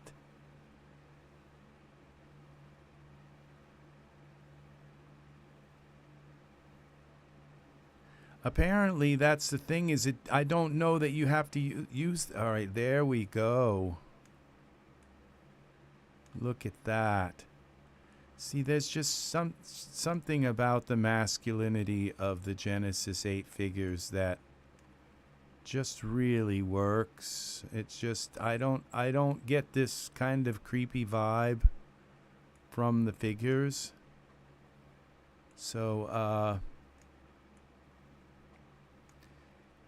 you know, and I'm sure that it's the same with the females, that the females, just the Genesis 8 females, that you don't get that kind of odd vibe, like something's wrong. Now that means that I can use Roy here, but use like the Genesis 9 like body hair. Okay, like this here body. Like the really top of the line body hair, like this body hair here. And just put this right on him. I mean, that's Roy, and it's better. It's a better looking Roy than the Roy. Look at that. It hasn't stuck onto his chest yet. But there we go. Look, this is a much better Roy than the other character converter. It's just like, wow, everything is right about it. So, and when I saw this product, this Man Friday character converter here, figure converter, I thought, why do I need this? Why did he make this? We already have one, you know. But this does Genesis 3, female, male, Genesis 8, female. It does them all. So I guess what you could do is just... Okay, we're going to try something. And now you can use also your Genesis 9 hair, Genesis 9 clothing without any kind of figures. Let's see, hair, short. Let's go with this pixie with girl's hair.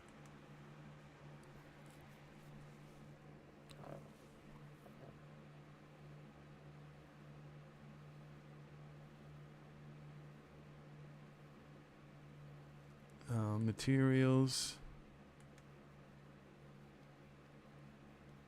That'll work. Look at that.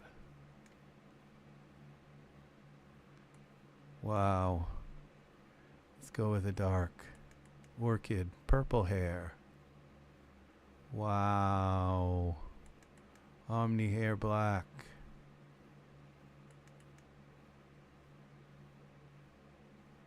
Ash. Emerald brown.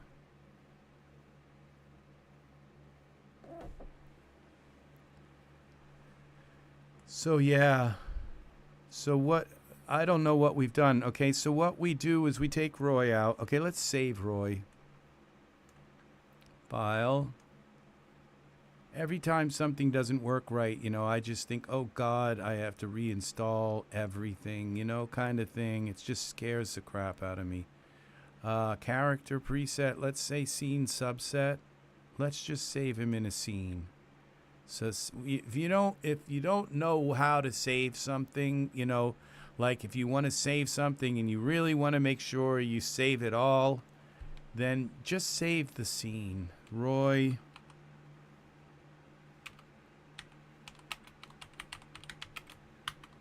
Roy Genesis 9.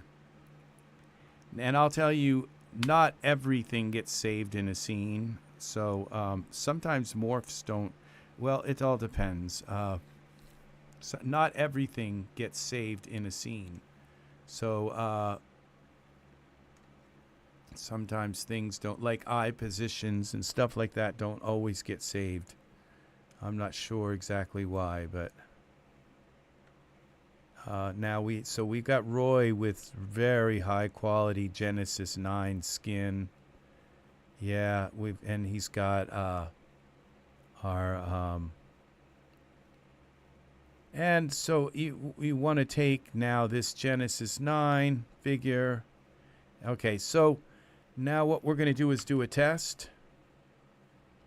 We're going to put in just a different character. We're not going to use the dev character. We're going to take like any Genesis 9 figure. Let's take this.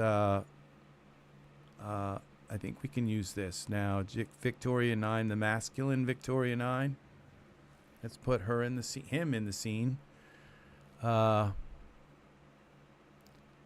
then we're going to put another Genesis 8 figure in. And we're going to try that conversion on this figure.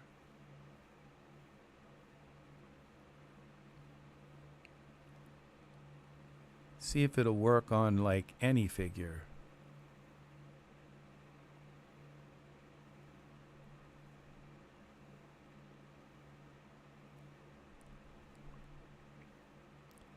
So what we'll do is we'll dial her morphs off.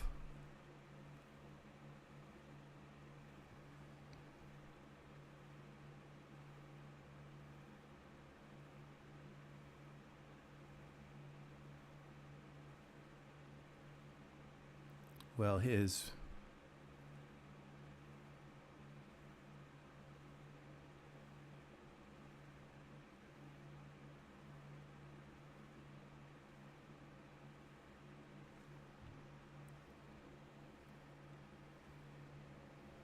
Okay, come on.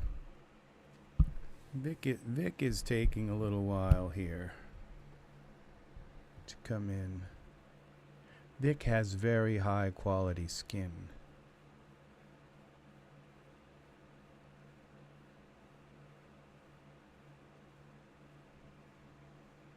That's why 8K skin, I believe 8K bumps or whatever.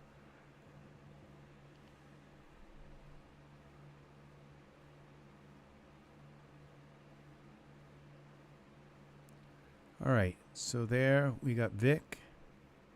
And now what we're going to do is the parameters. We're going to go here to, this is a test. Then we go to Vic, currently used, and we're going to take Vic's body down and HD details down and the masculine body and Victoria head. All of this is coming down. Victoria 9, so we end up with the, I just don't want to mess this up. Okay, so we go here and that. All right, I guess the mouth realism, we can get rid of that. Proportion, hand size, okay, all that can go. Proportion height. Oops, that's, I guess we got to leave that. What did we do with the hand? Did we make a little teeny hand? So yeah, I think we messed up the hand size. Okay. I think that's about as far as we need to go here. All these parts are down. Okay, HD navel, that's okay. All right, so now we go and add another Genesis 8 figure. We're going to add Casper. Here he is.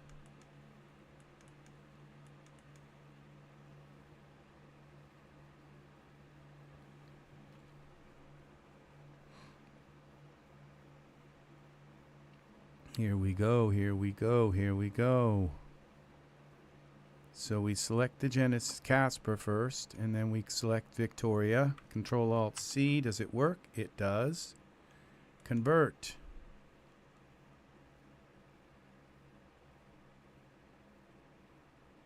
Does this work?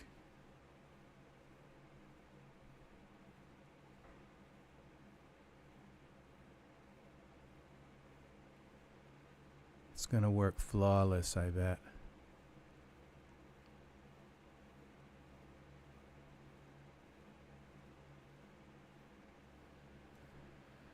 Okay, and we're gonna, newly created morphs. We're gonna save them in base transfer. I don't know why it's there. Vendor name product. Oh, save morph assets.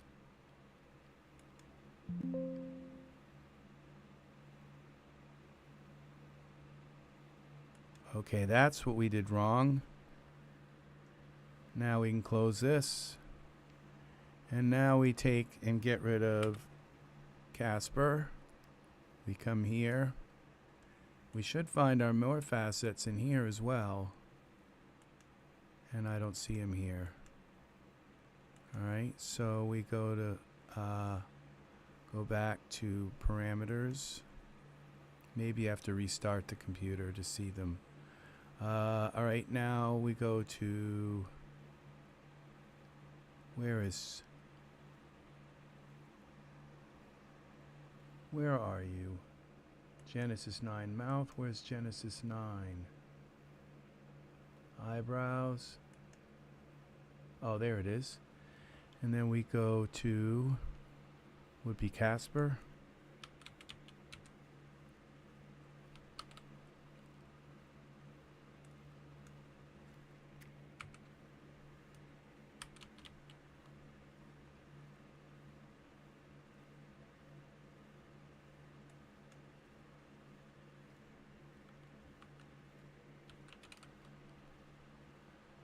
Alright, I guess we got to look down through them. There's a million of them.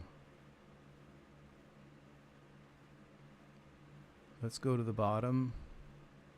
Usually new morphs are down here. Here it is. Genesis 8 male converted head and body. That, my friends, is Casper with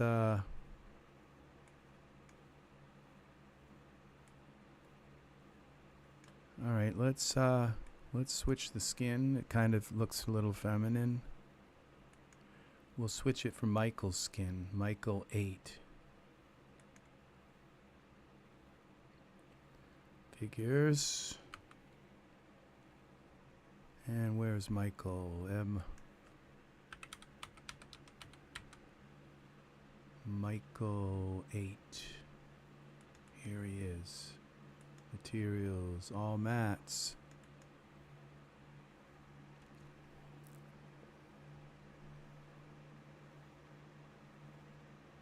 That's Casper. It's just there's a little bit of some kind of femininity with the lip. Casper has very, it's just, those are his lips. It's just, okay, I'm not sure this is working as well. Okay, but it's not bad. The eyes. Let's try a different figure. That's the whole thing is I've got a lot of, let's go with, what other skins have we got? Well, let's try Dane's skin. Now Dane, I think his skin was based on just a kind of a copy from the Genesis 8 skin.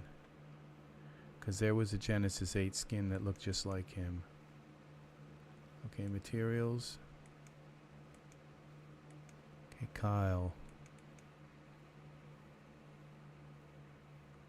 Well, yeah, it looks like Casper. I mean, in a more realistic way than Casper's ever looked before. So,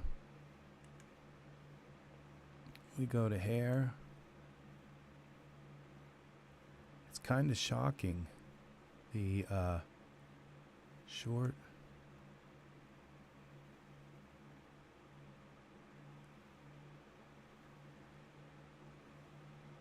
We're going to use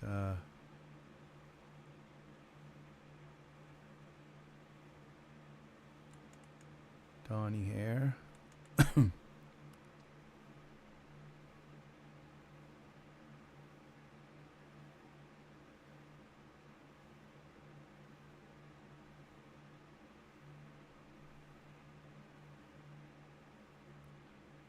Materials.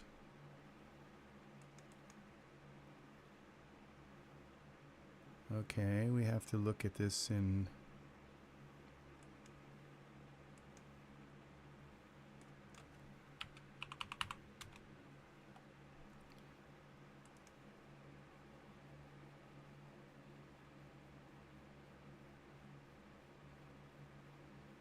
okay. And then we base hair. Is there a way to turn that all the way on? I don't know that there is. Interactive update.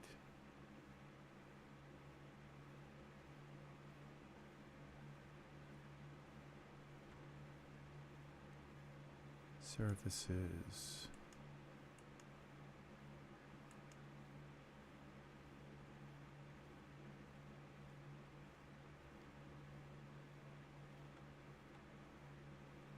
On.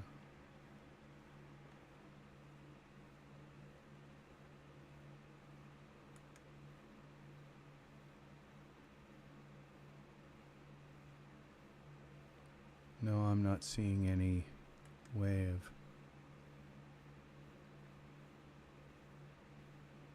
turning this hair on. Okay, maybe it's here. There it is. Okay. And then we, it looks a little blue to me, but now we go here. Casper looks young. I've never seen, I always thought him as like more of a, like senior in college and not so much like just getting out of high school kind of Casper. Let's see now. But if we give him a face, a little bit of facial hair.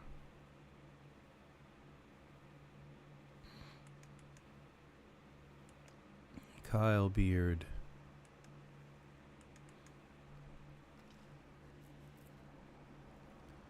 That didn't help. Let's go with something a little more substantial.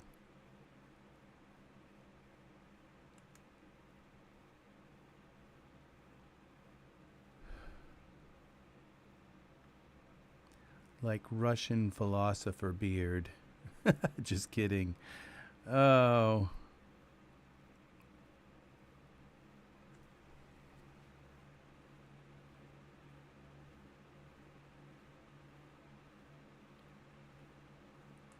Nahul.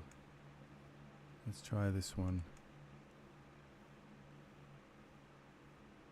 Now it's fine except the fact that his hair looks purple on the top.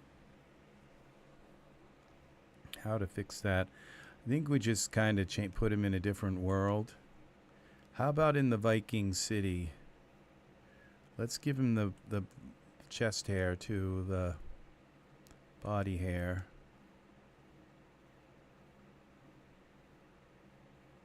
Where is it? Here it is. Body hair. That's nice. It's just one click and it puts it like everywhere.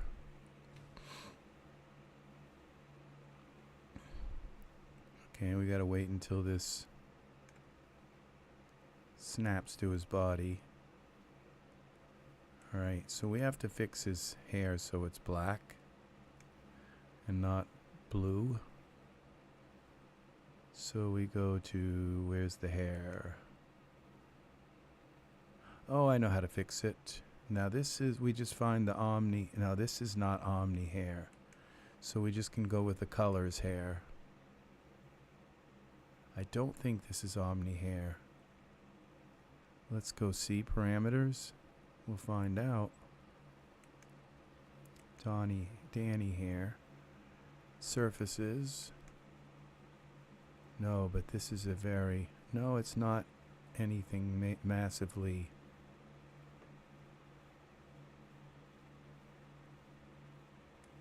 Oh, here it is.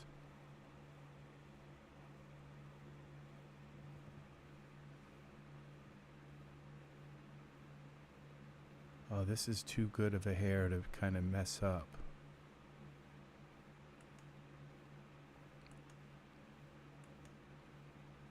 All right. Where is the shine kind of color? Let's see what's here. What happens when we render it? Does it look black here? Could just be the viewport color. No, but look at that. That's pretty nice.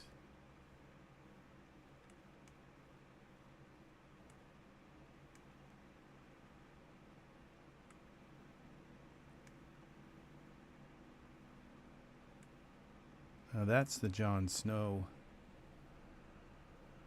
right there. Bangs. See all okay. These hairs, they're gray. They're subtle, but they're gray. They're not black. So we can go like just go black with them.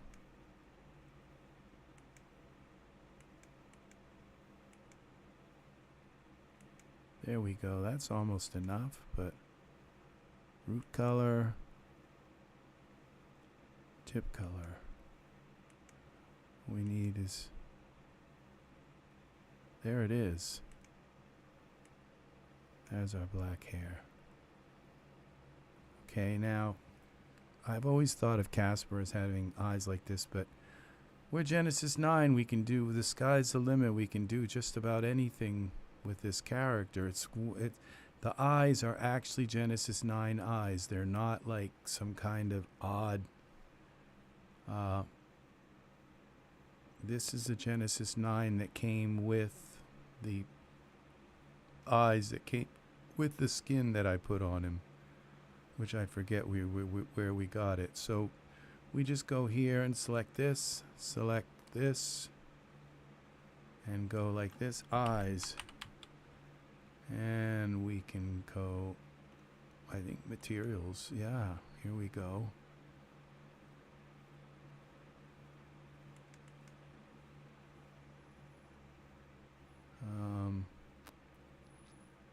Those don't look very realistic.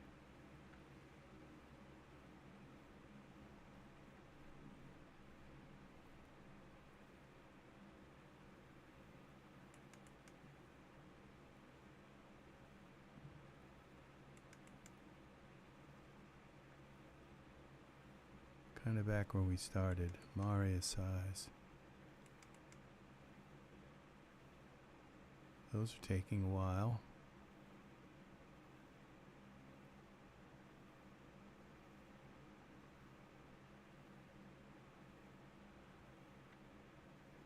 Okay, here we got some weird eyes.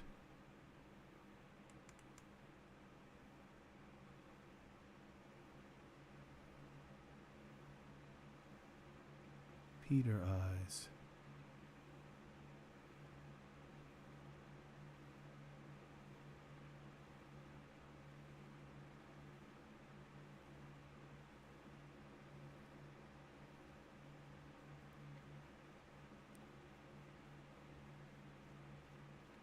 Okay, we're going to save this as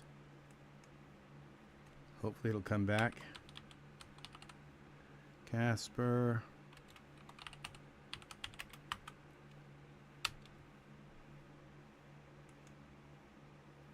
Okay, let's go out of here. And then let's go back in and see if we can see these eyes.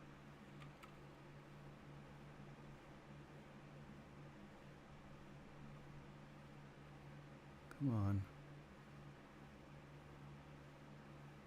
These are... Something's wrong with these eyes.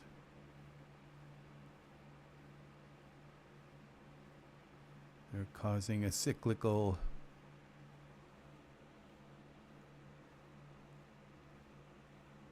Let's try a different kind of eye. Something's seriously wrong with them.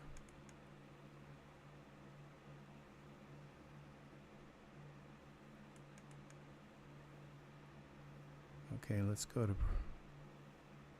render settings. Let's go to optimization. We'll go to memory. How about speed? We'll try speed, see if that works.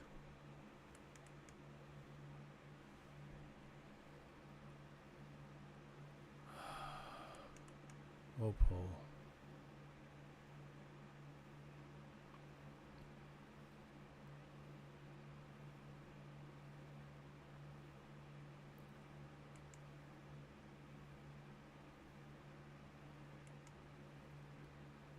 What's wrong here?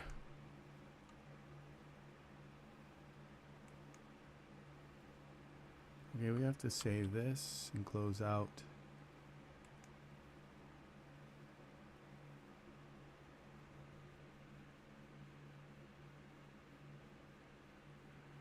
Oh, having this open didn't help.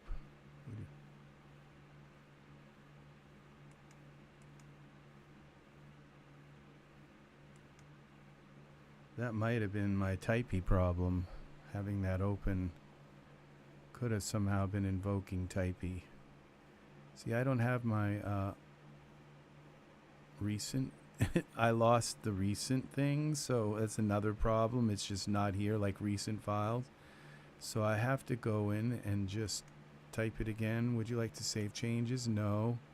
This was Casper. Genesis 9.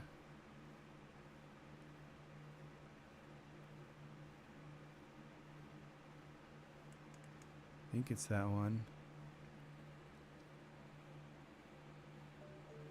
So those eyes kind of corrupted Daz. Just using those other eyes on the...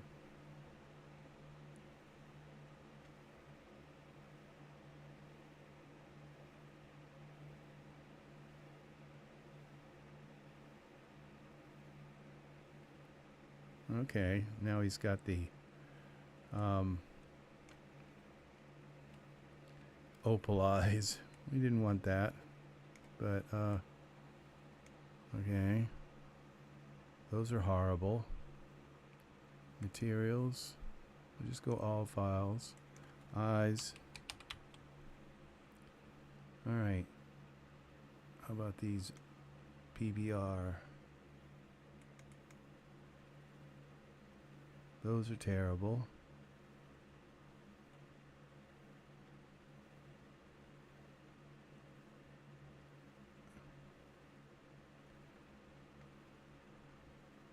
You know, it's just, they're not terrible eyes. They're just terrible in this particular situation. I'm going to have to, like,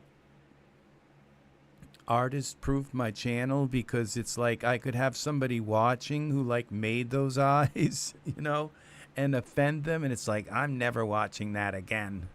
He said my eyes were terrible, you know, and it's just, I don't know, this, like, it's so impossible to not offend people. Those are very nice. Now they're just a little too light, so we go with the darker. See, I was thinking we needed something with a circle around them like that, that kind of defined. These maybe. No. Okay, can we just go up a little bit here. Well, that's all we got.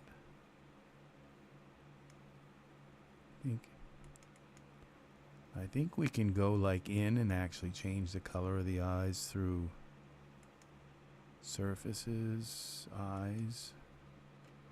No.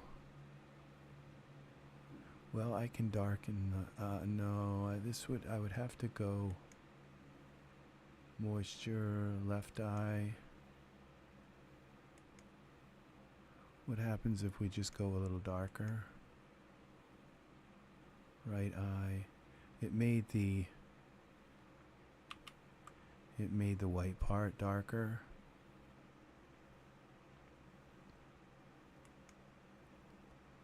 So we go here to eyes. Good night, Angus. Thank you for hanging and being here, my faithful friend. You take care. We'll see you again soon. Give you a ring in the morning. You take care, my friend. I think this works. So let's put him in a good night. I'm gonna probably be up for the next 2 hours. I don't know, cause I gotta wait and see if Mesh Grabber comes out. We're also waiting for another program. There's 2 programs we are waiting for.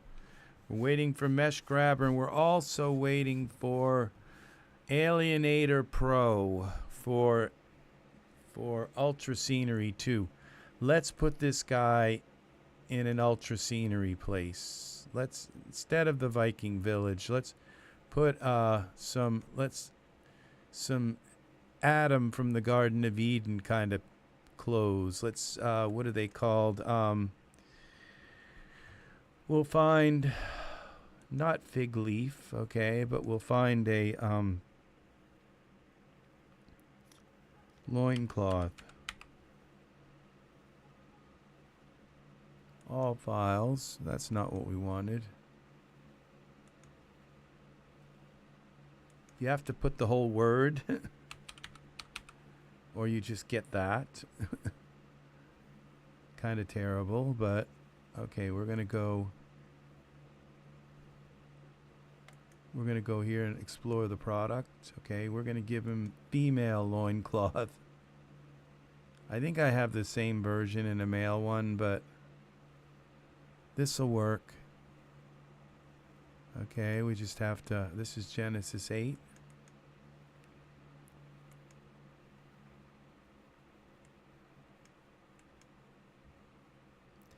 With the little kind of silvery lace straps that you just catch on a branch or something and it's gonna come off. Now we got a problem here with this is what happens when you put, because remember they kind of squished the male hips, and the Genesis 9 hips, they pulled them together. Well, that created this problem. So do we have any darker materials for this?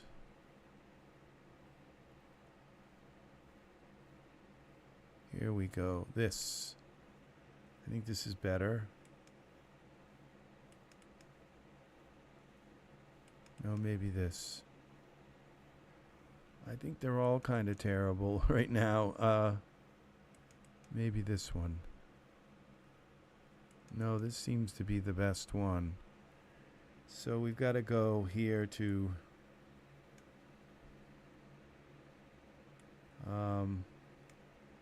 it's just we're in this world that's so bright right now. Everything is so bright that and what we could do is, again, we could use our brightness manager. So we go to scripts, most used, brightness manager.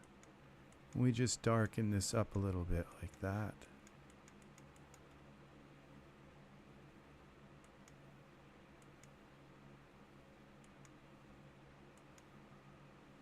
There we go. And we take this also into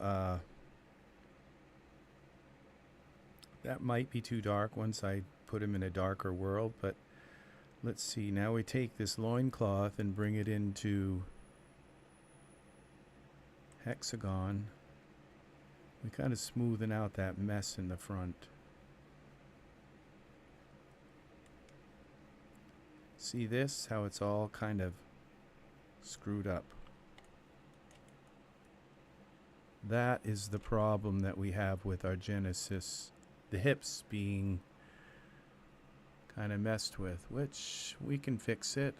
Utilities, UV paint. This. Select this first. Select that. Make this, you always got to make this a little bigger.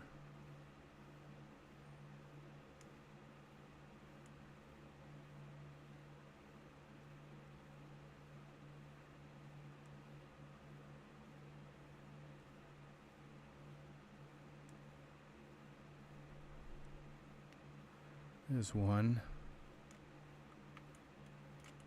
Now we might have a little bit of a mess down here too. These tips are a little bit kind of off.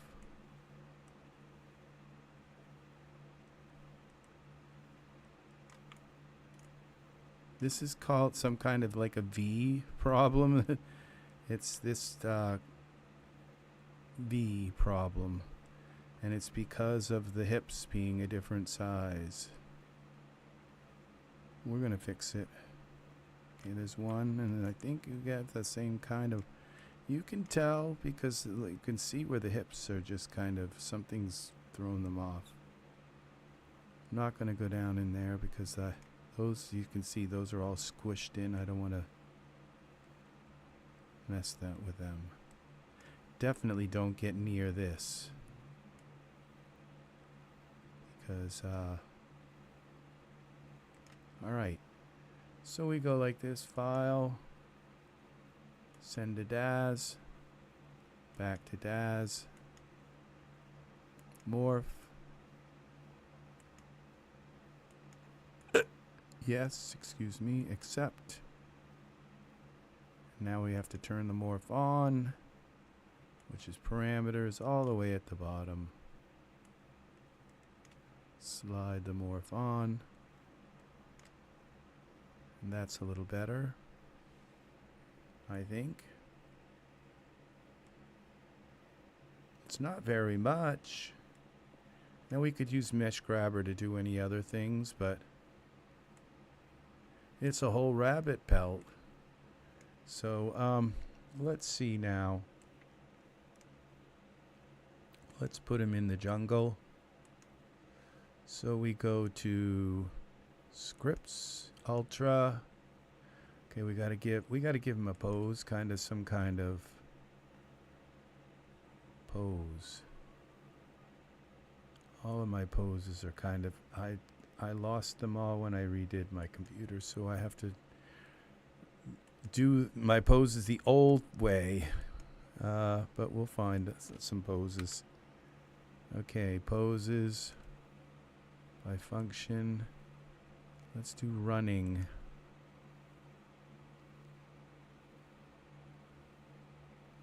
That's all I have for poses for running for Genesis 9.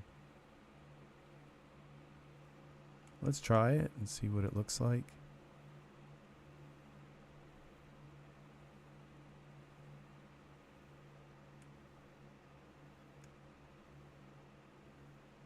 That doesn't work.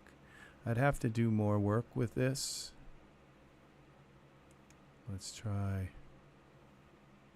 one that's not quite as...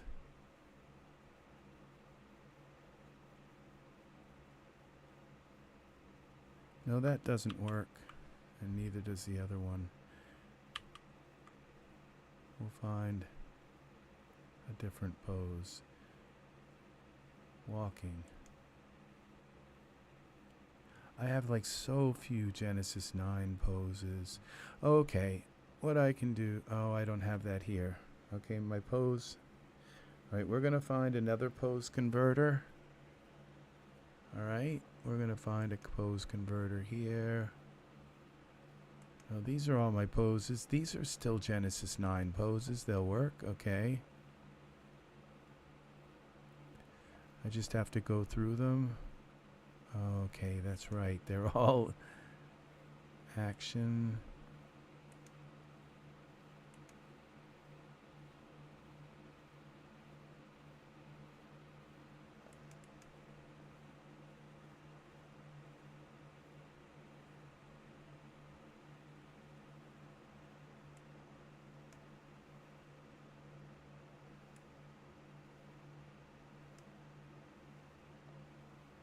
Okay. Does this work? No. Not really. Now what we could do is try to put D-Force on the loincloth. It may already be D-Force. Let's try it.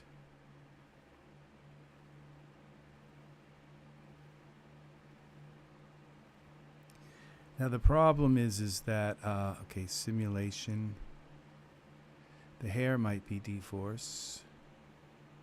I kind of like the way the hair is already, so let's just turn the hair off so we don't have to simulate that. And I don't think the beard is D-Force, but we'll turn that off too. And then we'll do the, kind of looks good without that. I don't know who he reminds me of. Let's see, simulate. We're going to take him out of, I think we'll simulate him from a start pose, okay? All right, it says there's no, so we have to add,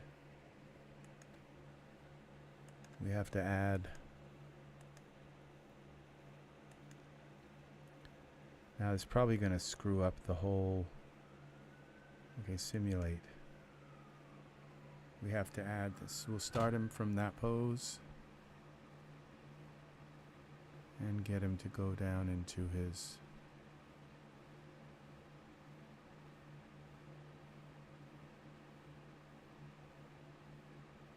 We're going to know if these straps go all to heck, then we're okay. This isn't working. Okay. I don't know if that works at all. Let's see.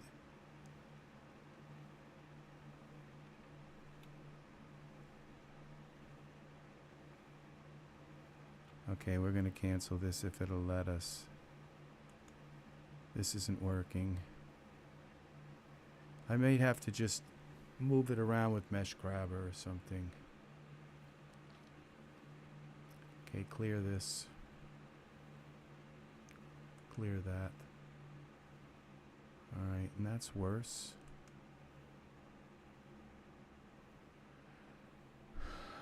Okay, I think I have other loincloths, so let's go out of.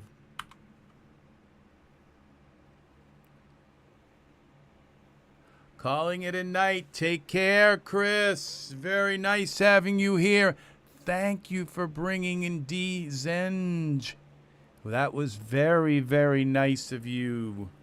So, if you bring people in, just tell them that you know, I don't mean to insult products. Okay, I'm just so you'll find that on one hand I might say, you know, something, but then on the other hand I'll just praise another product from the same artist. So it's just kind of the way. And, you know, something may not work for some scenes and it might work for another, but take care. Please bring people in if you get a chance. I've got to get some views, make this channel work. It's nice having people in. So you take care. Have a wonderful night. Thanks for coming in. Thank you very, very much. And for bringing in Dezenge. I'm not sure how to say his name, but I know I've got a ton of his products, I think, that I have bought. So we have to look. I have to look them up tonight too. So that's something to do. So take care. You have a great night. Take care. We got to find a loincloth. Now I know I have some Genesis 9 loincloths. So we can just delete this for now. It was a nice little thought. It might work. Loincloth. We go to...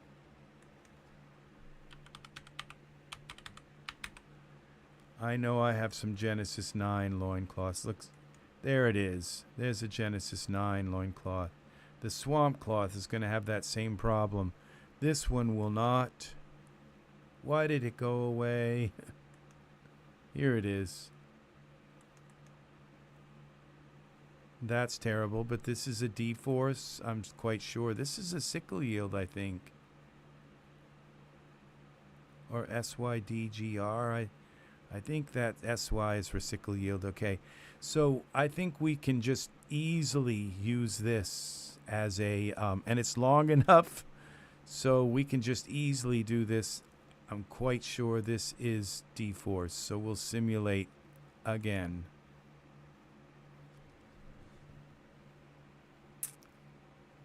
Yeah, it is D-Force, or it wouldn't be doing a simulation right now. This is going to work perfectly, I bet.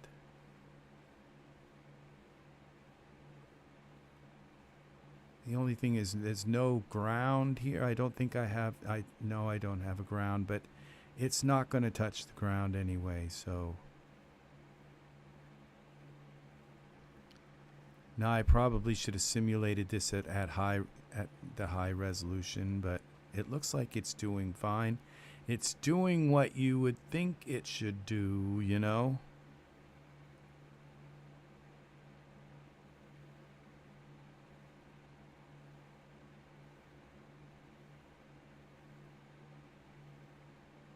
Once we get him in his pose. Oh, no, it's not. Cancel. That didn't work. So maybe if we do it at a higher...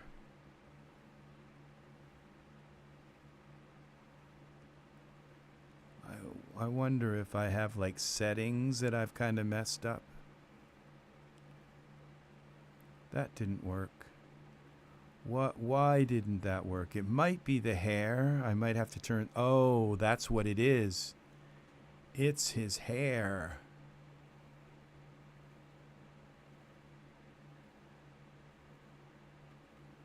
If this will let me cancel it.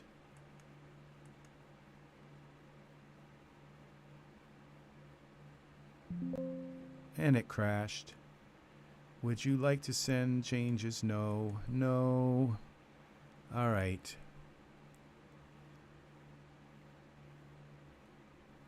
Let's try again, people. There 2 left. 2 people left. Thank you for hanging with me, people. Very, very nice of you. I bet N Cherry is still here.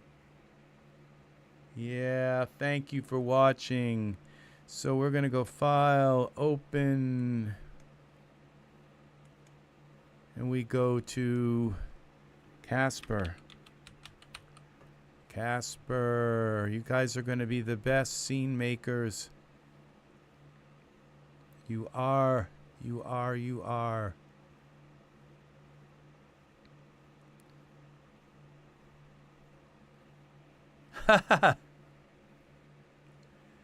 No, it's because I have all of that hair on his legs that I didn't turn off. That's why. And that's, I have to turn the hair off. Okay, so I don't know what happened to his, and I forgot to put his eyes on. So, we got to find his eyes again. I had the perfect eyes for him. So, we're going to take him out of Iray. And we're going to find his loincloth again. We're going to turn off these parts here now. We're going to the fiber eyes can be okay because we could just turn, like the armpit hair is okay, but let's just turn it all off, all the hair off. It just all of a sudden occurred to me what it was. The beard can go, the hair can go, and the Danny hair. Why is that still there? There it is.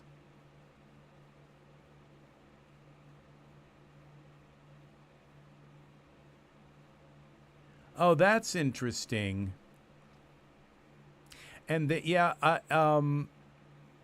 there's a script that Richard shared with me, and you just run this script and it turns off sub D.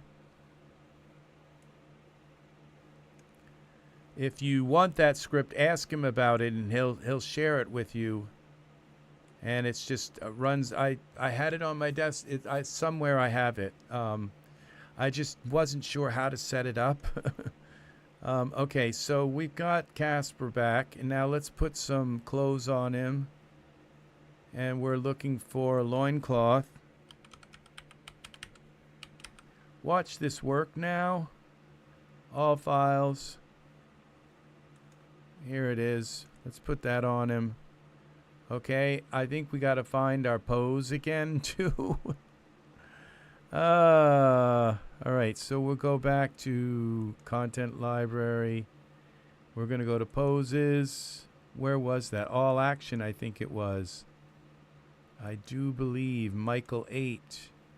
We'll go with the Genesis 8 male one. See if we can find this one where he was. It wasn't that one. I don't think it was. This one here, maybe. Let's try that and see if it looks similar.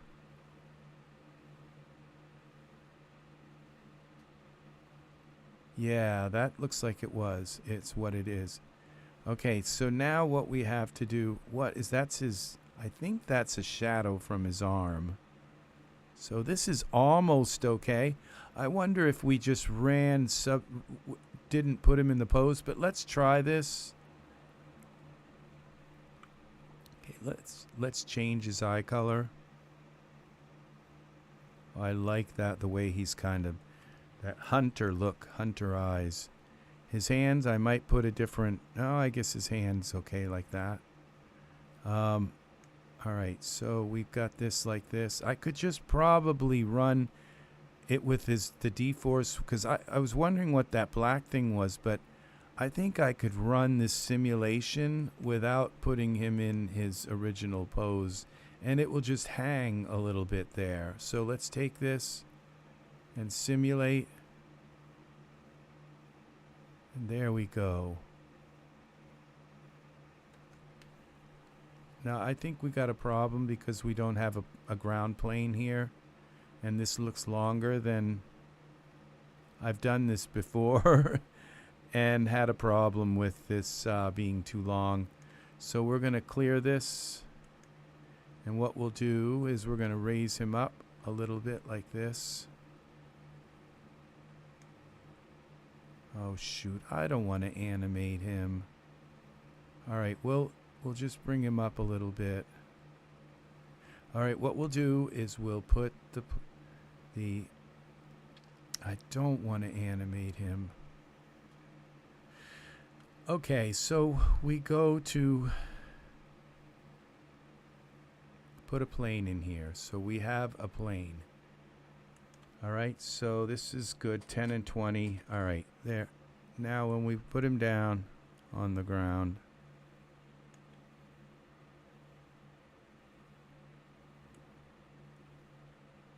see, this is the problem here, is this back one. So I think what I've got to do is take Mesh Grabber and just pull that up. And then it will drop. This leg's got to go back. It's just the problem with poses when they're on a different figure. Parameters bend.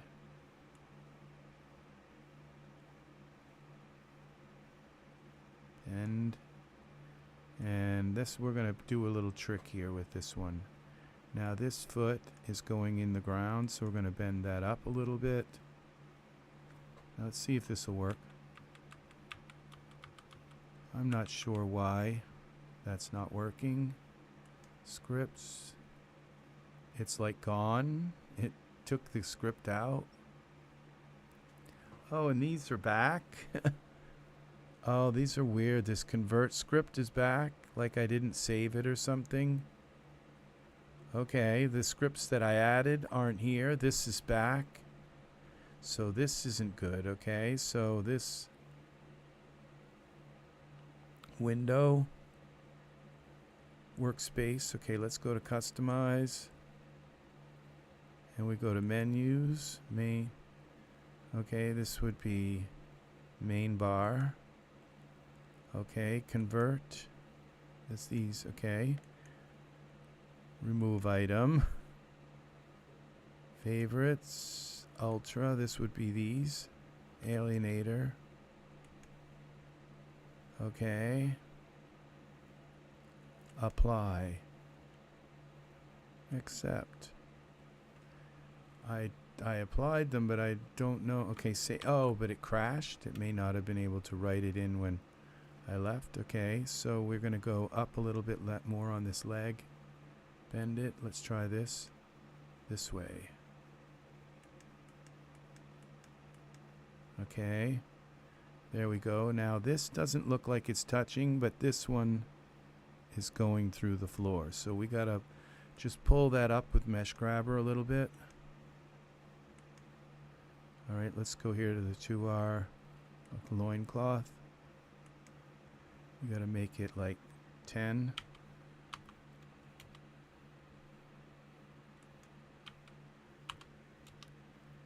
No, 15. Okay, and we'll pull it like this. Just gonna pull that up like that.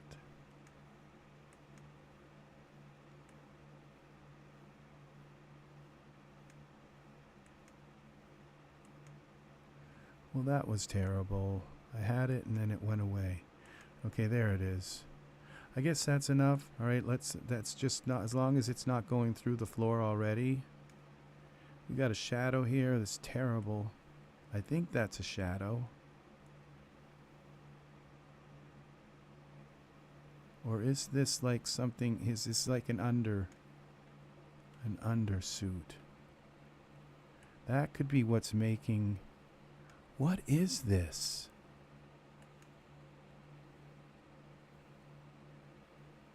I thought it was a shadow, but it's not. It's some other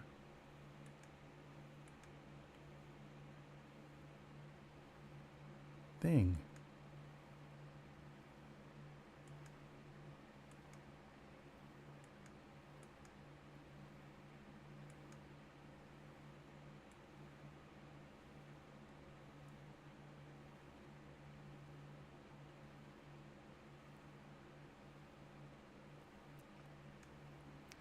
All right, let's take this front piece, the loincloth.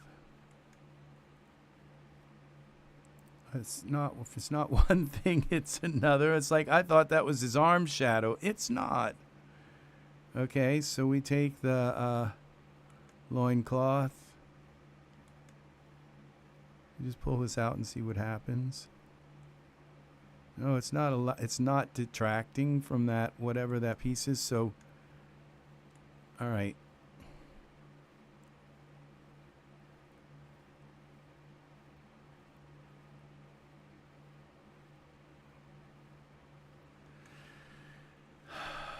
So we go into surfaces. What if we just turn off that part? So it's just fabric. This is not helpful. Okay, that we might be able to go into, where is that part? It's in tool settings and it's in geometry editor. Back, front. What are these? Why can't I turn them off? Okay, there's something. Left thigh, pelvis. Okay, we want the pelvis on. Right thigh. Okay.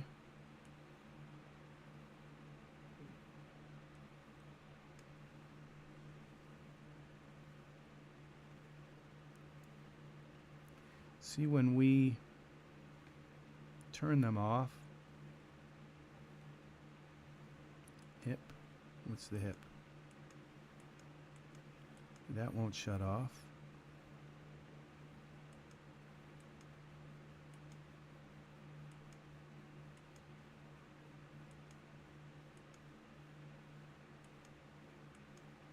It's like we got pieces missing, but let's see.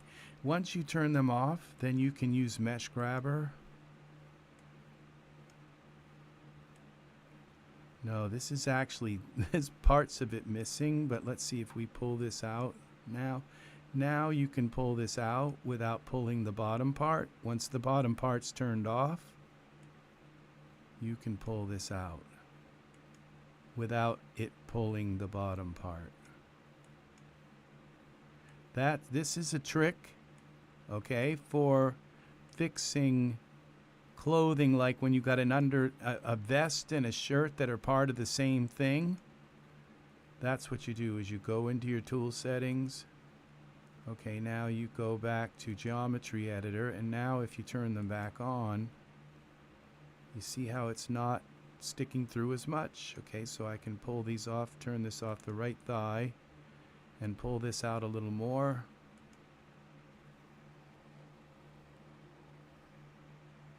Okay, Mesh Grabber. Ah, Serenity. Now you said that you are X, what is it, X? I can't remember. X, Crypto. X Crypto. You have a good night. You take care. I'm going to be up for a little while longer, as you can tell. So, a little bit longer for me. And so you take care. We're going to have a wonderful night. Thank you for hanging. You've been here a long time. I have been here 5.5 hours. So, and you guys have all been here that long. So thank you very, very much for hanging with me. I'm going to just kind of work. I can't wait to I want to get this guy into ultra scenery scene. So I'm going to hang for a little while longer and see what I can do about getting him into a scene. So thank you. Take care. Take good care, dear friend. Have a good night. Yes, you've earned it. Oh, look at that. See, that part's gone. There's a little bit of something here. I can't seem to pull that out, but I'm going to find a way to do it. All right, so we're going to turn that off again. And then we're going to pull this out somehow. We're going to get Mesh Grabber into that little place and pull that out. Mesh Grabber. We're going to go 5. Okay, what happens when we pull this out? I can't see this.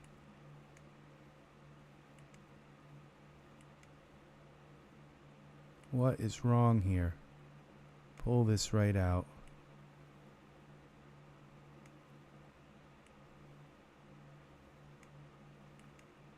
What kind of mess have we got here? Why is this so bad? All right, so this just why? Okay, now it's pulling something from way in the back, I think. Okay. Why is this such a crazy little mess? Okay, so all right, let's go back to geometry editor. Okay, it looks like we pulled something out here, but why is this all, why did this need to be all tied in with the other mess? It's like, oh my gosh.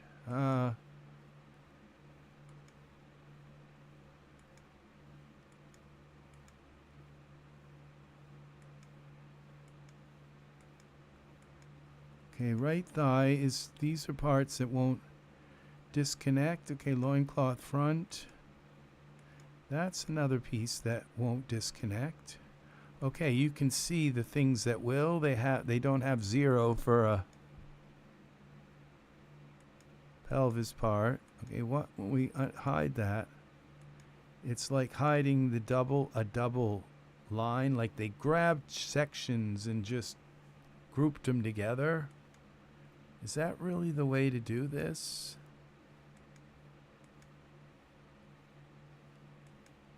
Okay, that's the bottom part. Okay. That's the back. Do we need the back turned off? No.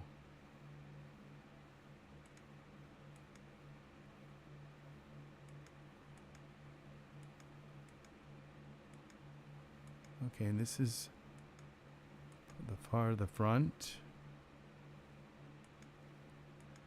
Okay, guess what? I think I give up.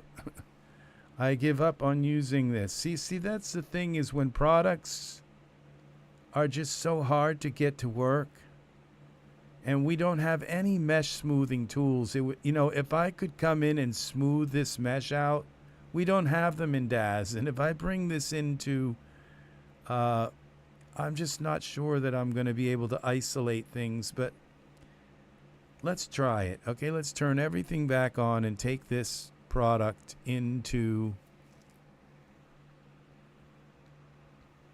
Why does it look like stuff still turned off? Okay, we have surfaces. Okay, fabric, actor. Okay, these are our face groups. Okay, and the surfaces is just fabric. So that doesn't really help either. Okay, so selection sets, and there's none.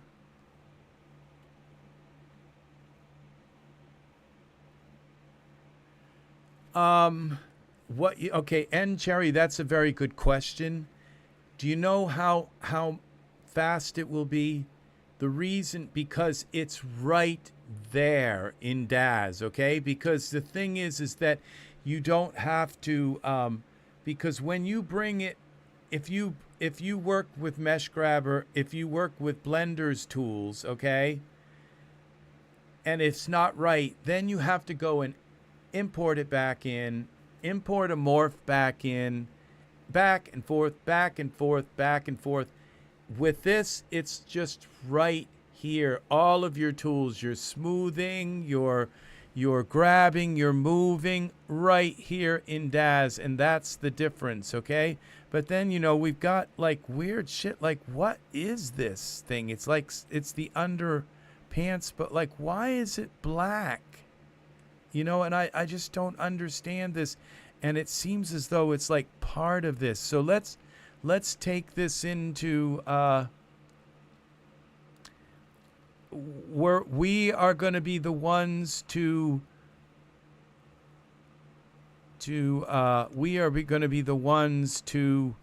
test it and take these things and look at this mess.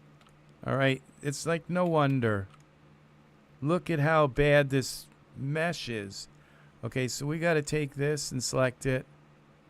Then we go like this. Look at how bad this mesh has been mangled. So we're going to fix it. All right? We're going to try to fix it. Okay? Utilities, UV paint, soften tool. Will it work? Will we be able to fix it? Is it going to, with the Daz tools, it all depends on how good they're made and I have faith that they know what they're doing. Okay? It's years of it, and it may very well be the same artists that built the tools that are in. Look, see how bad this is? It's just so bad that it's no wonder that it didn't work. Okay, so it's strange though that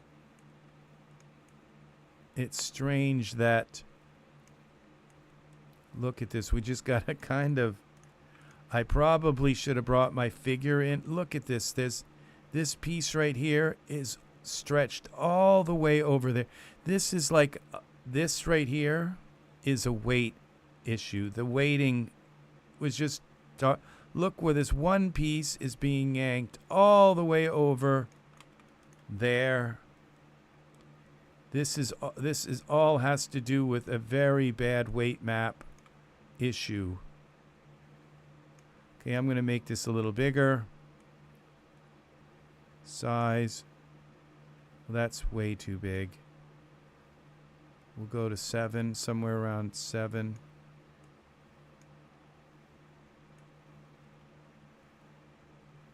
Oh, this is all weight map issues. Bad weight mapping, and it's pulling and pushing and pulling and on parts of the mesh. you know, and I just feel like I'm not the one to talk and criticize, because I haven't tried to make these things. I haven't tried to do this stuff. But you see this smoothing here. That's what you think would happen in Daz. That we're going to run this over top of the mesh and it's going to smooth it. This is what we're hoping for. It's going to happen. It's going to smooth. And I think they've probably bit off more than they can chew, but that's the problem when you have a 3D program and you've neglected modeling tools for 20 years. You know, that's what happens. You end up with and when you push all of the responsibility of those modeling tools on other people, then you end up with kind of a mess. So, that's kind of it. Now, the leg comes through here, sort of. I'm not sure what I'm doing here. I don't know how much to do here. So, and I pulled all of that out, and I don't know that it needed to be pulled out that far. And look at this. There's a piece inside that is supposed to be on the other side, and it's been yanked across. This is weight maps. Just bad weight maps. I hate weight maps. I just wish there was some other option than weight maps. They're just... I just feel like it's caveman, like it's crude design, and it's not been... And there's no... Now, I think there's a way in here to turn off parts like you can. Look at this. No? Okay.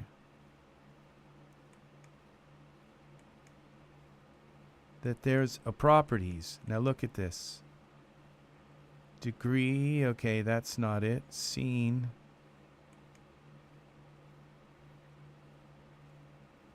Hide the... Okay, there's a way to inside right here. This is... Okay, we're going to go to strength. See if we can... Strength doesn't normally do much, but let's see what happens when we hit this with some strength. There. See how it's pulling that piece out? That is a weight map issue. We got to pull that back in. Flatten all this out. If we can get it straightened out, then Mesh Grabber can fix this. And that's what's going to happen is we're going to have all of these places where the weight maps have just wreaked havoc with the cloth, and we'll be able to smoothen it out and then move it around with Mesh Grabber. I have faith that we might be able to actually do this. So, I have a feeling that it will be able to do it. So,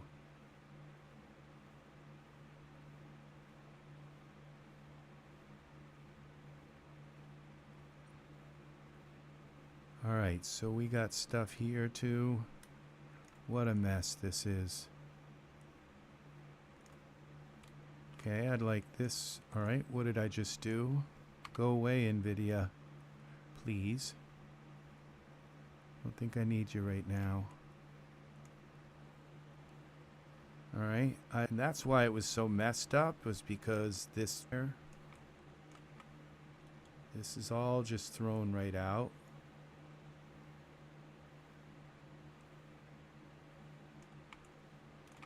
Okay. Oh, it was so nice to have so many people hanging out and spending their time here with me. It's just nice. You people are awesome. You really, really are. If you're watching this after, just want you to know that and watching now, those who are watching now, that it really means a lot to have you here. Now this is good. See, we get that kind of messed up, fixed. This piece, I have no idea where the leg is, but I feel like if I get this straightened out a little bit, that I can actually use the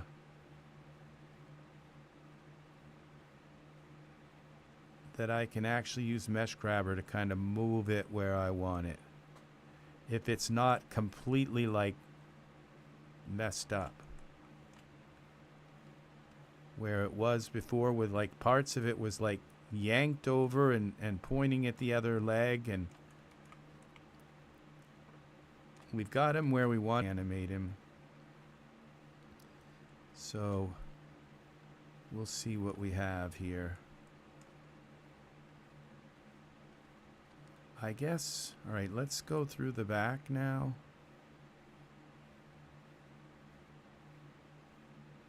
Let's pull this in. Another issue. I just have no idea what I'm...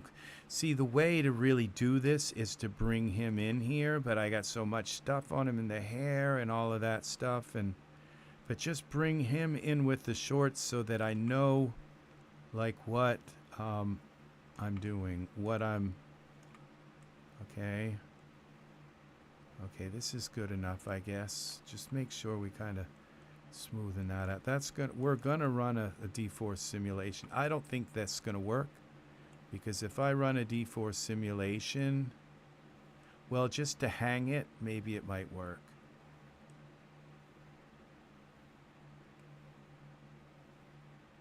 Okay, this, we gotta kind of flatten this out.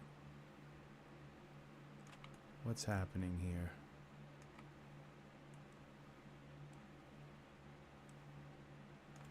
All right.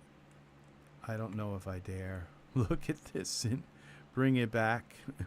I don't know if I dare. It's kind of pulled it all up so it's not like hanging and drooping down in like.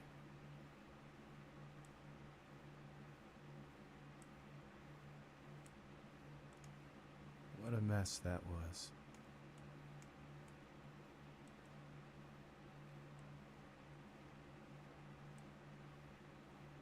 Let's see what we got here. Can we get this up inside here and pull that up in?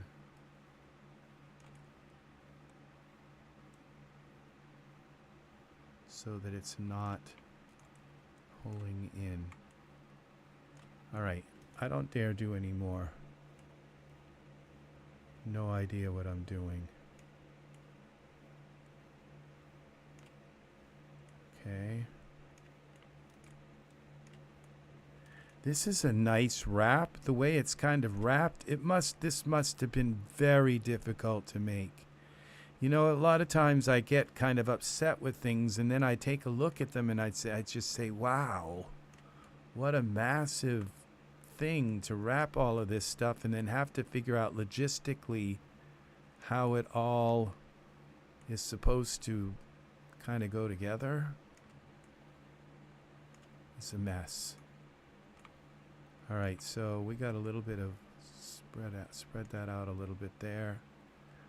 All right, I don't dare do any more, so we go File, send to Daz Studio. What have we got? What have we done? Hexagon morph, reverse deformations, yes. Accept morph created successfully. What happens now? We go to parameters, and we have our thing selected. We go down to the bottom here, and we do this. And that's horrible. It's much worse. but maybe we can pull this in with now with Mesh Grabber. See, this is why you do it on their body.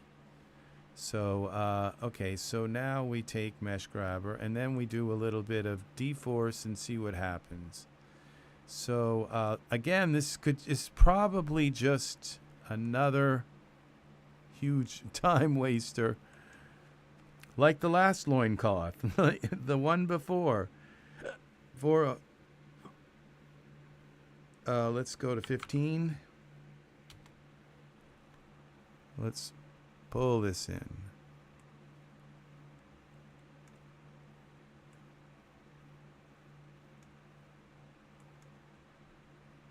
Pull that in. Pull this in. Pull that in. Oh, we don't want to pull that in. Pull this in.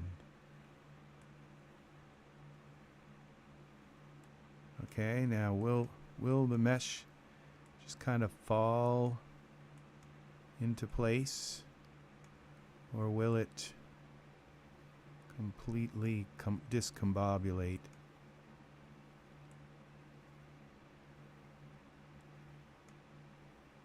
This looks like it's almost starting to work. Once we pulled it into a kind of relative place. All right. I think we could almost use this.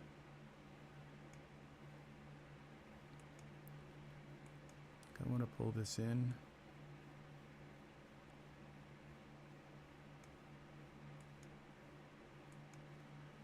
Okay, the color of the fabric I think will help to kind of blend it in. All right, I got another spot here, right?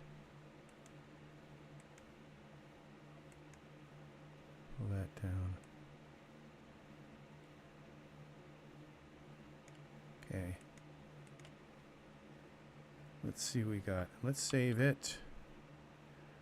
It can't hurt. And then we're going to run simulation. Watch it just blow up immediately. Okay, so, but let's hope not. Let's be optimistic. Okay, I just want to make sure that I didn't have a simulation there. Let's go.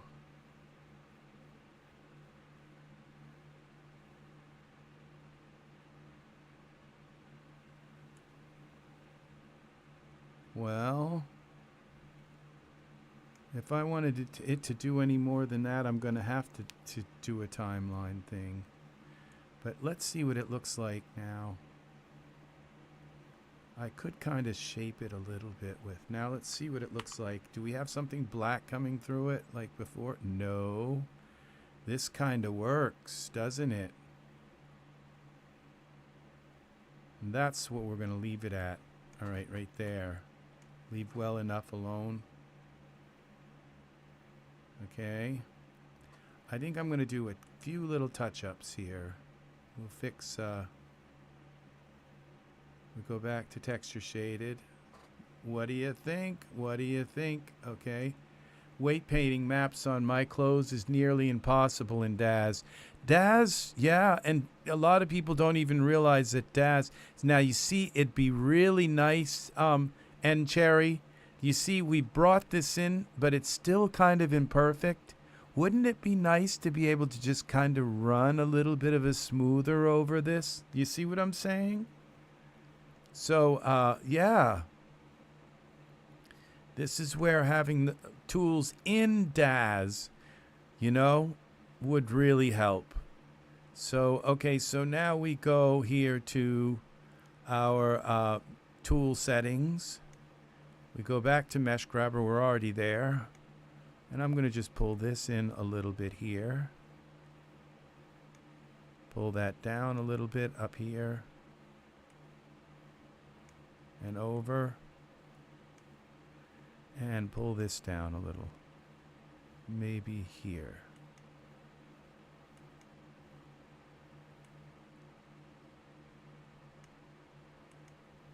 And out. Awesome. You have a good night. And Cherry, take care. Thank you for hanging. I've got one more hour, and I'm going to wait up for and see if we can get some Mesh Grabber tools tonight. It'd be nice to be able to try them out. So thank you, friend, for hanging. You've still got one other person, I think one other person hanging on. So, but thank you very much for hanging with me tonight. It's very nice. So we have a beautiful loincloth here. I'm going to take this and bring this down to about 7. And just push this little piece in here like that. And then bring this up and pull that out. Some of this is kind of the way it wants to be. Alright, I don't dare do it any more than that. Okay, one more little pull here. And this.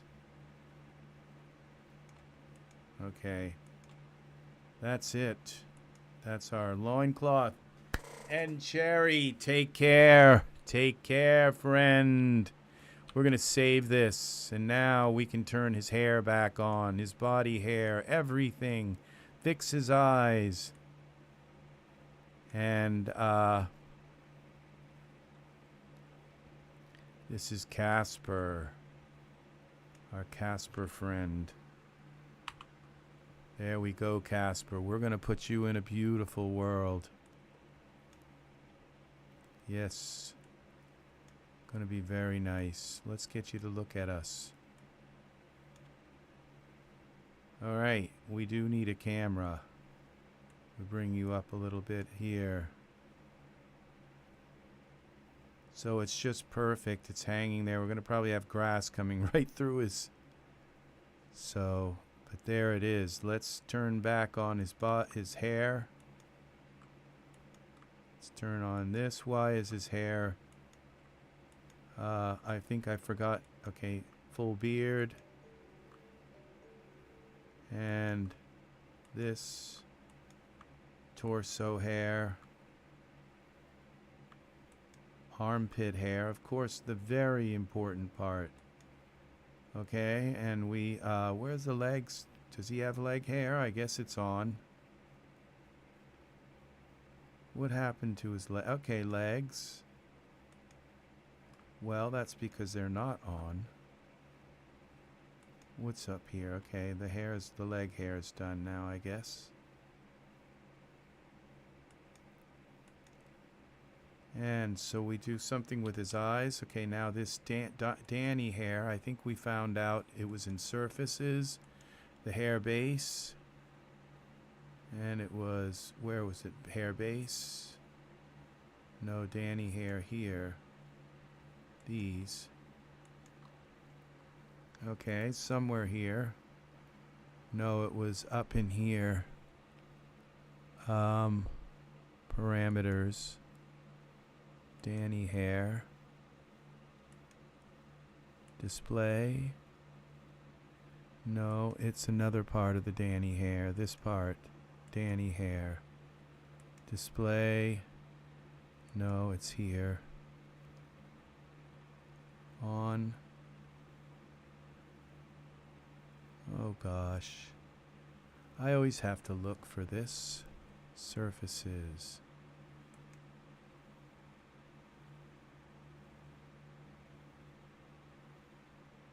Self-collide. It's not there.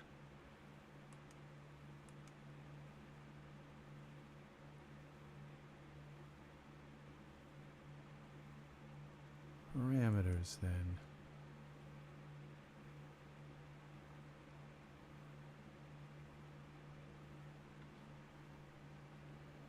Okay, maybe it's the base. It's just not showing here. Let's see what he looks like in Iray. We got one faithful soul left. Or maybe that's me. Okay. It's not showing in Iray either. So what's happened to our Danny hair? Something's wrong with our Danny hair. Okay, I don't think I've got it turned on all the way somewhere here.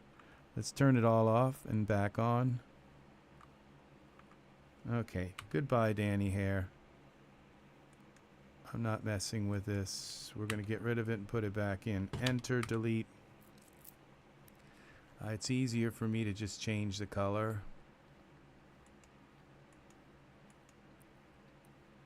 It's because I've had so much turned on. And the leg hair's back on. I can see it. Okay, Danny.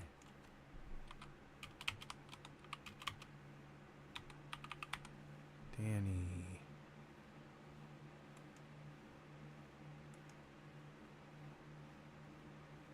Okay, we have to be up here.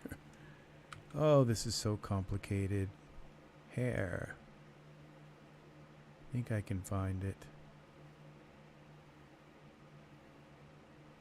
There it is. Hair.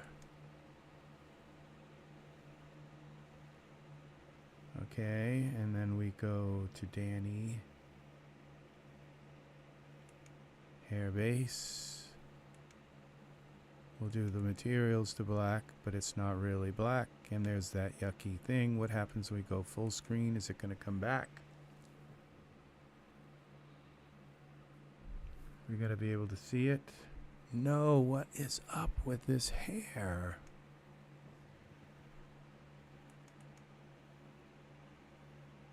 Okay.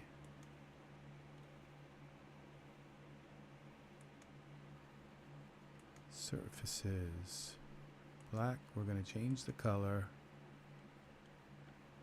Okay. Black. Black. Black. Black. Okay, that turned it to black, but we still have something wrong with our...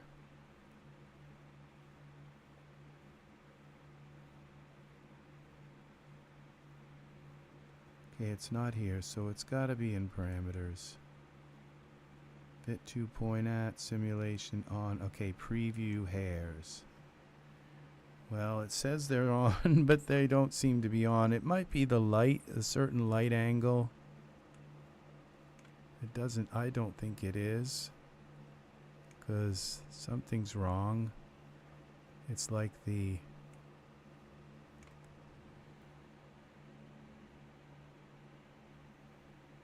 Okay, let's see if it's the skull cap size.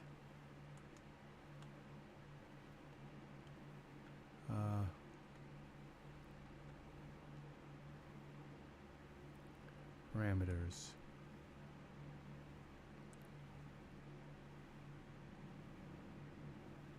More volume, messy, less volume. Bangs, adjust.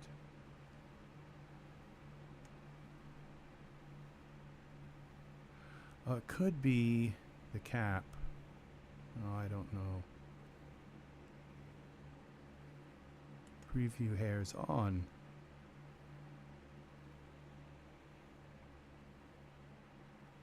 Why did I have to turn them on again?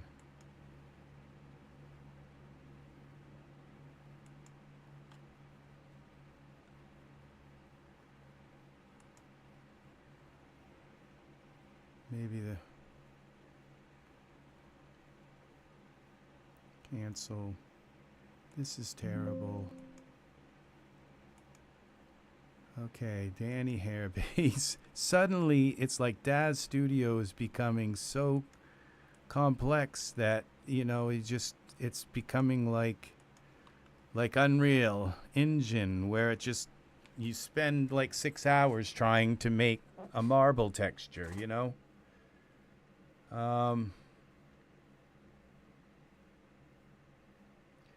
Let's set the bangs back to where they were. Now this could be somewhere there's a cap. Danny base.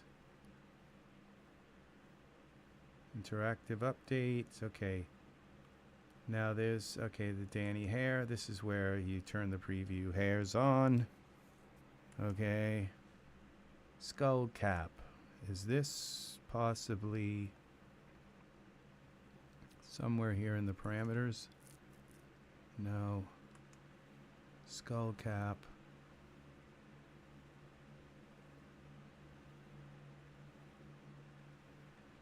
Okay, we go to tool settings, mesh. Oh, it's mesh grabbers on. What the heck? I keep doing that. Oh my gosh, please fix that, Daz. Save. Why can't the hair show in mesh grabber? All right, so now we fix these eyes. Every night that happens. Okay, you'd think I would learn. All right, files. Okay, eyes. Can I find the same eyes again? All files. It wasn't those. It wasn't these. I think I can find them again. It was those. Okay, they're not the best eyes in the world, but I like them. Okay. Now his skin is kind of light, but it's okay. We're going to see what he looks like in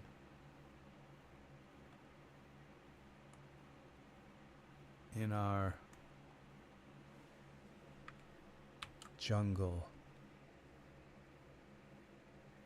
All right, so now we go to, we are going to hide this plane. We saved it, okay. Okay, it's showing a little bit. The cloth underneath is kind of hugging his behind better. It's not just hanging down. We seem to have lost a color. Some kind of, it's just white, or maybe we just didn't use any of the loincloth colors, but I think this white is okay. So let's now go and put a camera on him. Create new camera. All right, we'll look through the camera. We'll lock the camera for now. Scripts, edit, object, lock, save it again.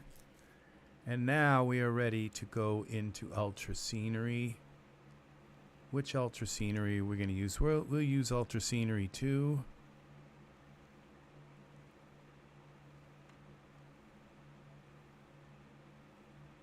Which isn't here right now, so we got to put it in Window, Panes, Ultra Scenery 2, drag it down in here, like that, add, okay,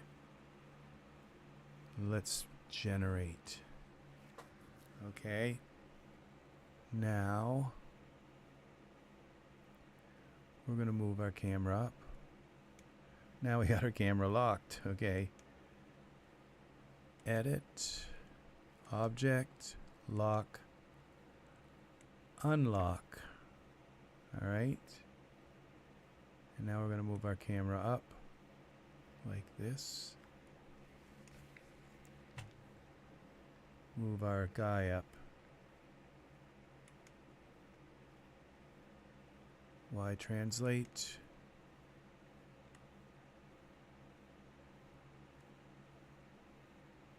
Come on, guy. Where are you?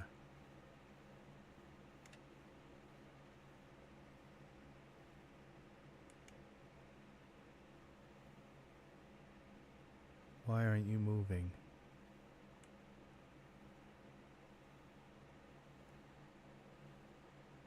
That's the Danny hair. Z.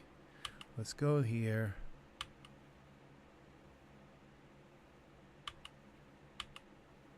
Okay, now let's go back to him. Let's move him up.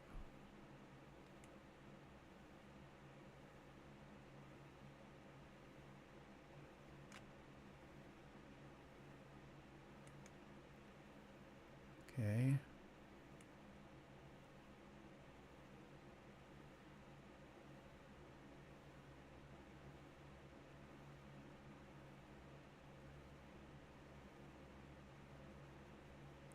Try again here. I don't think it's going to matter. There's going to be grass here. Okay, save this. And we go back to Ultra Scenery again. Ultra Scenery 2. What have we got? We're going to add some kind of terrain. Ecology. Woodland. Let's do it.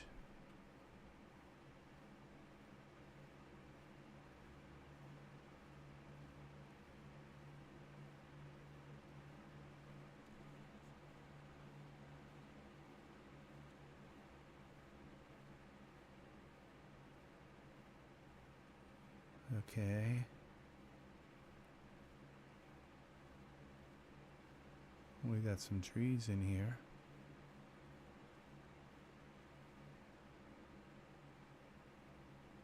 All right, save this again. And then what we have to do is turn on Iray preview. That will show us our trees.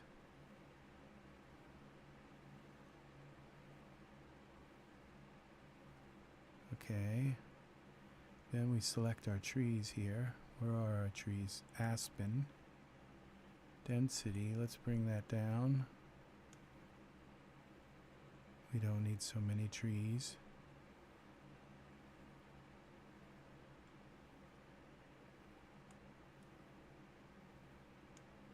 That was weird. I didn't have...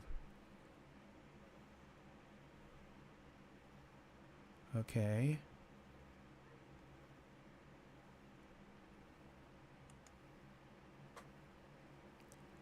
Would you like to choose a directory now? Yes. Can we go up?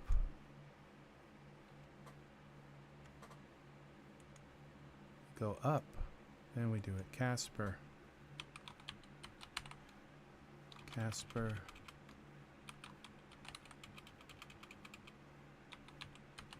In the wild. In the wild. Casper in the wild. And we double click on this. Select. Now. Show us our render.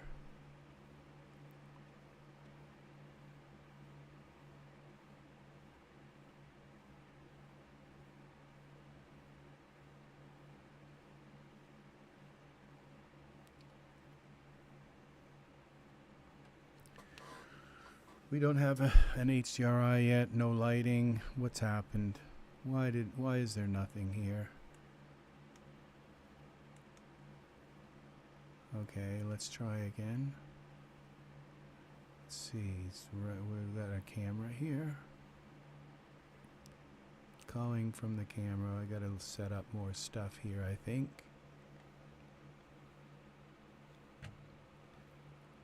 Save location. Current camera.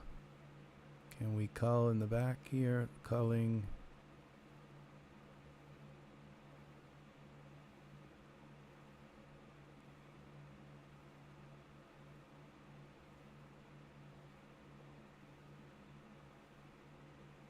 Let's try this again. Oh, I think I have to set it to memory.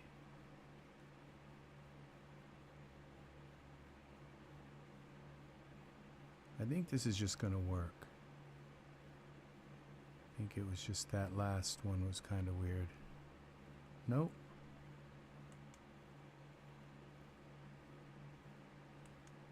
Okay, optimization, memory. That's what it is. Save.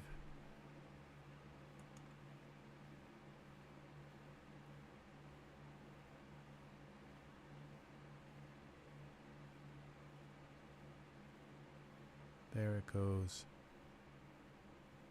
Casper.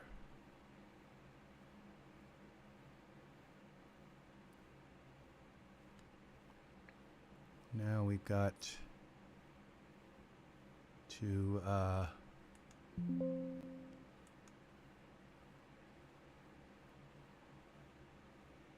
103. I thought it was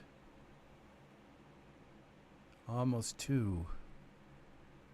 Welcome, people. We got 2 people back again watching. Thank you. All right, so we're gonna put an HDRI in this world.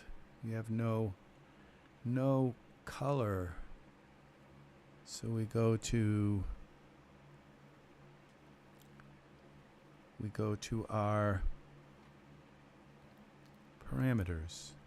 This, browse, and we go to our HDRI folder. Let's pull this over a little more and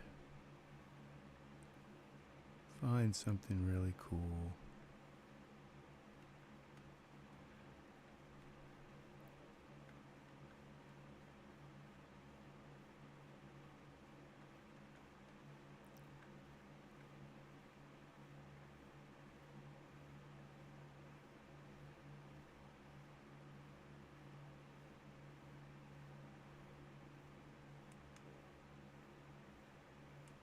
Let's just try this. I didn't want something red,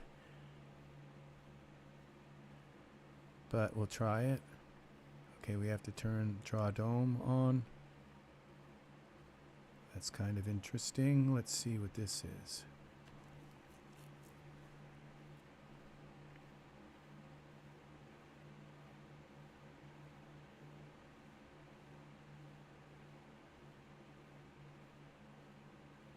This is nice. That is beautiful. This is very nice.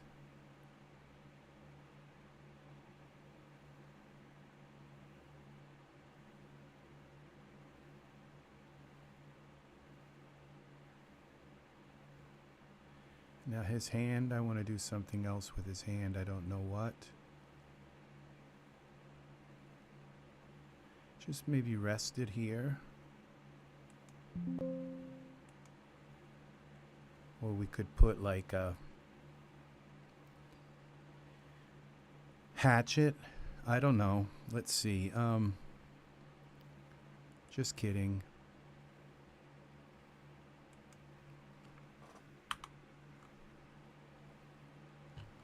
Can we get a light? No. I don't know why sometimes I just can't get a light in this.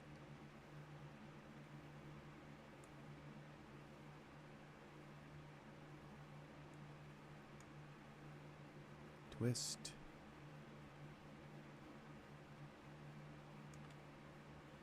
How about that?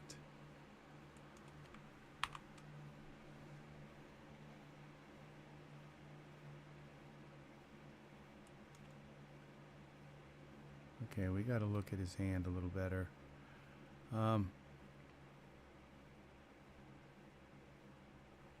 So we take the camera, we'll lock the camera again for now. Edit, object, lock. Okay, now we go to our perspective view. Let's take and target in on our figure here. Let's go here and see what's going on. Okay, we gotta here. Okay, this is the problem with the arm. Front, back.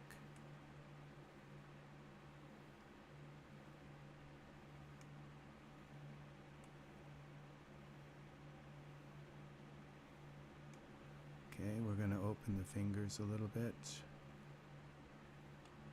Where is our... There it is. This.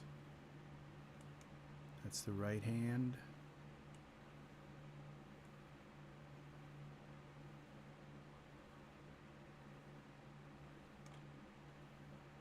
Okay.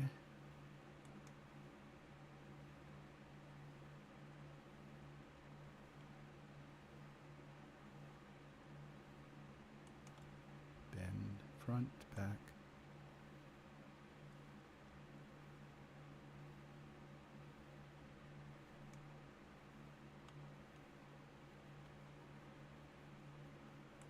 something's not right here.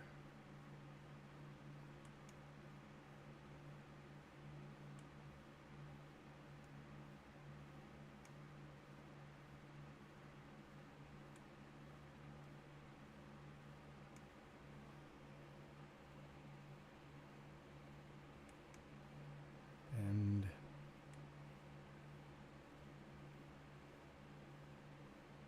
this would be nice to be say, hey AI, fix those fingers.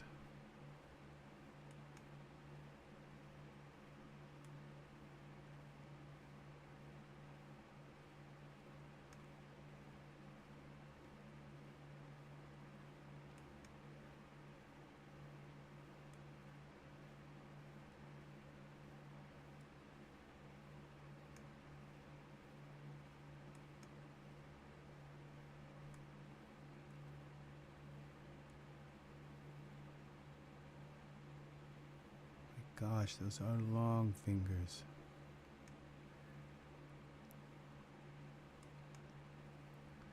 Bend.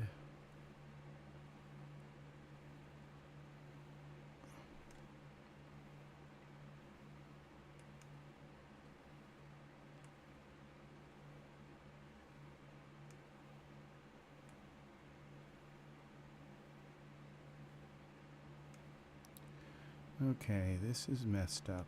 The hand is at the wrong kind of angle. Bend. Okay.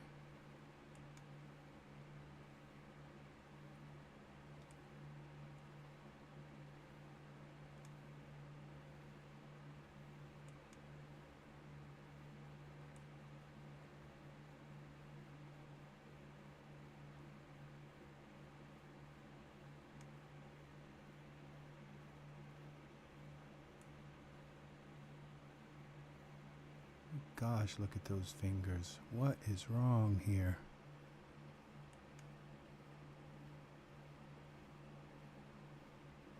Right hand. Right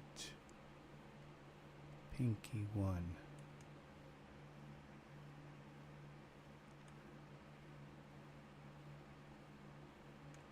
Okay, we gotta twist this.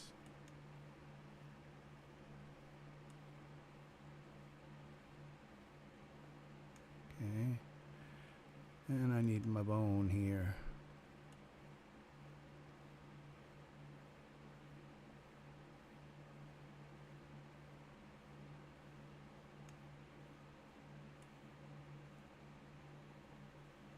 Okay.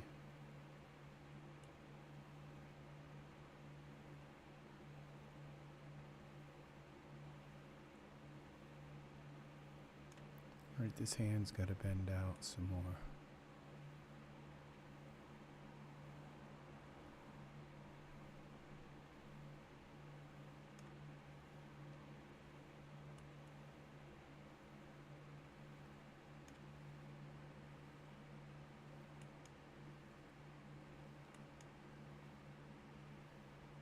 Bend.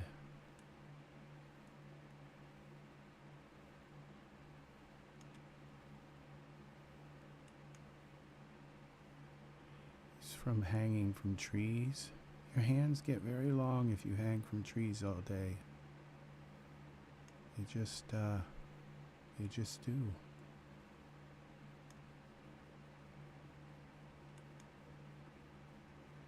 Bend.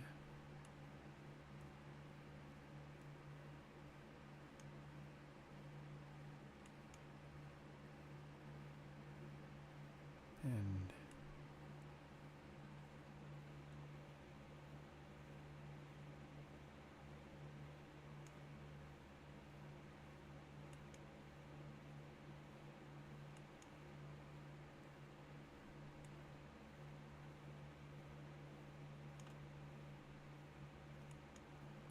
Bend.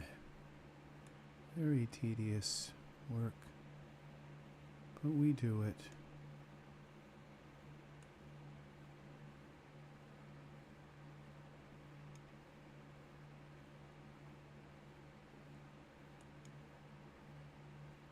one.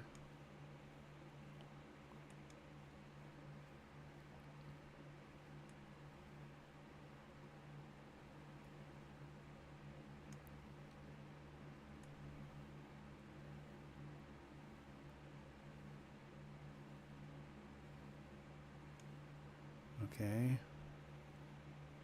And we have this issue.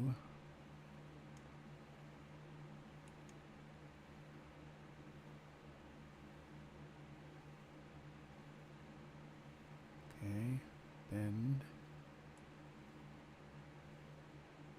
I don't know, everything I'm trying to do tonight is always the wrong darn angle. Okay, this has got to go back.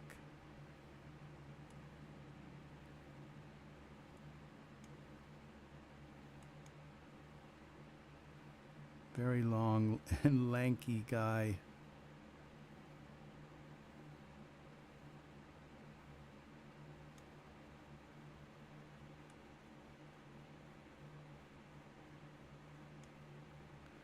Okay, I need my bone thing again.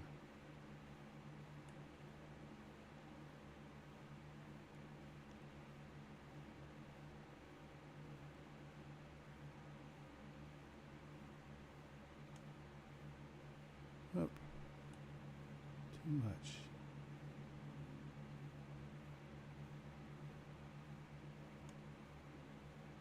Too much again.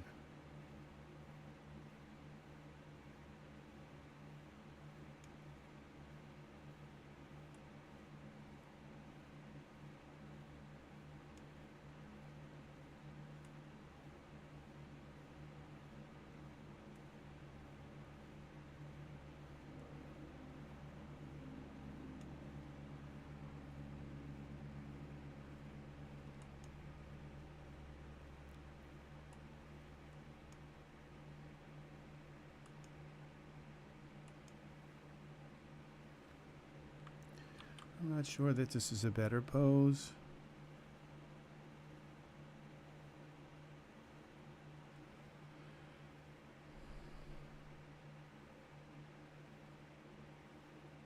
Let's see.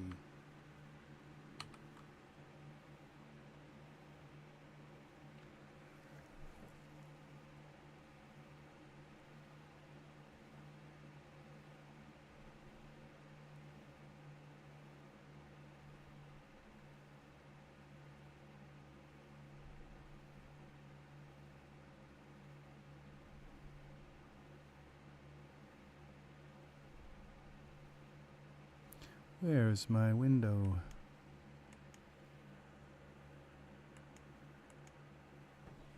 Right.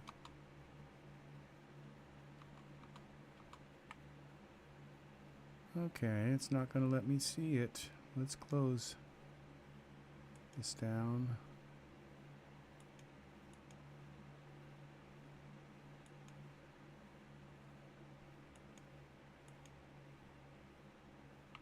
Alternate tab. Let's close down that. I don't know. This rarely happens. Okay, just cancel that then. Now can I see it?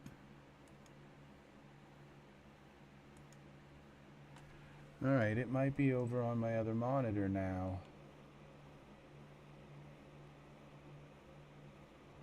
Just decided to jump over there, exactly.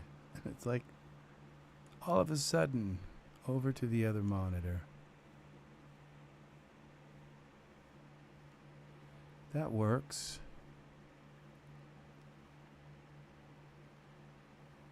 Okay, so what we do, we find a better angle for the sun so it catches him a little bit more. Maybe, I don't know. Okay, let's close this.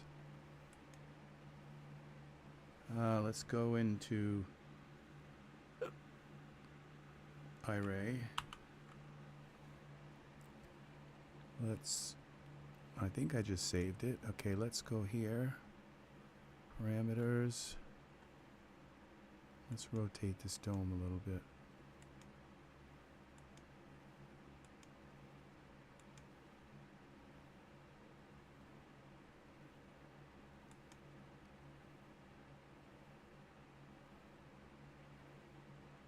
That's kind of nice.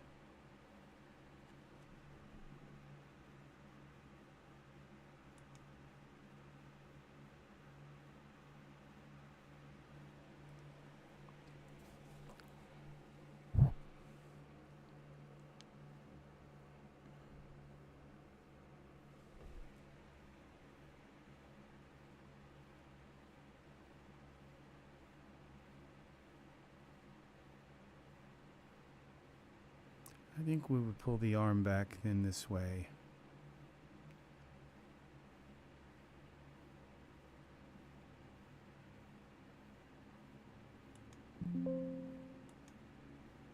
Welcome, people. Welcome. Thank you for the likes that people have left on my video. It's very kind of you to do that. So we're going to get a little closer here. We're going to go back into this mode.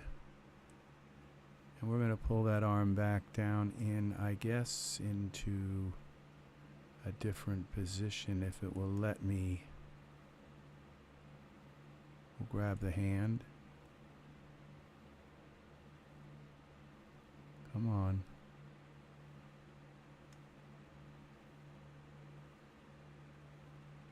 Well, it didn't want to let me do it that time. Let's try it again.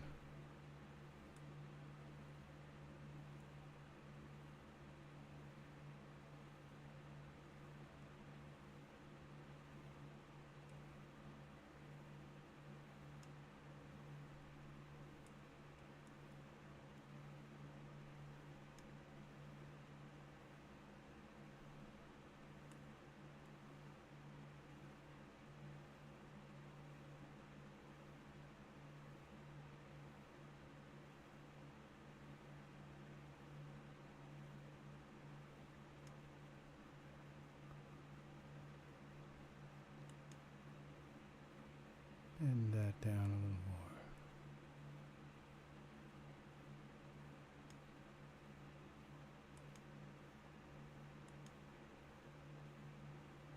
Well, that just doesn't look right.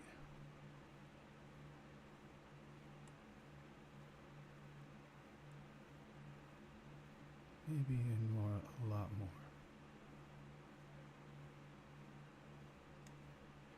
Well, the problem was that it went down in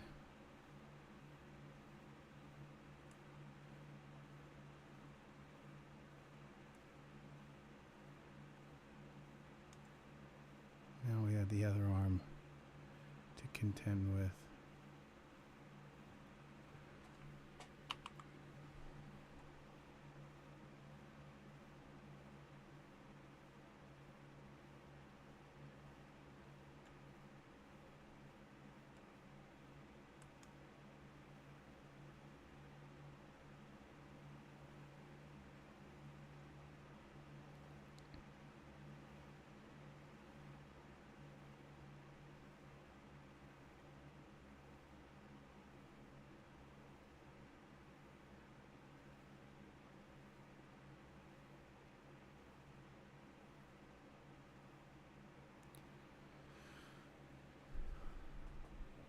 Okay. We're getting somewhere.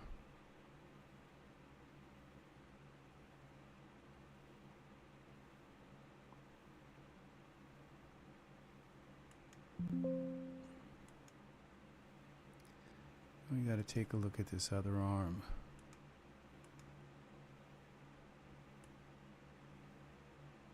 That one's sort of okay, but this one now is going through his leg. I'm wondering if I really even need to have that.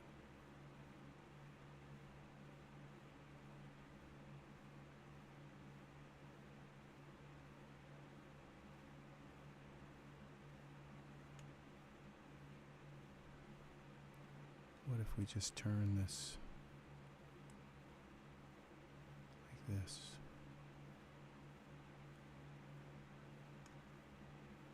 Bring this out a little more like this.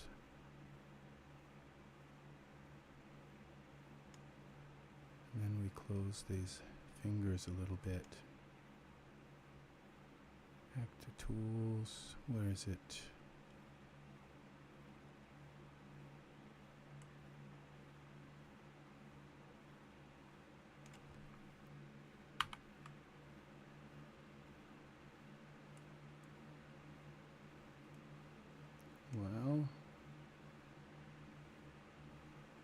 Okay, we gotta grab this guy here.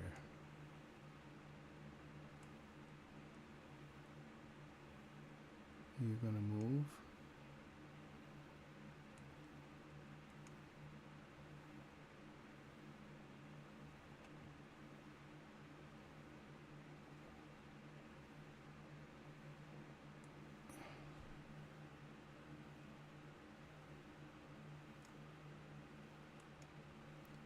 Not working. Let's go back.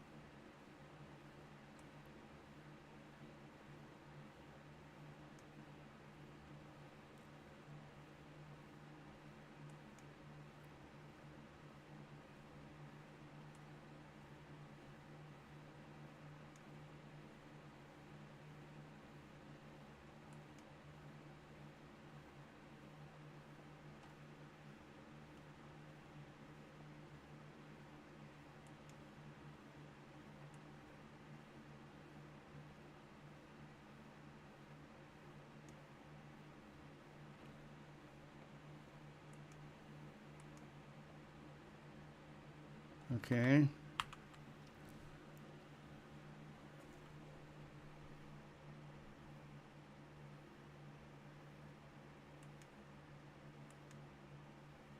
Well, are you gonna render?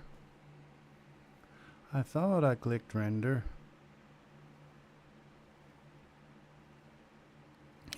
His skin seems a little too shiny, but... And it seems like a little too perfect.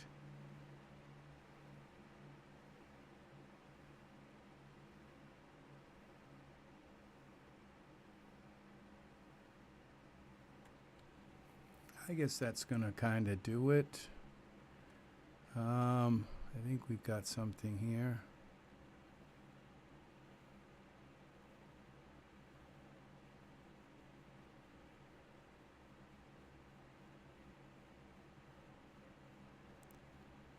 Let's put a few stones.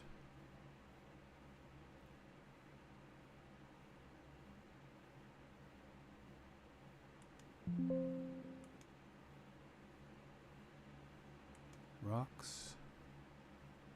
Now this part where his leg isn't touching, I don't know what to do about that.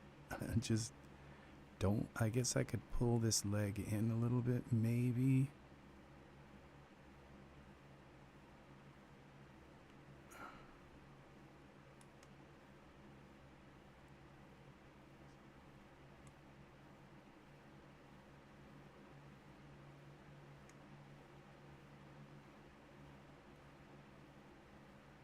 That didn't do much.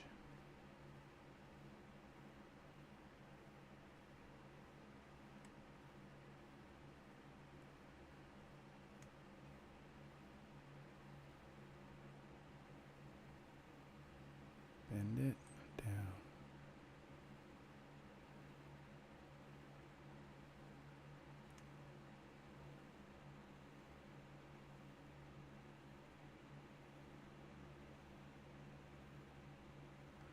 Okay, and then we take this.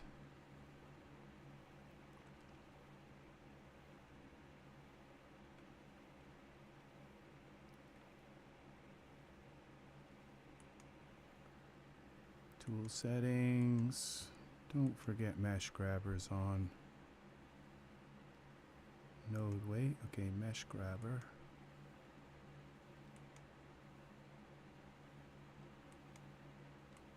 Okay,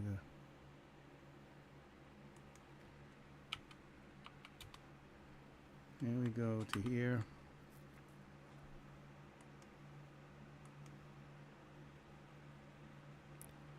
What's wrong with Mesh Grabber?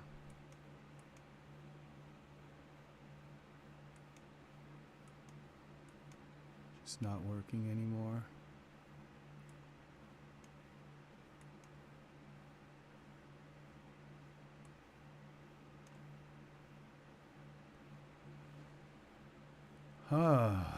What's wrong?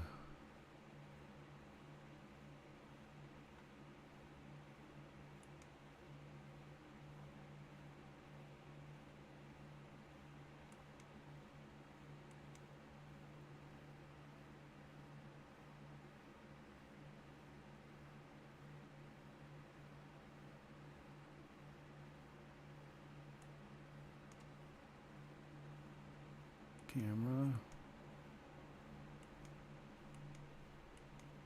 Okay, this isn't Mesh Grabber, this is Geometry Editor. Okay, let's go back. Let's go to Geometry Editor. Maybe we'll get Mesh Grabber.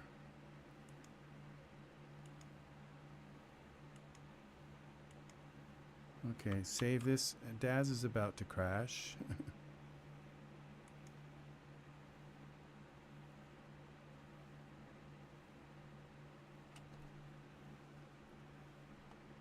Okay, let's open this back up.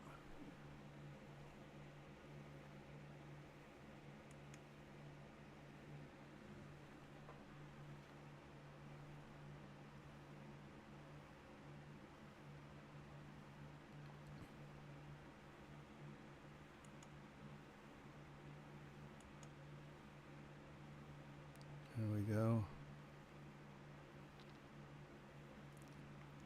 And I have no like recent files. It's like I don't get them anymore. So I just have to remember my project. Let's see. Casper. Genesis 9. All right.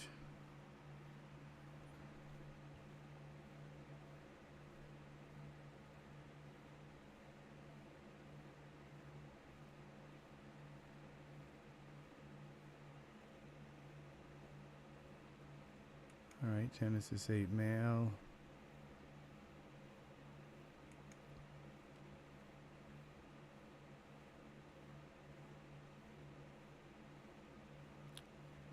Let's try this again.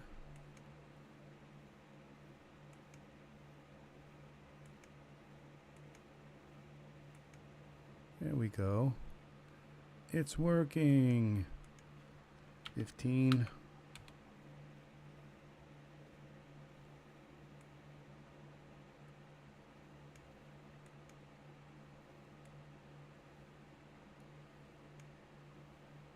Okay, I think that's enough of that. Yeah, that's kind of a...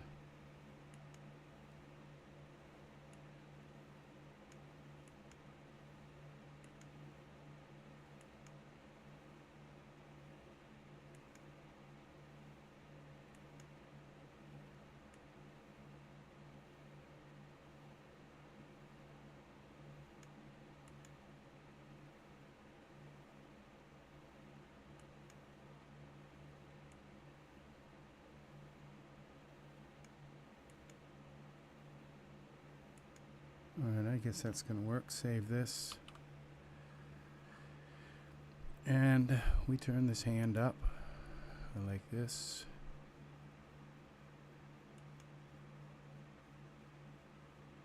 I just get these little ideas every once in a while. This might work.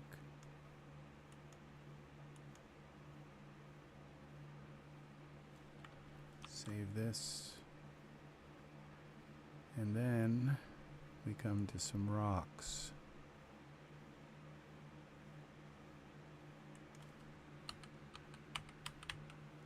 Rocks, Control Alternate minus.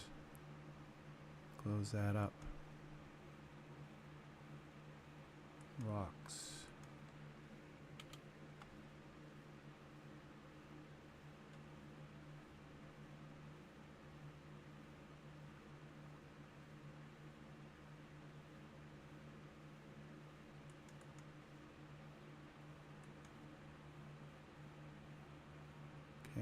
bring that rock up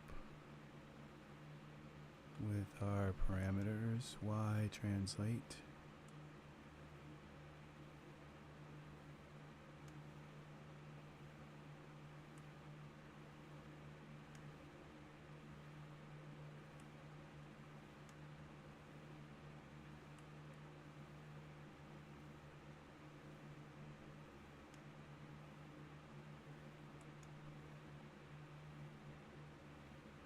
And then we go here.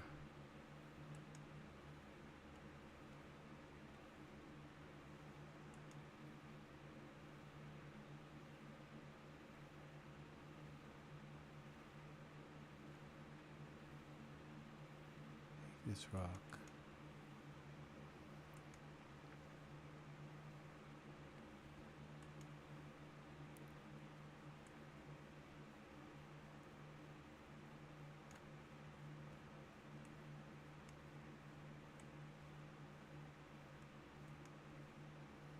Okay. Let's try a render on this.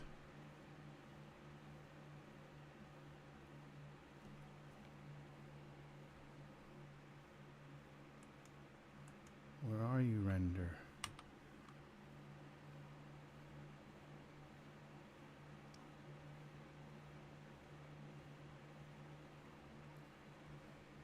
Jelly Fluff, what GPU? I am using a 13939. I just bought it, so it's 13900 Intel 13900K. Yeah. Brand new graphics card. I mean, well, and I'm using two 3090 graphics cards in the same PC. Yeah.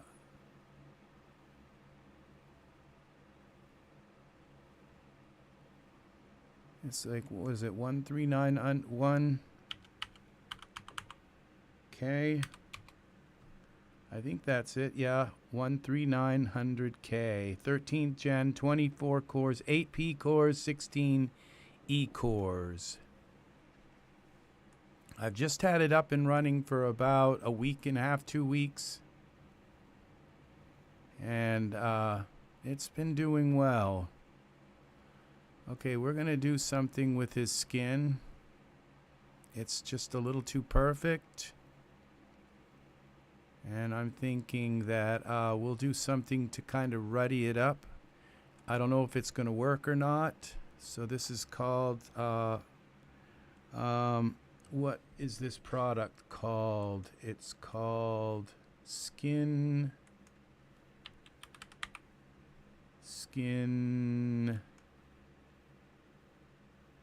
Begins with an M or something. Skin Detailer. D. Materials. And we're just going to give him a little bit of disease.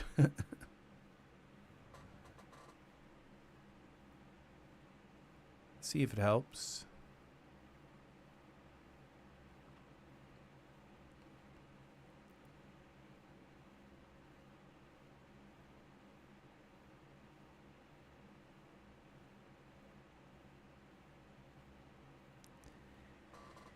Yeah, welcome, Jelly Fluff. Welcome to the EZ3DTV tutorial today. I have been going for about 7 hours. Yep, it has been. See, that did something to his skin. Now I'm going to also take some of the shine off of his skin. So we've got that here, one-click PBR. We're going to go with the... I'd also like to lighten his skin a tiny bit, so we'll go with the gamma first. And we're just going to lighten it a little bit here. Just a tiny bit. Then we'll be able to see the skin detailer a little more. And then we're going to also, let's see what that did. I think that's enough. Accept, and then we're going to go here and we're going to take some of the shine off of his skin. Roughness. If we rough it up a little bit. That. Bring this glossy down.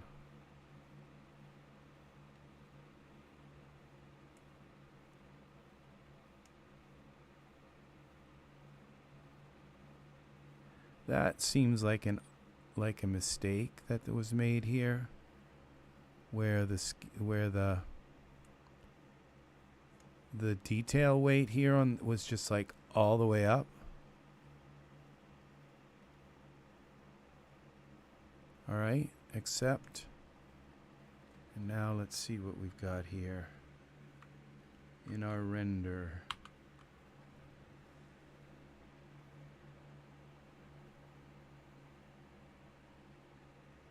Yeah, I have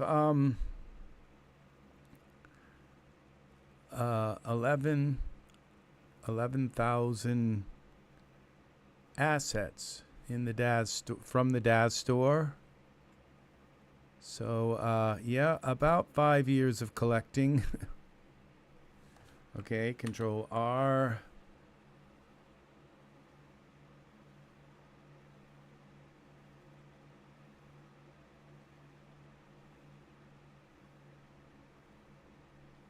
Here we go. I'm wondering if I should go brown with his hair. Okay, now the thing is his eyes are a little bit too kind of scared. So we're going to take his eyes down a little bit. Yes.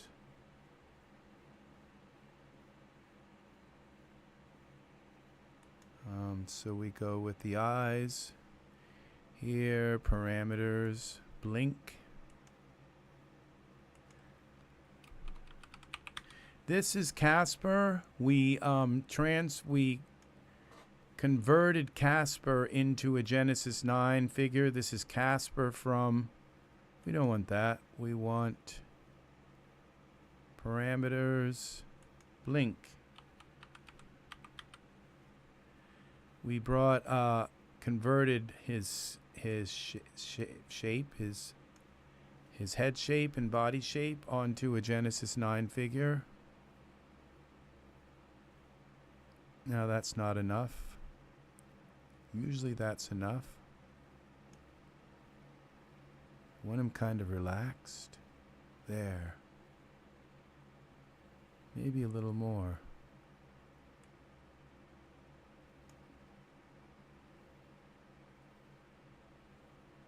And he could look up a little bit more now.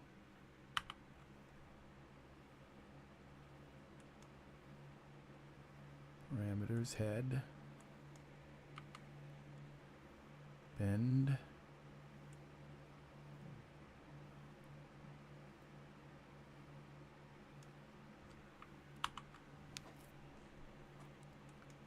See what that does.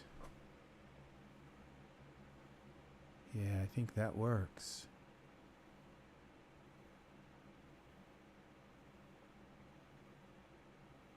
Okay, there's something still kind of up with this cloth. I really need Mesh Grabber, the new Mesh Grabber. We need but actually what I need for this is just to pull this in a little. It's just doesn't look like it would, looks like it would kind of hang here instead of go in so much, but he's like on a little bit of an incline. Let's kind of leave it.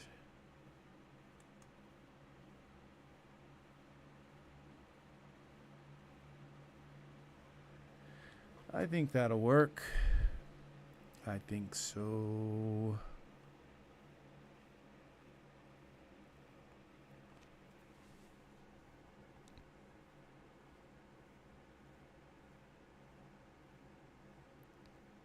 Yeah. I think we're close to being done with the scene. Let's add a VDB. Let's add a little bit of atmosphere.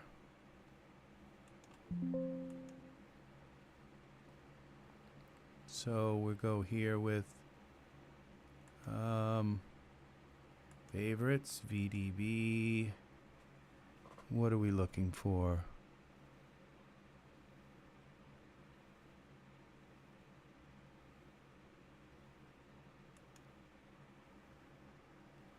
Okay, we got some fog now. Let's bring that up. Y translate.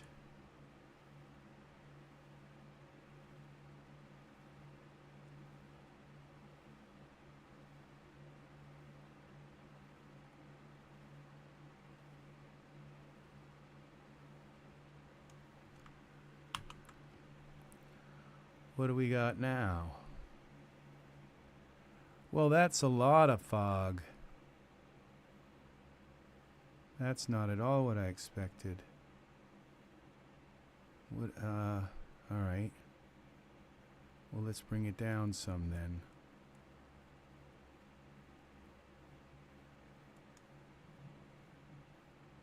X translate. No, that's not the fog we're looking for. Favorites, okay, VDB. We're looking for tall puffs, okay.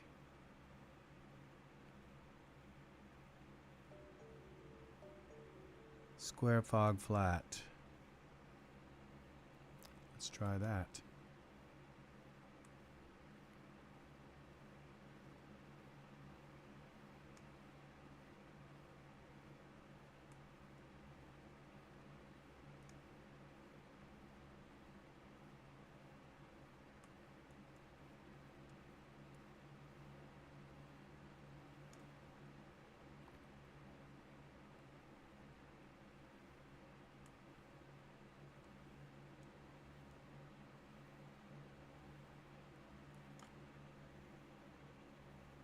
Okay, and then we take this fog and we just tone it down a little bit.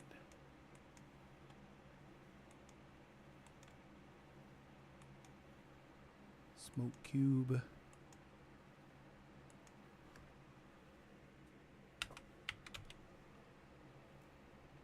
All right, we go a little more. And we go with a little bit of color, like this. A little bit of yellow. And let's try that. A little bit of atmosphere.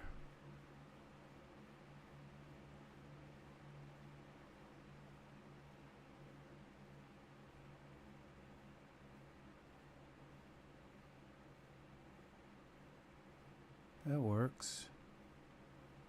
There's some little speckles on his, I think those will go away. That's shine on his chest.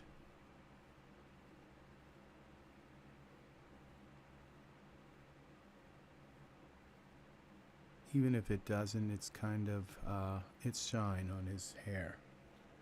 It will. Okay, so all right, I think I want that to be a little more yellow, that fog.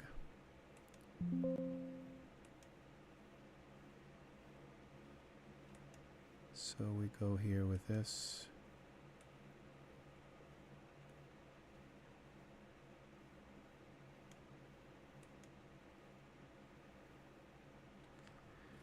Okay. Let's see what we got. Yeah, Jelly Fluff, I got a deal on it on Amazon for an Acer motherboard and the 13900K chip. And so I got them bundled together. And so it was like $700 for both of them, and pretty good deal actually. All right, I think I'm going to make this a little bit more boggy. We'll go this up to like 4 and see what happens. 0.4.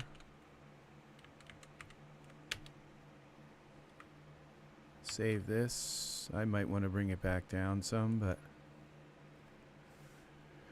let's see what we've got.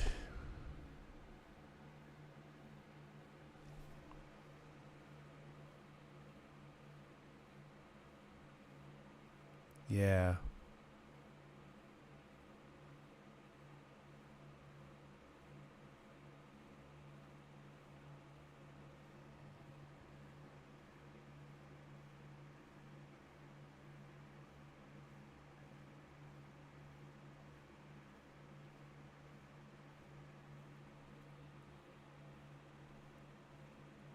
That cloth looks fine now. That was really difficult. You know, I have to say, you know, after working with the cloth, you know, that it was really difficult getting the cloth to work, and I kind of cursed the design of it. But after really looking at the work that at the structure of it all, it was actually again a work of art.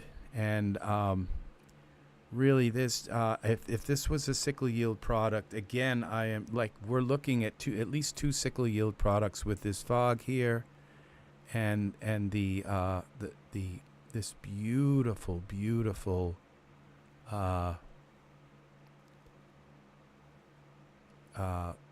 loincloth.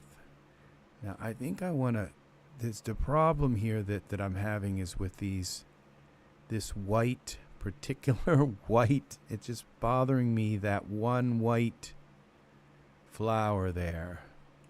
Okay, so what we're going to do, cancel this, close that. We're going to go into our biome. Oh, I can do that. It's so much easier this way. In here, we just select our ultra scenery 2, and then we go here with our flowers. Oh, and I can just pick a different seed. All right, so we go here to our flowers, daisies, seed, any other seed than that one. Okay, that just gave us a whole different arrangement of flowers. Let's see.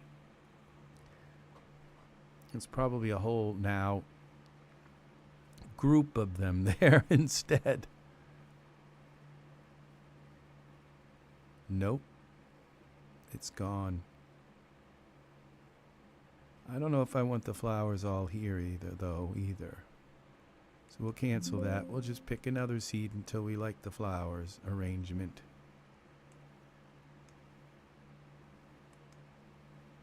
Okay, this is what makes Ultra Scenery 2 really, really nice. Is that you don't have to go back and open it all up. Look at that. See? That's what I wanted. I didn't want the flowers up there. It's just perfect now where they are. Exactly perfect. This is, I almost thought of taking them out. So,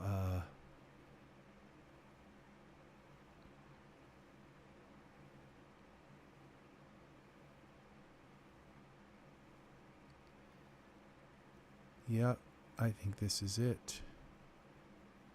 I do believe so.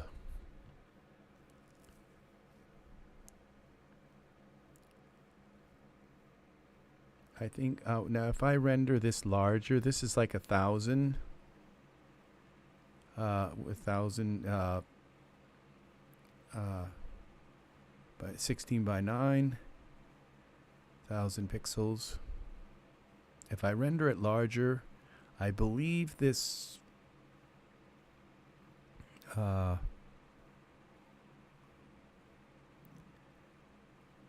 this fog here, this VDB, will become a little more faint. That's just a theory that I have, that the larger you render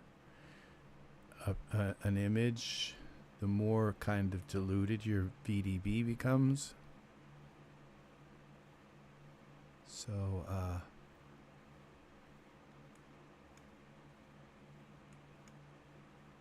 all right, I hope that works. Let's save this. So we're going to go into our render settings. We have 5 minutes until Daz releases the Kraken. Let's see. Now we're going to go 4,000. Okay, and then we're going to go to our renders, progressive render, maximum samples, maximum time, render quality off. If you do that, you just drag your maximum samples, drag your maximum time all the way up, and turn off render quality. Then your image will let you decide when you want to shut it off. It won't go on forever. Like if you keep it, if you should happen to walk out of your living abode, it will eventually kind of shut off. It'll run out of the samples, or it's 25,000 iterations, or 259,200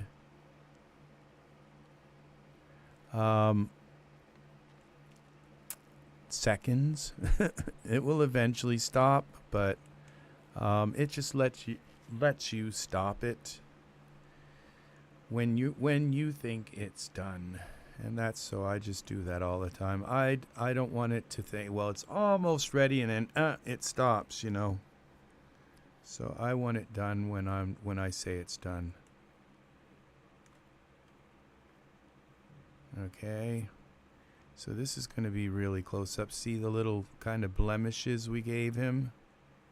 I don't know, it might be herpes or something, but it just makes his skin so it's not, or it just could be molds or birthmarks, or from eating too much pork. I don't know. He's got a few on his face. It just takes that perfect kind of skin and makes it look a little bit less perfect. There's still something about this particular skin that's just not sending me that far. It just doesn't seem to have the depth of color, but it's okay. And we're looking at this closer, more up close. This is at 4K. Then most people are going to see this image, especially on the internet. So, but that's the way we're going to render it. This rock looks pretty cool. Yeah, everything in this looks like it's got, even the textures here are okay. We can see now a little bit more of the linen. This is good. His fingers look good. They don't look, oh, I was going to say, are they going through, is that going through his leg? I don't think it, not enough to really make a difference here. This rock looks realistic. It doesn't look like up close, like it's just fake. Everything looks pretty good. It's not the most intense sky that I would have liked. And I don't know, about his eyes are not incredibly real looking. I'm going to try some different eyes. We're going to try, they're okay, but they just don't look real. So we're going to go with this. I'm going to try Nathan's eyes.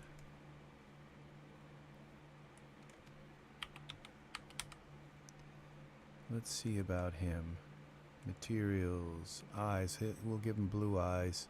So Nathan's only got blue eyes, but look how realistic they look. They might just look terrible on him. Let's see. One more minute till Mesh Grabber comes out. Let's hope. Let's hope. Welcome, people. Welcome. Thank you for the likes you people have bestowed upon my channel. See, that something already looks better there. They're blue eyes, and I wanted him to have brown eyes, but they look, I don't know. I can't tell until I see him up close.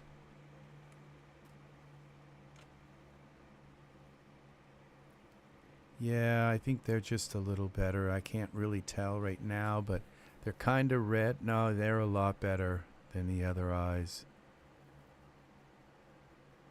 Yeah. I don't know that they're perfect, and I didn't really want blue eyes, but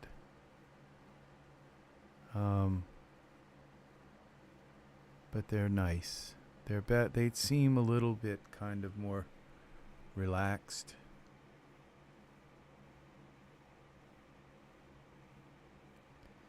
So,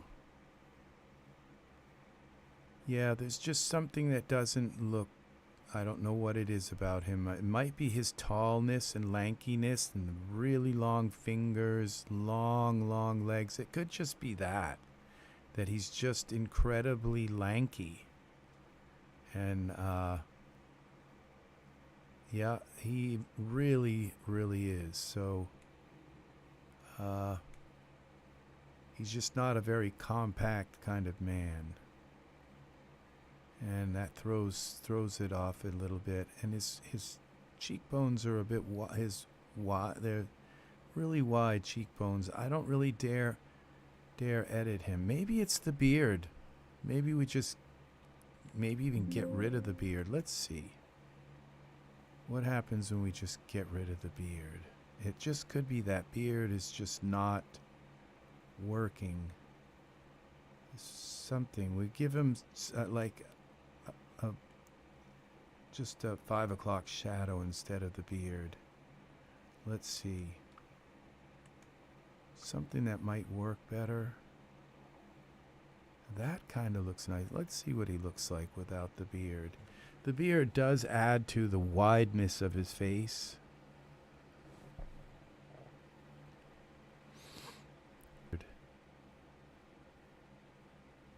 There's still something a little cartoonish about him. But, what if we give him some kind of 5 o'clock shadow? Let's see. Just something to add a little bit of decoration there. I definitely want to get rid of that beard. Let's see what we've got here. Surfaces, let's see, would be smart content. I don't think he has beard. No. Let's go with our figures here. Let's go to hair.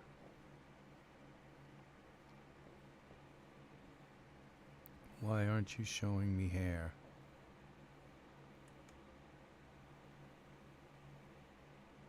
Okay, we can get rid of this plane. We can get rid of the... I don't know why the water's here, but okay. Let's see if we can get back to hair. There it is. Base. Okay, let's try this short beard. Just something that's very... Alright, that's a little better. I think that's a lot better.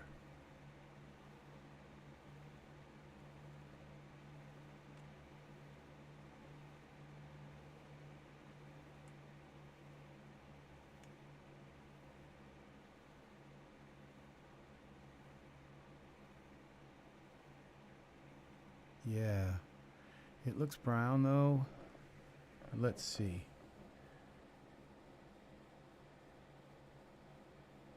I think I might have to make it black.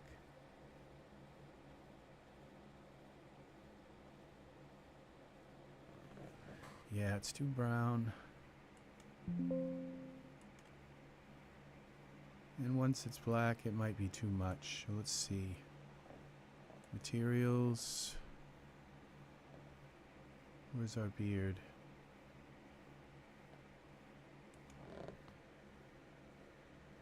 Beard. Black.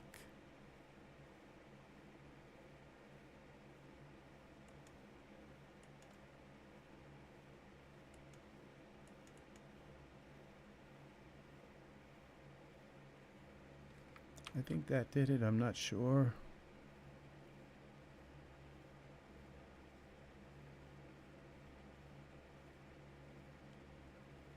Light black. Okay, let's... It doesn't look like it pronounced it too much.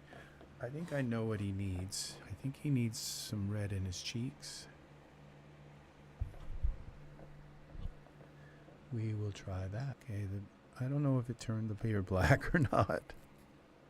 I can't tell, really. It didn't.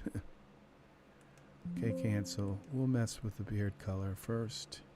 Now we're going to put some red in these cheeks.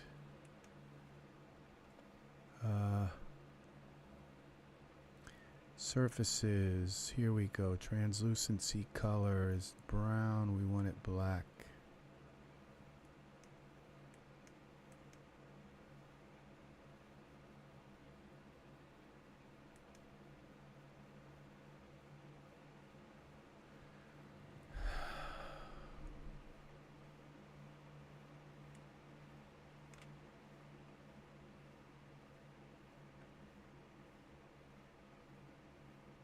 Okay, that looks black.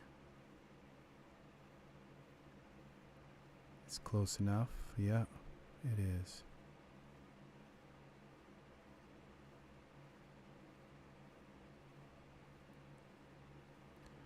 And then we go with some red in his cheeks. Close this, save this. And we go to blush. Blush, blush, blush, all products. And we go to here, here, this one, geoshell, and then we select the geoshell. Where is it? And we're going to pick the bashful. Which one is this? That's the one that touches a little of the nose. Do this one.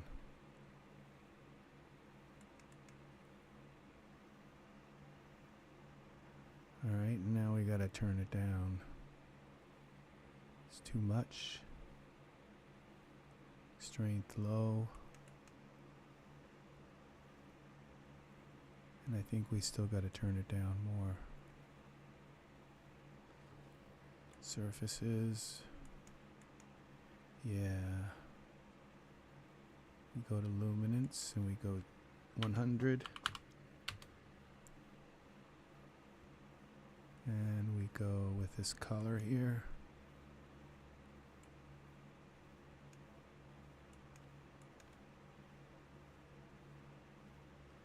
There.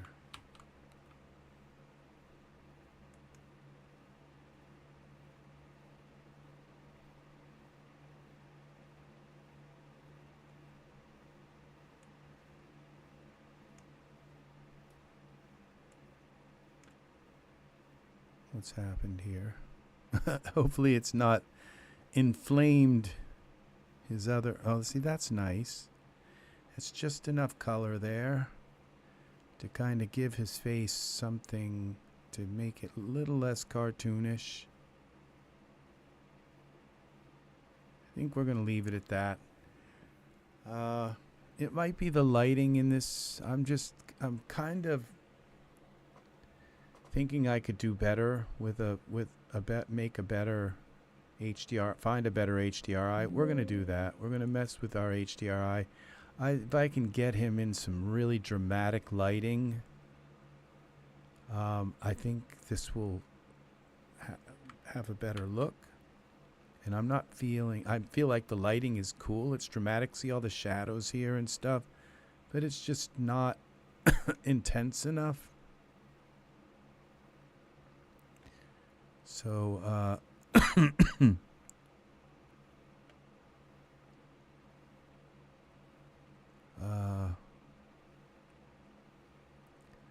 What if we take this environment and bring it down? Parameters. Now I think I know what's wrong here. I don't actually have a light in the scene. Now if I were to put like a spotlight in here, it would turn off my camera light. See, that's what's wrong. Okay, the camera light is just blowing the hell out of the scene. Okay, and so this little spotlight here, so what we do is we just turn off the spotlight, but that's still going to create a light in the scene. And I don't really like this background here that well. See, this is where light comes in drama. All right, let's just see what this looks like here from in our render now.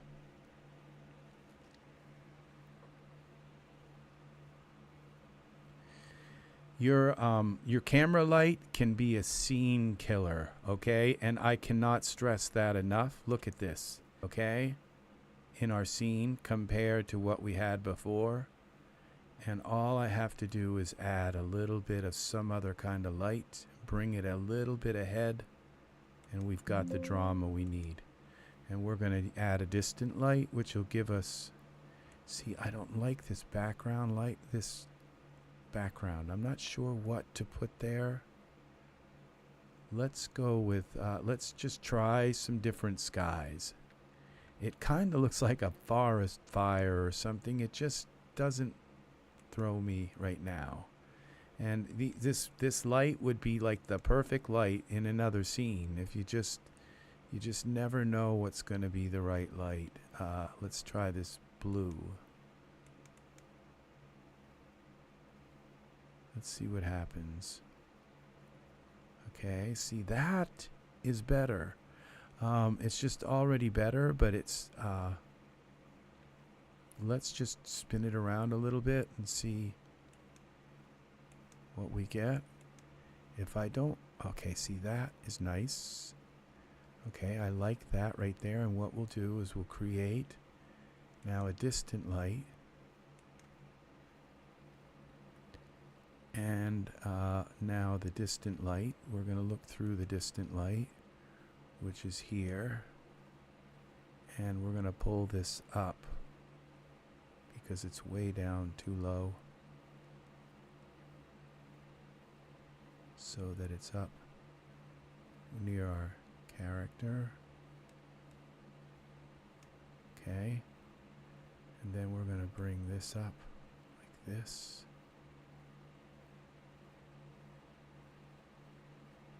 Okay, in through the trees here.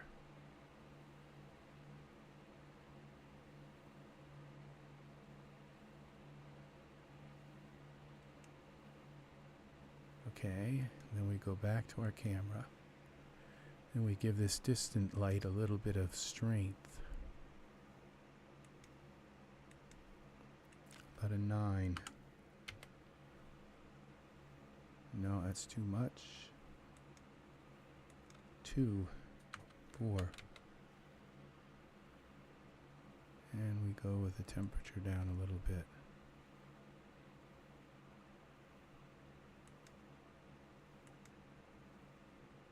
Okay, we bring the distant light back a little bit.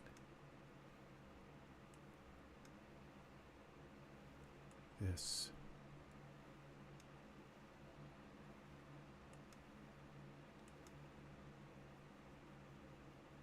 Okay. And down. So his eyes aren't so, if we can get some of it to catch through the trees, so his eyes aren't so dark.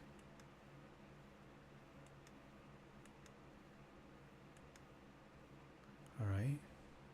We could give the distant light now a tiny bit more.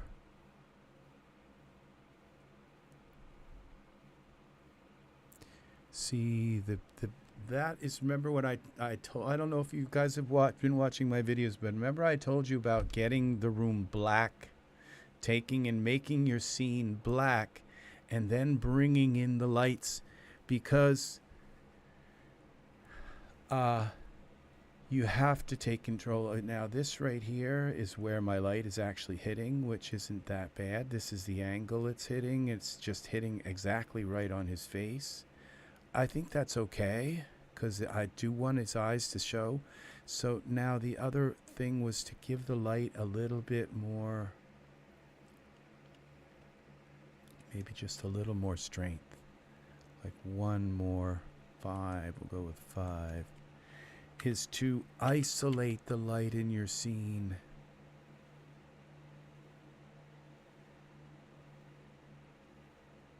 Maybe one more now, 6. This is creating massive shadows. See the shadows here? Okay, let's see what we've got. Save this. See, now the sky just doesn't look so like blah.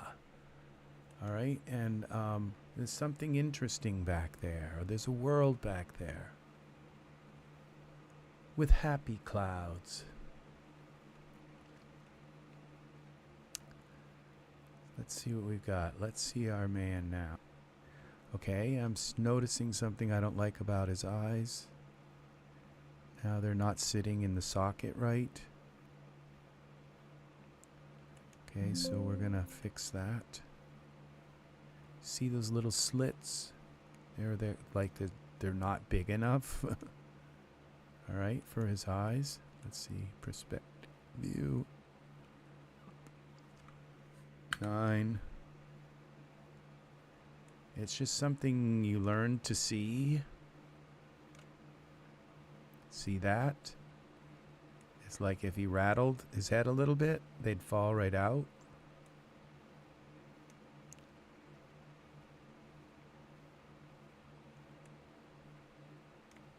And it really kind of took a sun coming from, you know, the different angles to see this. Okay, so we're going to go 1. Okay, are we out of Iray? Yeah, okay.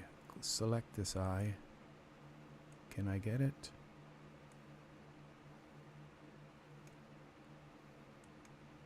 There it is. Okay, and we're going to make this, let's say 120. All right, and we're going to pull this over like that. Push it back a little bit. So we still have a tier.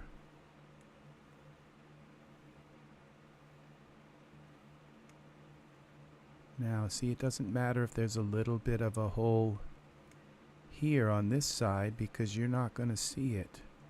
It's the others, this side, where the sun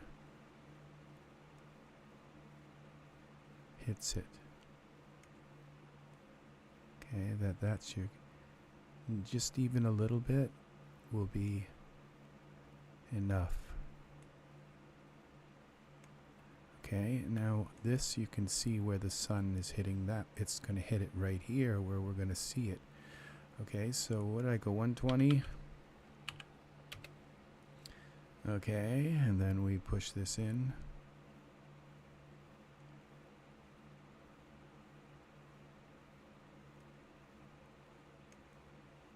And we're going to pull this over like we did the other one, even though it doesn't seem to need it.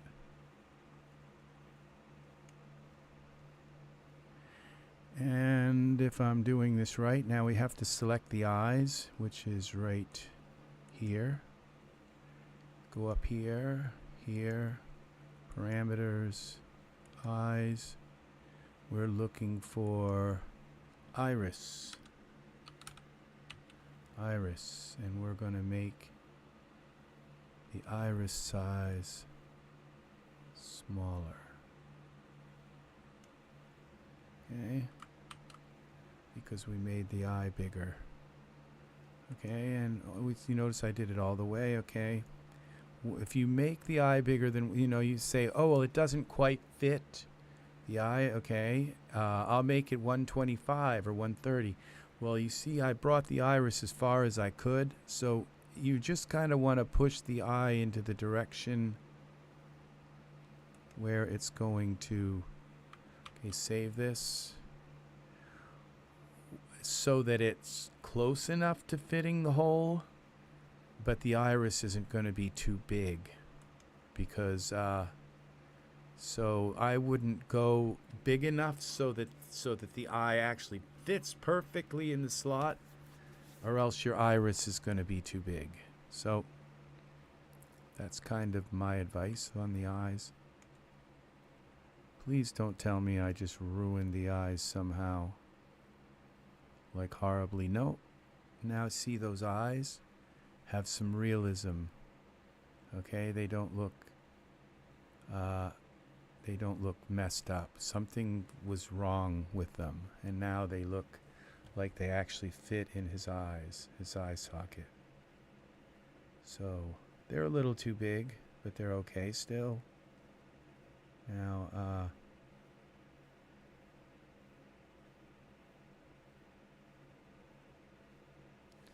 Now his lips are too light.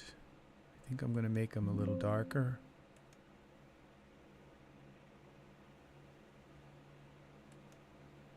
Okay, so we go back up here. And we go to surfaces. Where's our man here? He's one of these. Loincloth. Here he is. Skin. I think we can do his lips. Surfaces. Mouth. Oh, I always have trouble getting the lips isolated here.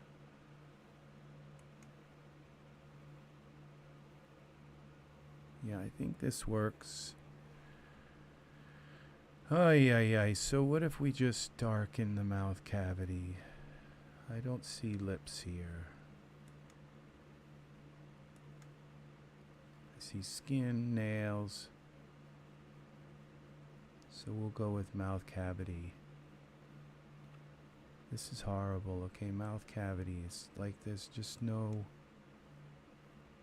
lips anymore. We used to have lips. Arms, armpit. Now, unless we go maybe with the head. I don't think that is. No. The head's gonna have lips too.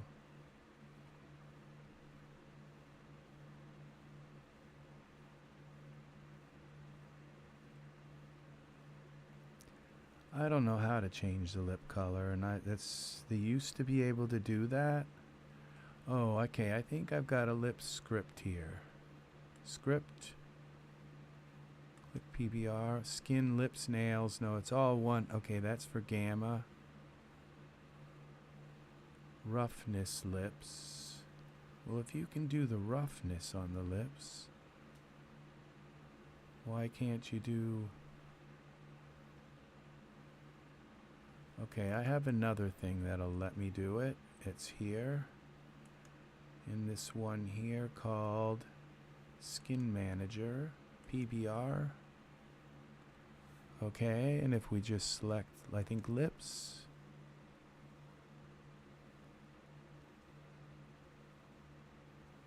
Okay. Lips only. See, option not available for Genesis 9. Lips only. See, it's like, what the heck?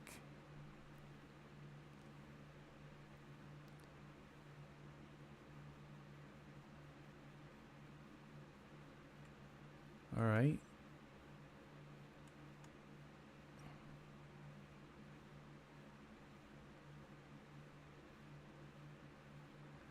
Okay, so surprise, surprise, people. You can only change the lip color for Genesis. Okay, so all right.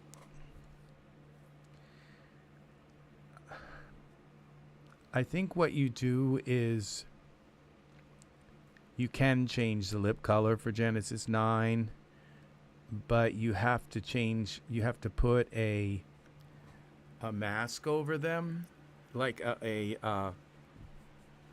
bodysuit, a head bodysuit, that everything else is transparent except that area of the map, and then you can edit them. Okay, so I don't really know. Let's go here. Okay, it's 225. Let's go and check. Is Mesh Grabber here? Is our new Mesh Grabber here? Reload. Come on, Mesh Grabber. Nope. Just more all new female stuff. More of that. And this one I didn't buy that. It was for Genesis 8. Oh, now we get. I knew they were gonna do that.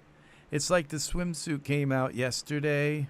It was like this one for Genesis 8 male. And it's like, oh yeah, now they're going to sell us the, Genesis 9 when you accidentally buy the Genesis 8 one and say, why did I buy that? And so now we have the Genesis 9. I might throw that in my cart. We'll see. The private garden is now $30. So yeah, that sale's over. Okay, I probably should have bought it when I did, but it's just all female stuff again, except for those. So, which, let's see, what do we have for colors and stuff? There's like a bunch of them. They're kind of a little bit too funky, but I'm just not really sure what I would. Well, it's male lingerie, and you can't have too much of that. These colors are a little funky. I'm not going to criticize somebody's taste in art. It's subjective. So, I like that right there. And this is nice. This and this on two men together, one with this and one with that. That would be very nice. And these are not too bad either. So some of these, this red one and the black one. So, but this and this is really nice. Yep, very nice. And they got him wearing the black one, which is nice. Kind of don't like what it does here. It just doesn't look like spandex to me, but this is where the new Mesh Grabber is. You just come in and smoothen it out. And that's what we're waiting on. And Cosmopolitan Housewife Hair isn't doing it. That's the thing. This is what we got for hair. We got kind of junky hair for men, and that's why they're not selling that much male stuff, because the males really kind of look stupid in this hair that they've, bequeathed to just kind of give us. It's like, look at that hair, This is what we have for male hair, And it's just terrible. What do you expect? Look at this. And then they used Evar here, which I just think he just looks so much like a woman.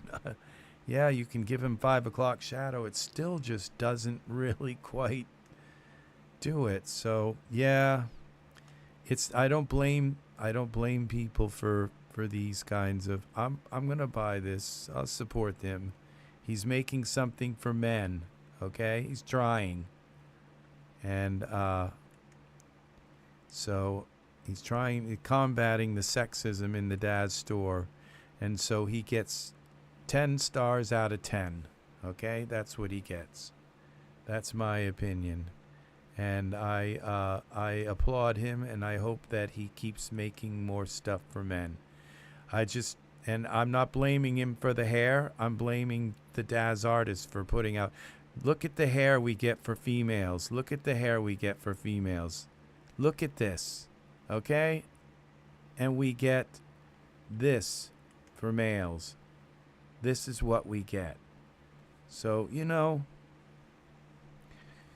it's all I can say. And this was, it's terrible. So we got to go in here and see if there's some kind of special. You need to read these pages. Okay, these debut 30 normal price, 30% off. That's normal, kind of regular. Dale's Doorbuster sales, $1.99. Let's see, Elite Room. Let's see. This looks kind of interesting for $4 if you can get a room. Well, I'm clicking on it. Okay, I guess I got to click on this. Didn't want him to put it right in my cart here. I don't know, but that's a beautiful marble texture on the floor. What's up with this? There's the marble texture where it comes together right there. You'd think they try to find a place to put the seam somewhere else. Okay, I'm sorry. And then there's like little steps. You usually don't carve things like that. Molding doesn't usually have steps. So, but that's why it's $4, okay? That's why. It doesn't look too bad, but what you do is you just put sub D on the whole thing. And this is nice. This is some nice artwork here. I'm like brutally, I'm sorry, I am so brutally, these metal chairs, I don't know. Yeah, I guess it goes, this marble texture on the floor, I think it's one of the standard marble textures, shaders. I don't know if you're allowed to use them, but, and there again, we have the seam right in the middle of the floor. Because Daz won't give us 8K, shaders. They're all 4K shaders. They're terrible. And this particular marble texture is obviously not a seamless one. But it's a beautiful marble texture. So, it's $5. Oh, and I already own it. So I think I probably paid less than that for it. So... Yeah, so it got me the first time. So it's like, yeah, all this female stuff again. Yep. So I might, that's the thing, I pretty much boycott female stuff because of the sexism in the Daz store. I'd buy more of it. I like having female figures. I like having nice dresses for them. I like having nice hair for them. But I don't like them kind of crammed down my throat, okay? And that's what this is. So it's just the way it is. If there was more balance here, I'd buy it. But I'm not buying any of it. Nope. I have enough, okay? I have enough. I'll just stick with the male stuff. And I applaud anybody else who does the same thing. Support the male stuff, buy the male stuff, and stop falling into the whole sexism thing. Okay? So, this looks like nice hair, but there's something kind of funky going on up here that's not right. Again, and I really shouldn't insult hair because I think hair is probably very difficult for people to make. And so I think it's just the hardest thing to make. But when you see stuff like this, hair like that and hair like that, it's like apparently some people can do it, This kind of looks messy. I'm very, very, very picky about hair, okay? This looks like hair that was from Genesis 2. This is nice hair. It's just for a female because a male wouldn't part their hair quite like that. So, yeah, it's nice, but I'm not buying it. If it was made a little bit for a male, more for a male, this is nice hair. At least the way they've done it tastefully. It's very hard with the male hair that we have. But if you can take a rotten piece of hair and kind of make it work sometimes. The new mesh grabber that's coming out, I have to get out of the store. I'll just sit here and like rail up and down. I'll buy that in a little bit. I'm not going to do my credit card stuff right here. So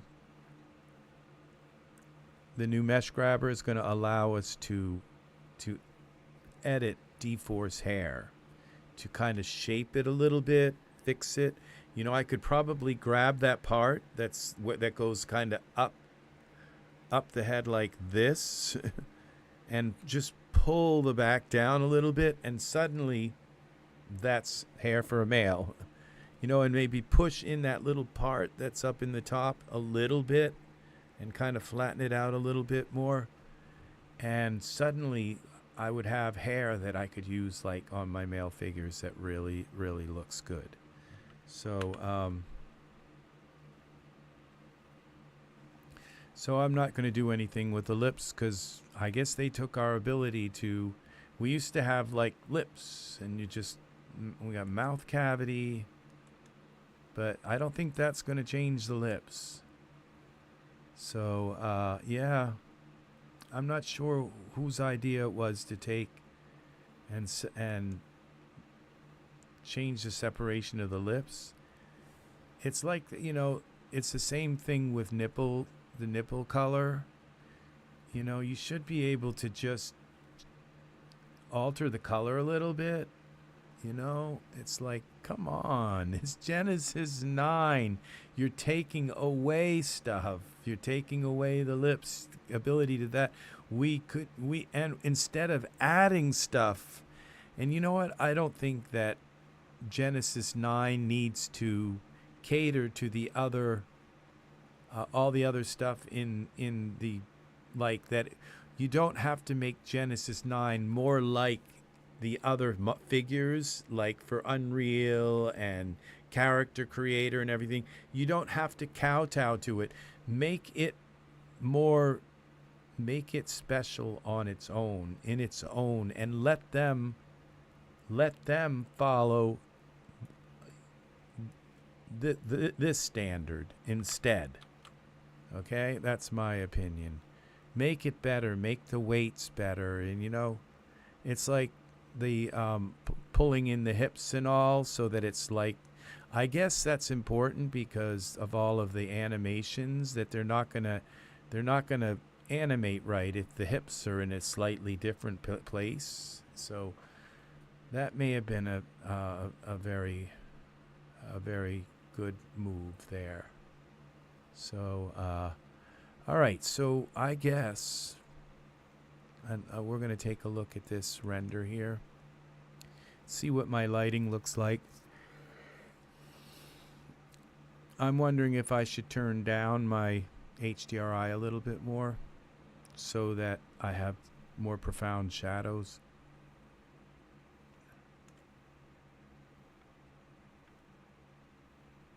So you see, there's no redness to his lips. It's just this almost the same color as his skin. So I could just change his skin to a different skin, you know, but I'm not going to do it. So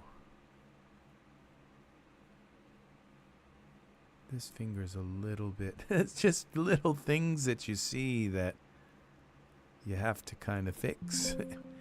It's just a little bit too taut, you know, there, just a little bit.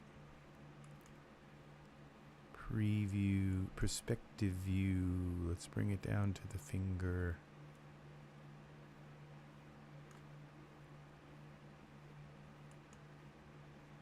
Okay, perspective, iris, right ring, bend that out a little bit. It can be bent, but just a little bit. Okay, back to our camera view. All right, I'm going to try one more thing. I'm going to go into my environment options. We're at 2. We're going to go to 0.5. And now let's go to Iray. See what happens when we make this sky in the back a lot more darker. I don't know. Now it looks kind of dingy. We were at 2. That's much better.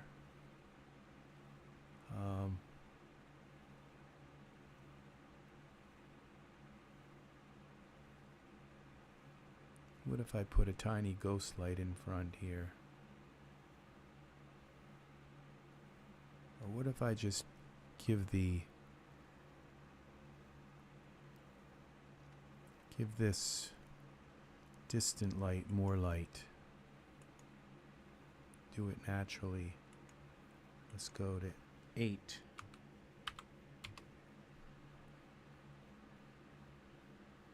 All right, let's go to 1, 0.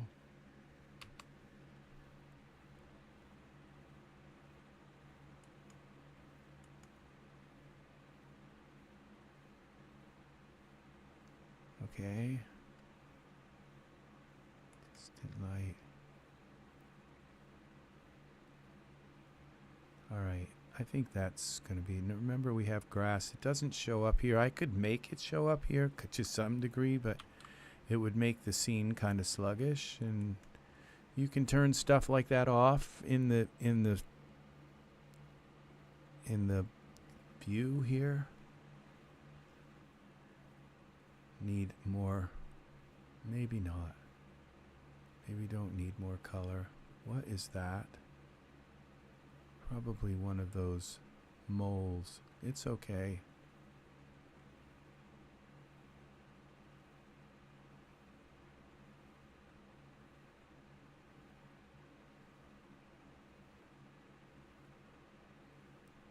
Okay, I guess we're gonna let this render. We're just gonna let it go. Now I think it's just a part in the hair, little this is awesome. This is our Genesis 9 hair with a, I think it's Omni hair. It's just the best body hair that's ever been made for any figure ever. That's what we're looking at with a lot of these products. We're looking at like this hair, you know, it's when this hair came out, I actually just found the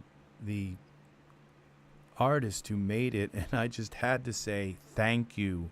Finally, thank you. Now, if they had taken this hair and given this hair to, say, this guy, you know, it might have looked a little bit better. So, you know, just a little bit better. So, but you never know, because this is rendered in bright sunlight, and it looks like they've got their camera light on him. On all of these, they look like the camera light's on, and that's why you don't have any real shadows and perspective. And this hair just looks so. It's just the way. So it is. I'm very critical of art, and I don't mean anything by it. So, but I am gonna buy these to support Jamaray. Let's see what else Jamaray has. I didn't buy the Genesis 8 stuff. Now this is for the Genesis 8 male. I should have bought these. I bought one of the other ones he made. I think I did. I bought... Okay, this is for the Genesis 8 male. I did the same thing. I bought the one for Genesis 9. See, if you unhide this, I think you'll see... And I bought stuff from him. I bought his the underwear, and I made that mistake. I bought this. Wasn't $17. It was like maybe 10. And I bought this for Genesis 8, and then the next day they came out with the Genesis 9 one, and it's like, why don't you just sell them together? You know. So you have to watch it, okay? You have to watch, because you'll say, oh, I like this. And then you find out, oh, I bought it for Genesis 8. Darn. And then the next day they come out, oh, would you like the Genesis 9 one? So, see, I bought this.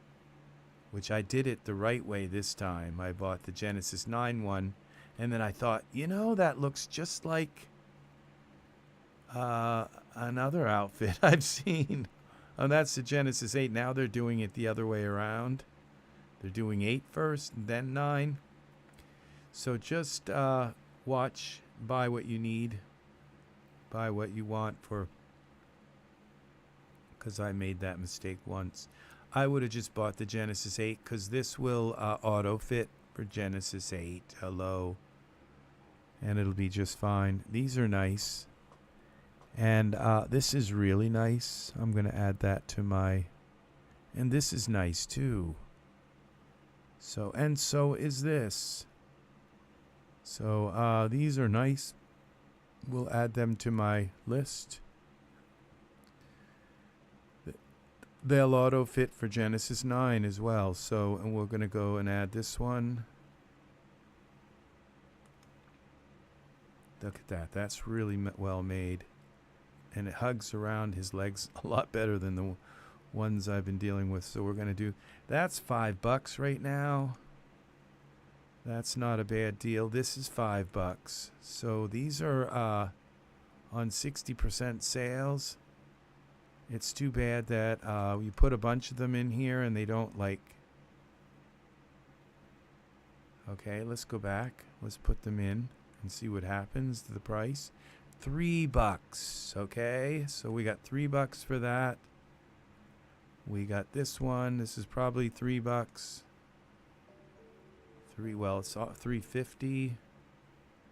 See, these are worth it. Now the chef thing.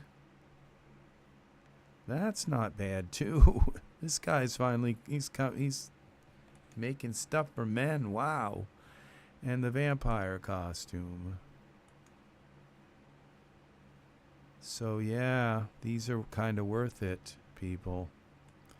I would grab them if you buy male stuff. This is it. This is the jackpot. And you can see he's made a bunch of female stuff, and then suddenly he's making male stuff. He makes nice female stuff, but hey, somebody's got to make male stuff, you know? And these are nice. So support him. Okay, somebody's got to support him. We got enough of this stuff, okay? It's just like coming out every day, all this stuff. It's just I don't find it bad. I just find that the balance of it bad. This is great artwork. I mean, this is massive artwork. It's not bad. It's just the balance of it. So it's just terrible. So, okay, how much is my cart? It's like $20. No, it's more than that. $22. Wow. This is well worth it. All these suits and all these right here for $22. And we get the vampire costume. All right. This one, it would be nice if that one went down a little bit, but and it'll give me 2 tokens. So I'm not going to buy it right this minute, but I will be purchasing all of this. Yeah, 74%, 55 isn't that good, but I have to support him. Okay, I have to buy his stuff. Somebody's to say, hey, somebody's bought all your male stuff. You know? Hey. If we don't support these male people making male stuff, they're not going to make it, okay? Then this is just going to be all female stuff, you know? It's like this fight animation. It's like, oh, that's a nice costume. No, it's the animation they're selling. And the same thing with poses here. Oh, that's a nice suit. No, it's the poses. It's just, that's the way they do it. They put males in just to put something in that's male. Now this costume, this work outfit, this would look good on a slim guy too. It would, it's like, it'll go for a slim guy. This isn't a bad, even though the buttons are like cartoonish. And it will work for a female, which is okay also. So, yeah, this is another outfit It's $15, so it's kind of a little high for me right now. So, yeah. Now, if I put that in my cart, does that bring anything else down? Let's see. Worker outfit. Because it could very well just take $1 off of everything. You always have to test stuff. And I'll put it so it's 14, but it didn't take anything off anything else. So what we're going to do is go into the cart and we'll move that to my wish list. So yeah, I have, that's how you get, this is, I'm showing you how to get 11,000 Daz items. It's by at least waiting until they're almost like it to anywhere from 70 to 80% off, okay? And so you end up, or you know, sometimes I've had like, you know, 50 items here, and they were all $1 each, and they were all clothing items. So, you know, every Daz has the sales, and you can, and so yes, 50 items for $1 each, that's $50. But you end up with 50 items, you know, 50 clothing items. So, all right, I'm getting tired of hearing myself talk. So, but, and now he looks too white. So what we got to do is just color this light down a little bit, okay? It was done rendering, actually. But I'm going to just take this distant light here and go down here with the distant light. Let's bring the temperature down. There we go. Save that. So it's not quite so bright. But I don't want to bring it down too much or you'll be all red. And that will also lighten his lip color and all. So that may have been the problem. Thank you, people, for hanging out with me. It's very nice. Very, very nice of you to hang with me and watch my tutorial, watch me work. So I'll be back. I have been here sitting in this things off. So all right, take care, people. We're going to play a little bit of music. Please, if you haven't subscribed, click on the bell for all notifications. And like, subscribe to my channel, and I will be back. My name is Rex Red, and this is EZ3DTV. Thank you for watching. Have a wonderful rest of your day, evening, morning, night, brunch, breakfast, I don't know, but take care.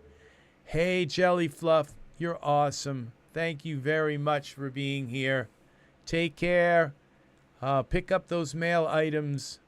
Support them. Support guys who support men, you know? Because look at the Daz store. It's a mess. It's just a sexist mess. So please support these guys. Even if you don't need them, do it, okay? Give your male figures some clothes, all right? Thank you. Take care. Bye-bye.